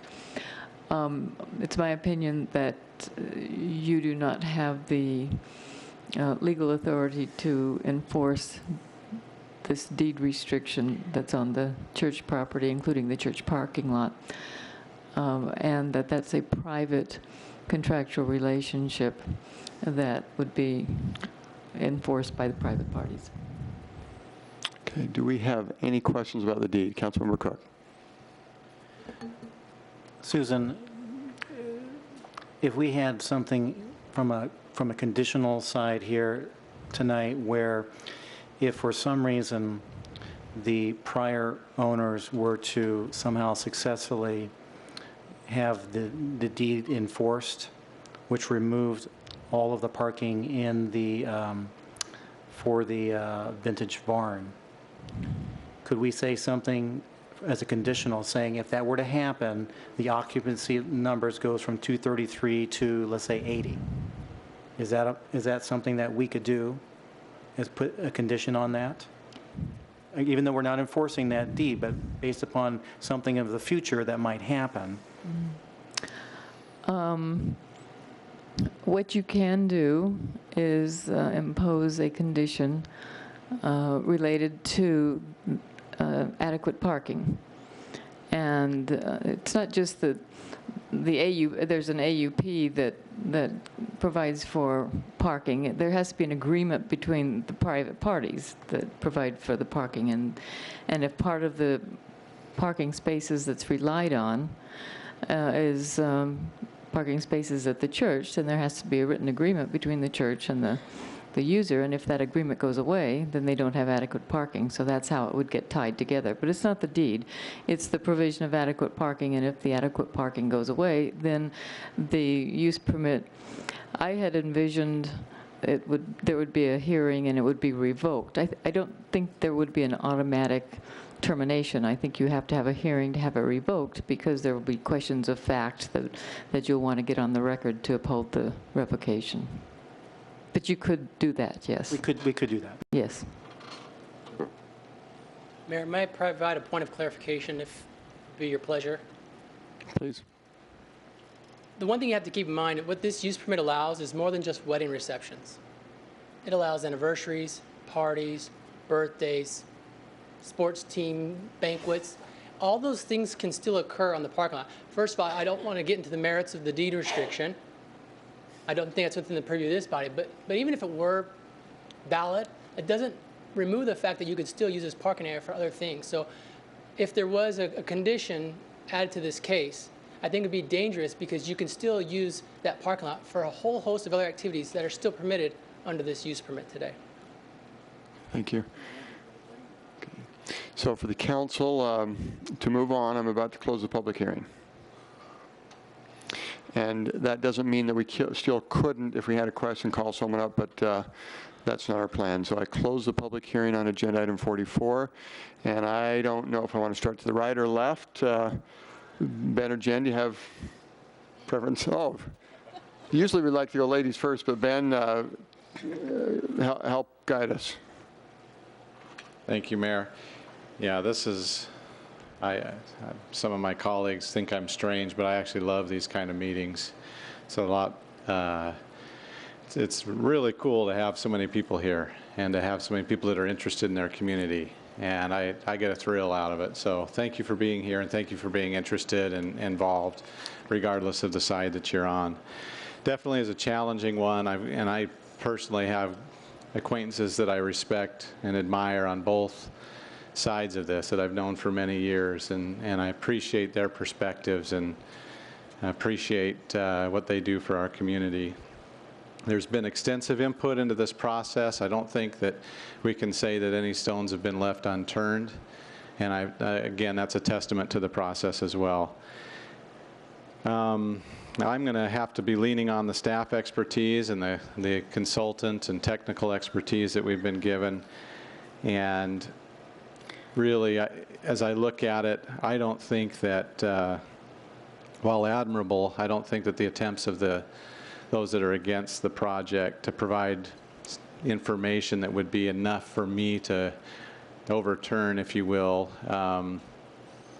the decision by the Planning Commission. I don't think that information has reached the level that it needs to be sufficient for me to feel comfortable making that decision. And so there may be some stipulations that we talk about, some conditions, and I'd be happy to chime in on those as those are discussed. But as of right now, I'm in favor of, or not in favor. I'm in favor of the project moving forward, which is, I think, to deny the appeal.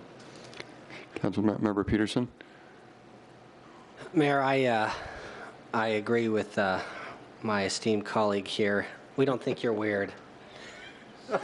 We actually do appreciate that people care about our community and that are involved. And so thank you for your attention to this.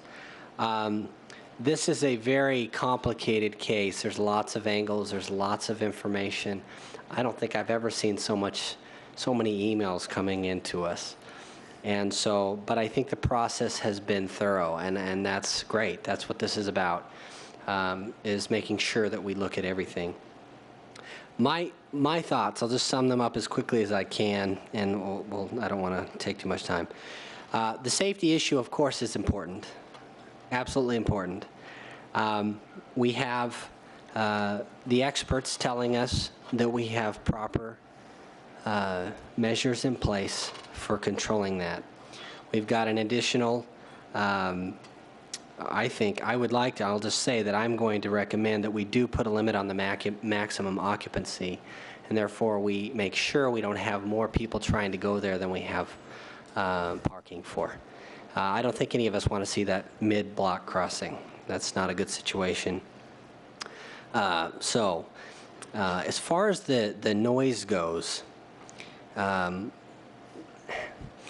we have is private residences who claim it's a problem and others who say it's not.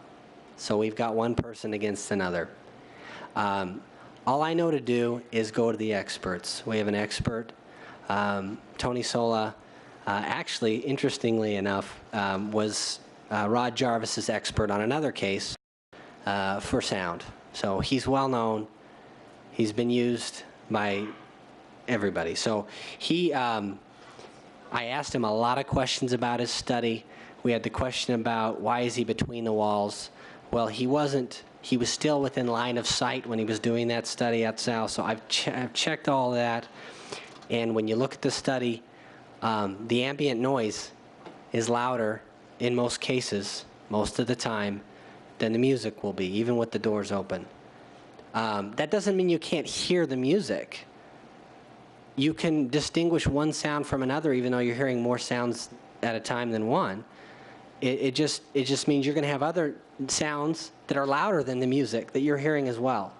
And so I don't think that's an unreasonable annoyance when you've got other sounds that are louder. So I really think that's handled. And I am sensitive to that. If somebody wants to take a nap in their house, by gum, they should be able to do that in their own home. And I did want to make sure I understood that issue. I want to speak really quickly to this bigger, we've heard this word repeated many times tonight, and that is expectations. Expectations. Whose expectations? We need to look at everyone's expectations. The expectations of the existing homeowners to not have some commercial use. Well, what I would say is we're not changing zoning tonight. This is an allowed use within that zoning under certain conditions. That's right there in the zoning. Now, did anyone expect that use to actually be used? I don't know how deep you did your homework, but that's listed. How old is it? I don't know. Maybe at some point, I think 2005 we did the LDC. I know it's at least that old. If you moved in before that, I suppose you weren't notified. But there was a public process that made that change, and we did post it. So, I mean, this is all part of the public document. It is a use that's allowed under certain conditions. And now I go to the other expectation of the person buying new property. He's looking at it too, and he sees, look, or he or she sees, that's a use that's allowed under certain conditions. What are the conditions? You know what? I'm going to meet those conditions. I should have a reasonable expectation to be able to use it for that. So he has expectations too, he or she does, and they're making an investment based on that. So we have expectations on both sides. So I'd like that we keep that in mind. This comment about commercial creep, again, it's provided for in our zoning. And by the way, our concern right now is residential creep. In Gilbert, we have a problem we're concerned with of having enough commercial in our town. So we've got some cross purposes going on here. Anyway, those are my basic points. I do think there's 3 stipulations we should look at. I think the issue of if the parking that's designated to the facility becomes insufficient, then their use permit, the conditional use permit, would become invalid. And do you want to be specific? We talked before about 233.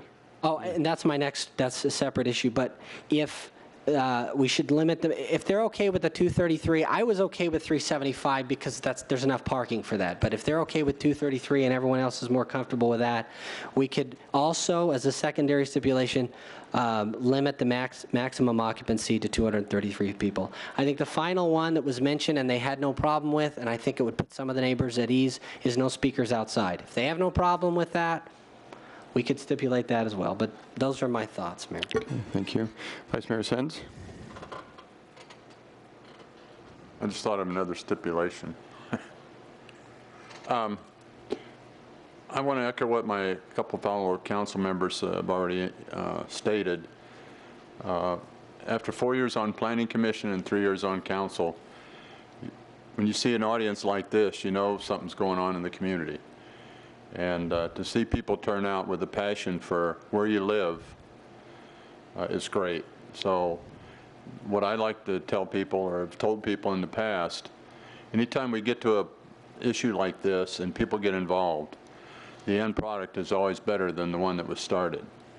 And I think that's occurred in this situation as well. This is my third hearing, if you will, on this item, as I'm the liaison to the Planning Commission, so I sat through the study session and listened to a lot of comments, and based on that, a lot of improvements were made, and a lot of opposition, especially from the residents of Houston, were taken care of. And then we had the Planning Commission meeting, and a lot of more discussion, more improvements, and now we're here tonight.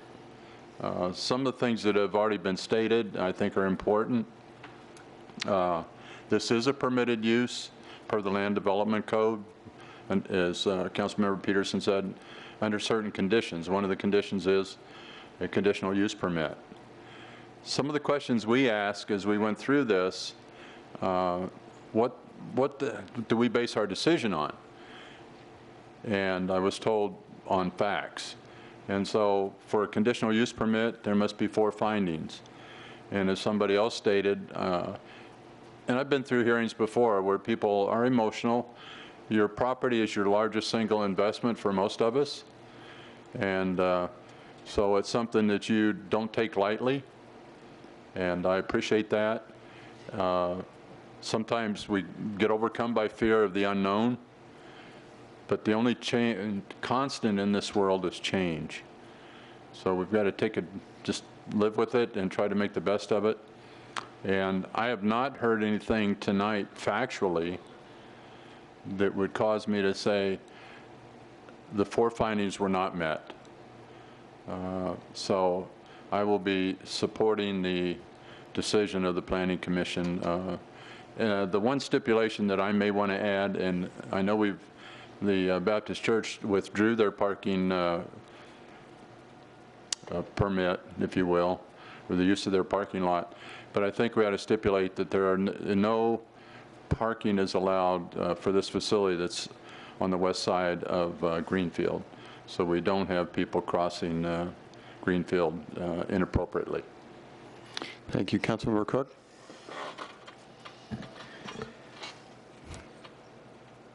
What my concern was in listening to the homeowners adjacent to the property was safety and with the noise. And listening tonight, it sounds like the speakers can be put inside.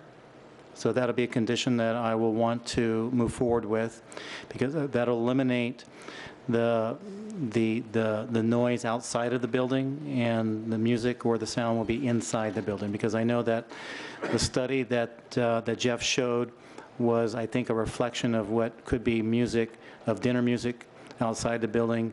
If those speakers can go inside, I think that will meet the needs or the requirements of the homeowners. The other one was the safety issue, which Vice Mayor Sense mentioned. Seeing those individuals crossing that street in the middle of the night, that just can't happen. So I agree that overflow parking with Desert Vista is just, or anything on the west side, probably shouldn't happen. So for safety reasons, I'd like to have that stipulation. I know, Susan, you mentioned that we can't do anything about that deed restriction, but again, my concern is if those, let's say, from the private side, the prior owners were able to get that enforced, that eliminates a certain amount of parking places. I guess the question I'm trying to figure out is, if we keep it at 233, where do those other parking places come about? And it sounds like there's another church to the north. And Adam, is that correct? The other church does have agreement with your client? So, maybe there's no need for that to be as a condition. Could I suggest, however, that when I don't know the number, I was looking at the parking requirements, and it just says determined by the zoning administrator for banquet facilities. I think that's what it said. But there's a number. I don't know I don't know what that number is, but there's a number.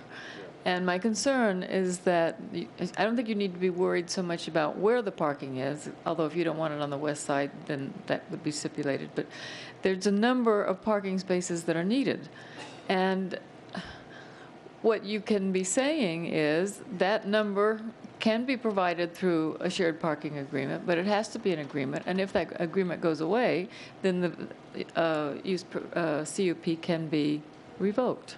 That's how you handle it. Mayor, just to follow on, I'm wondering if we could just ask the applicant, or well, I guess it's not, you guys, the ones that are actually running the project, if you could, is there a number that you would stipulate to on the parking that you think would be sufficient? You already are telling us where you're at. And again, I'm also of the opinion that while it'd be great that it was in the property adjacent, it doesn't necessarily need to be as long as it's on the east side of the road. So is there a number you could stipulate to that you guys would maintain at all times?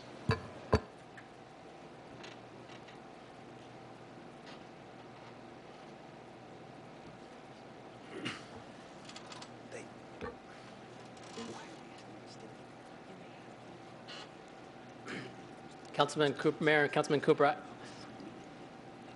it's hard to answer that question on the cuff. What's the requirement? The requirement's 20.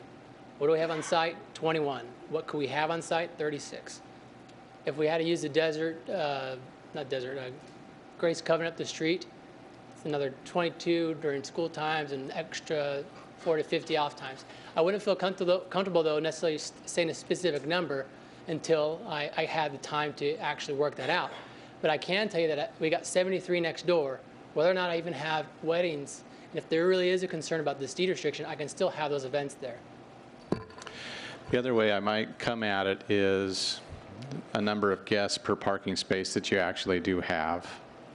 Number of guests allowed per parking space that you have under control. Mayor Lewis. Yeah. So, I mean, but we can stipulate it to something less than 4 or whatever. And so if you've got 21 or 30 spots on site, that accommodates what it accommodates, which is 4 times that. If you've got the other 70 spots or so next door, then that accommodates X, but we could still cap it. If you lose the parking adjacent, you have your own, and that's pretty much the size of the festivity you can have that night, unless you've arranged some other parking somewhere down the road, and then you can have X times the number of spots you have. Mayor, haven't they already secured parking down the street? It's not an if they secure additional parking. They already have an agreement with the other church that's another 20-something spots. 20 on the low side and 30 on the and 50 on the high side. I mean, there's sufficient parking already there. There's sufficient parking in place already. There's no concern about parking that we can't accommodate. I think the safer thing is to take the approach that your city town attorney recommended, that if we don't meet the minimum requirements, the CUP can be revoked. And the minimum requirements have already been established at 20. Councilmember Daniels. To that point as well, Mayor, I think the quantity of parking spots available may also be the in the directive for how many individuals they can actually accommodate in their facility as well. If they end up with only 21 spaces then and no other parking anywhere, then you can do the math and figure out what their maximum occupancy would be. I think that the parking probably will be the indicator, because they do have the barn, which is, we know now, that can accommodate 233 individuals seated. There's also a lawn space that is available as part of the venue without a speaker out there, and that can also accommodate some guests. So I think the parking spaces will be the indicator. I don't know if we need to specify a maximum occupancy at this level. I think the parking spaces will dictate that. Okay. Councilmember Ray, additional comments? The only comment that I'll make that's duplicative is thank you to everyone for coming tonight. Thank you to Mr. Baugh and the applicant for inviting us out to the property and getting to see the property and learn a little bit more about it. I appreciate Mr. Jarvis and some of those surrounding neighbors who invited me to breakfast to get to know them a little bit better and and hear their concerns. And both sides in this have been very professional with me, and I assume with the rest of the council members, and I appreciate that. The only other advice that I'll give, I learned from a previous wise council member who instructed in a similar situation that if this does go forward and it is approved, I would remind the applicant and the neighbors that you will continue to be neighbors for years and years and years to come, and to remember those restrictions that have been agreed to, because the last thing I think anyone wants, council, applicant, residents, is to be fighting this again somewhere. So if it is approved, I encourage you to continue to, or strive to be those neighbors that you're agreeing to be with some of these stipulations. Councilmember Daniels. Thank you, Mayor. Unlike Councilmember Cooper, these are actually my least favorite council meetings, and the reason for that is not just the late hour. I can handle the late hour, but it's because regardless of the outcome, people go home both unhappy and hurt, and that's really difficult. It's difficult to know that we're being put in that position, or actually we signed up for to be put in the position to make those types of determinations, and it's rough for us. I had the privilege of meeting with both sides, as did most council members or all the council members, and I appreciated the opportunities that I had to get to know more of our neighbors in Gilbert. We have great people here, and anytime I have a chance to meet with our residents, I am continually impressed and amazed that these are people that I get to work with, and I appreciate your efforts. I will not repeat a lot of the things that have already been said tonight, but I do know, and my first question when I met with Rod Jarvis and team over at Holly's Bakery, which was a great little place I got to know over on the northeast corner of Val Vista and Guadalupe. There's a plug for Holly.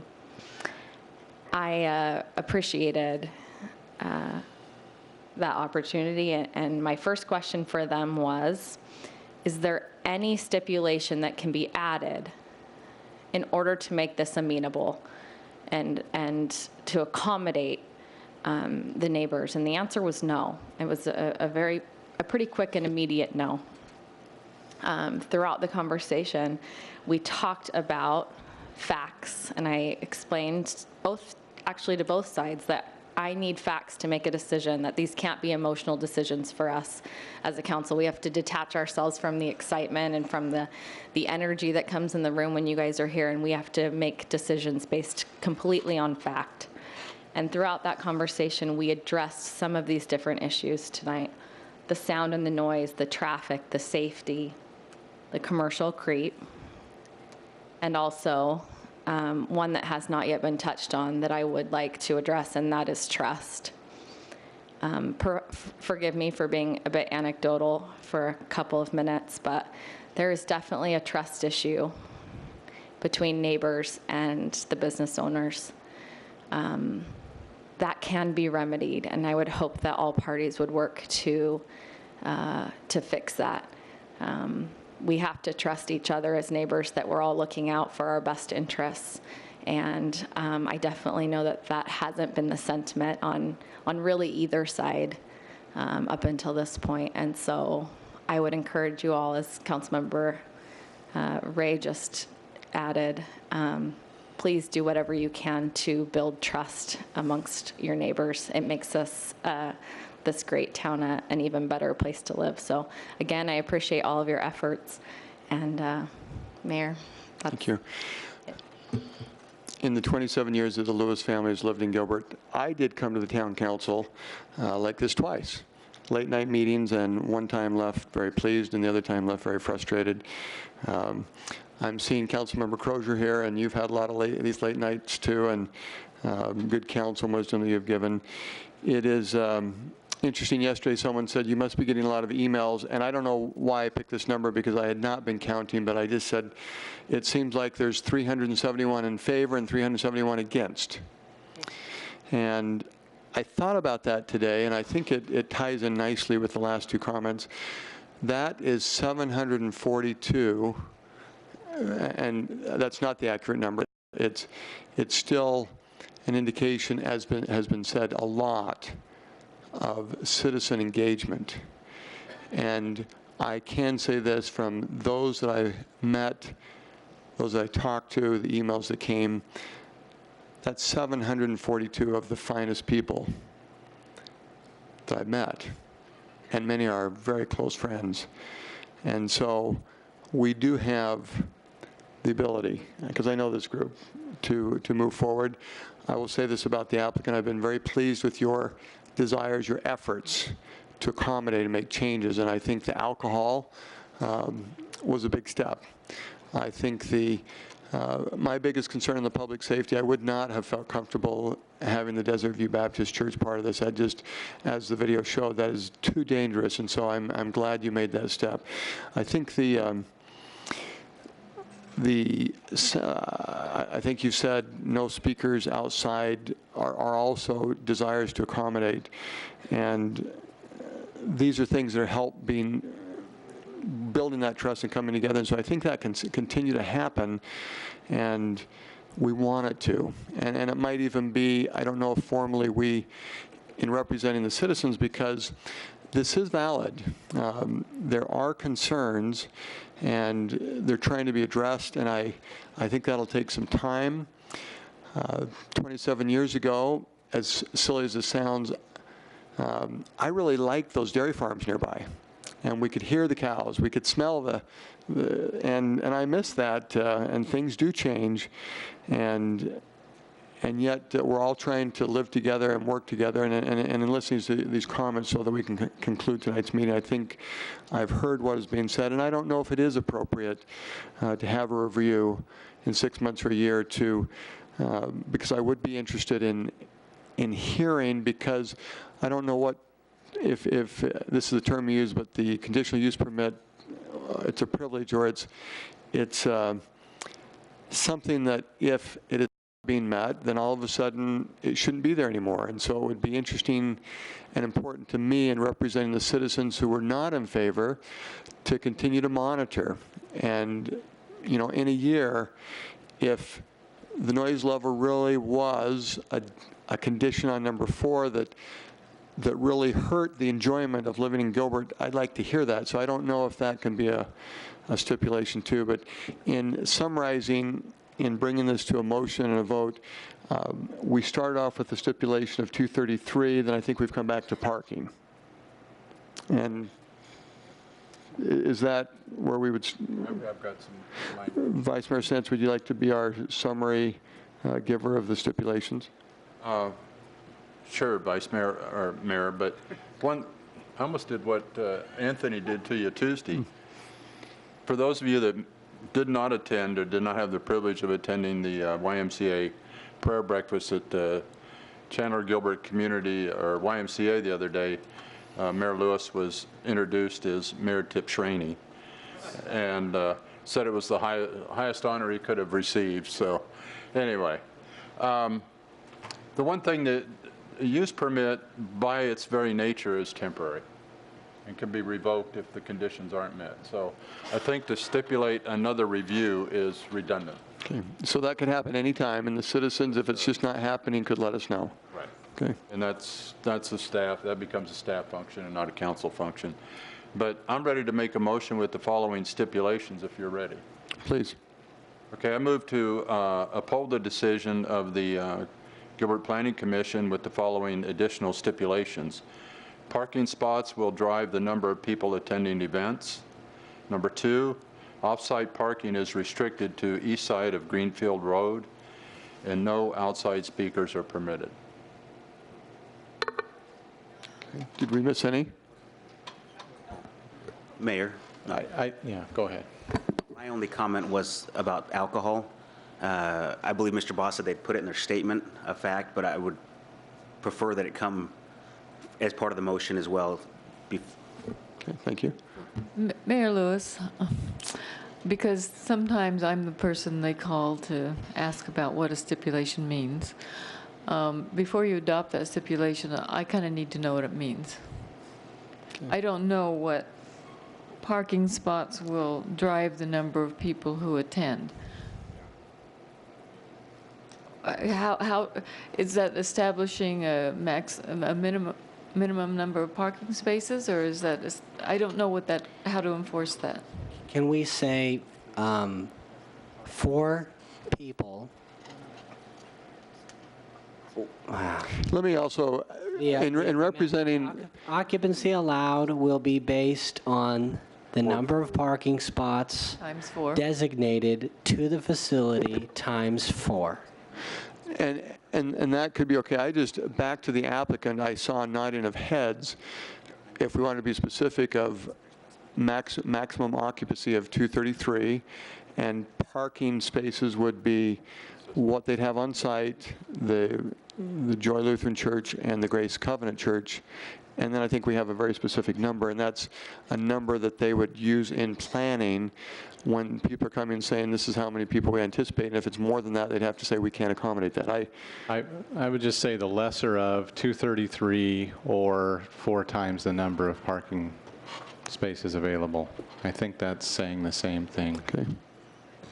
Okay. And so, to make this a little easier, do we even need any stipulation about parking? Because town code is going to dictate if they only have 10 spots available, or if they have 1,000 spots available, that's how many people can come to it. I think that we leave the parking completely out of it, because that was already dictated by code to how many spots they have available. So if they lose 70 spots, then it would automatically lose the occupancy levels there because they can't park. Uh, I think it's a little, I don't want to say this, it's confused a little bit by the fact that you have the outdoor.